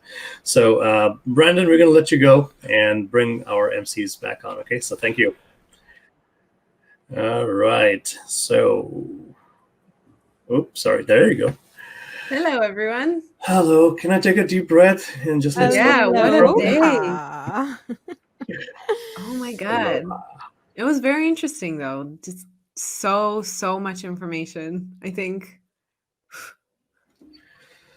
Yeah, it's a very passionate community that you're talking to, and we have strong opinions, and that's not a bad thing as long as we can coexist and like Brandon said, like code is code. Like make it do what you need it to do, and then if you see gaps, like the community and Microsoft and all of the frameworks, they're all going to jump in and fill those gaps. So if you are a Xamarin dev, you're in a good place today. Yeah. So today we did all things native and mobile. So I think we can go back to reality from tomorrow onwards, back to the web, right, Alyssa? To Angular. I'm so excited. Angular.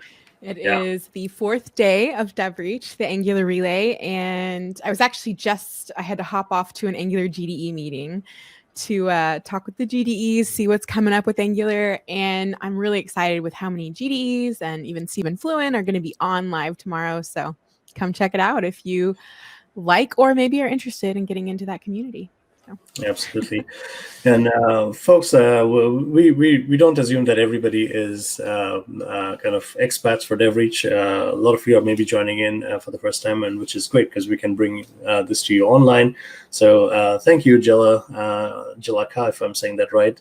And yeah, thanks to everybody who's been in the chat room. We love you all.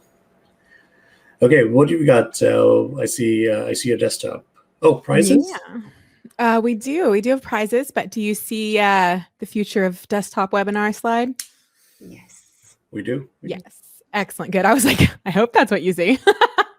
Because that's what I see. So I wanted to give you a chance to highlight these 2 events, Sam. So before we do prizes. Yeah, so this is coming up. So this is actually a very exciting time if you're a .NET dev, because .NET Conf is coming out. Well, not coming out, but it's happening November 10th to 11 or 11 and 12. And it's, no, actually it's 3 days. Super exciting. .NET 5 comes out, all guns blazing, production ready. And we're all going to chime in and do our best. So Aulia Gavrish from the desktop team, she runs WPF and WinForms tooling. She's going to join us on November 5th, and we're going to do all things modern desktop. And no, Alyssa, not everything belongs on the web. Desktop still wants a lot of apps and enterprises. Hey, I'm going to break into that community. You'll see. I'll learn your technologies. Hey, how about we let you build desktop apps with web technologies, right? Then you'll be happy. But we are going to run this up because there's going to be a ton of excitement, a lot of things going on with .NET Conf. So right after .NET Conf, join Ed Charbonneau and me. This is going to be an hour of all in .NET Awesome. We're going to break down some of the things that we heard from .NET Conf and look ahead as to where .NET is going. So that's November 19th. Woo! All right. So who's ready for prizes? Yeah, let's do that. So just to recap, we had Twitch subs all day. Thank you, Sarah, and everybody else in the back rooms. We have some custom T-shirts that we can send your way, Amazon gift cards, mystery prizes, and the big reveal, that's the Nintendo Switch. Yeah. And I'm not eligible. I did it in stages this time to really help with the suspense. I know, right? Okay, so Ivana, will you please announce, I'm going to put the slide up, the mystery prize pack winners. Ooh, so the mystery prize pack winners are Depeshi, Twitch Travel Twitch, Sivanova. Sorry if I'm butchering your names. Congrats for the mystery prize pack. So Sarah will be reaching out to you via email very shortly, today, tomorrow, sometime. And we'll be getting your info so that the mystery prize pass can be sent out, but then also for these other prizes that we're about to announce. So Sam, will you do the honors for the 25 Amazon dollar gift card? Here we go. All right, 10 winners. I'm going to try to read your names. Waglons, C# Sharper. Oh, that's interesting. Our C# Fritz might have interest in that. Lost Algorithm, Barty Fast's Alert. Yeah, sorry if I'm not reading that right. I could easily say the wrong thing and it would not be as funny, or maybe it would be funny. Dr. Giggles, I love that. Talk about giggles. There you go. You got to take things like a little casual. We're on Twitch. Yeah, yo for show. Oh, geez, love your names. At Larry Liu. Yeah, thank you. You've been talking to us a lot. And there you go. T. Cochran 64 and Rob Galante. Hey. Yeah, claps for you. And Jishen, all of you win Amazon gift cards. Awesome. All right, the big prize of the day. Drum roll, please, for the Switch. Nintendo Switch. Kev, do you win? Congrats, Kev D. Will. That's You are awesome. our I th- winner. Yeah, I think this was the same person helping out Escape from the Yes. escape room last night. Yes, he was That's good. one Thank of our you. saviors in chat yesterday. Thank you, Kev D. Will. Thank you and congratulations. Wait, I'm Congrats, trying to find him. He's everyone. here. He's here. There. Yeah. Comments are rolling in too fast. Oh Yeah. my goodness. So Congratulations, everybody. Yeah. So we tomorrow, as we mentioned, the Angular Relay. Don't miss it. I will be live all day long with some Angular, incredible Angular influencers, and then Friday, Code Party, chickens, just prizes, trivia. It's going to be awesome. So don't miss the last 2 days of DevReach. And thank you so much for supporting us and being here with us today.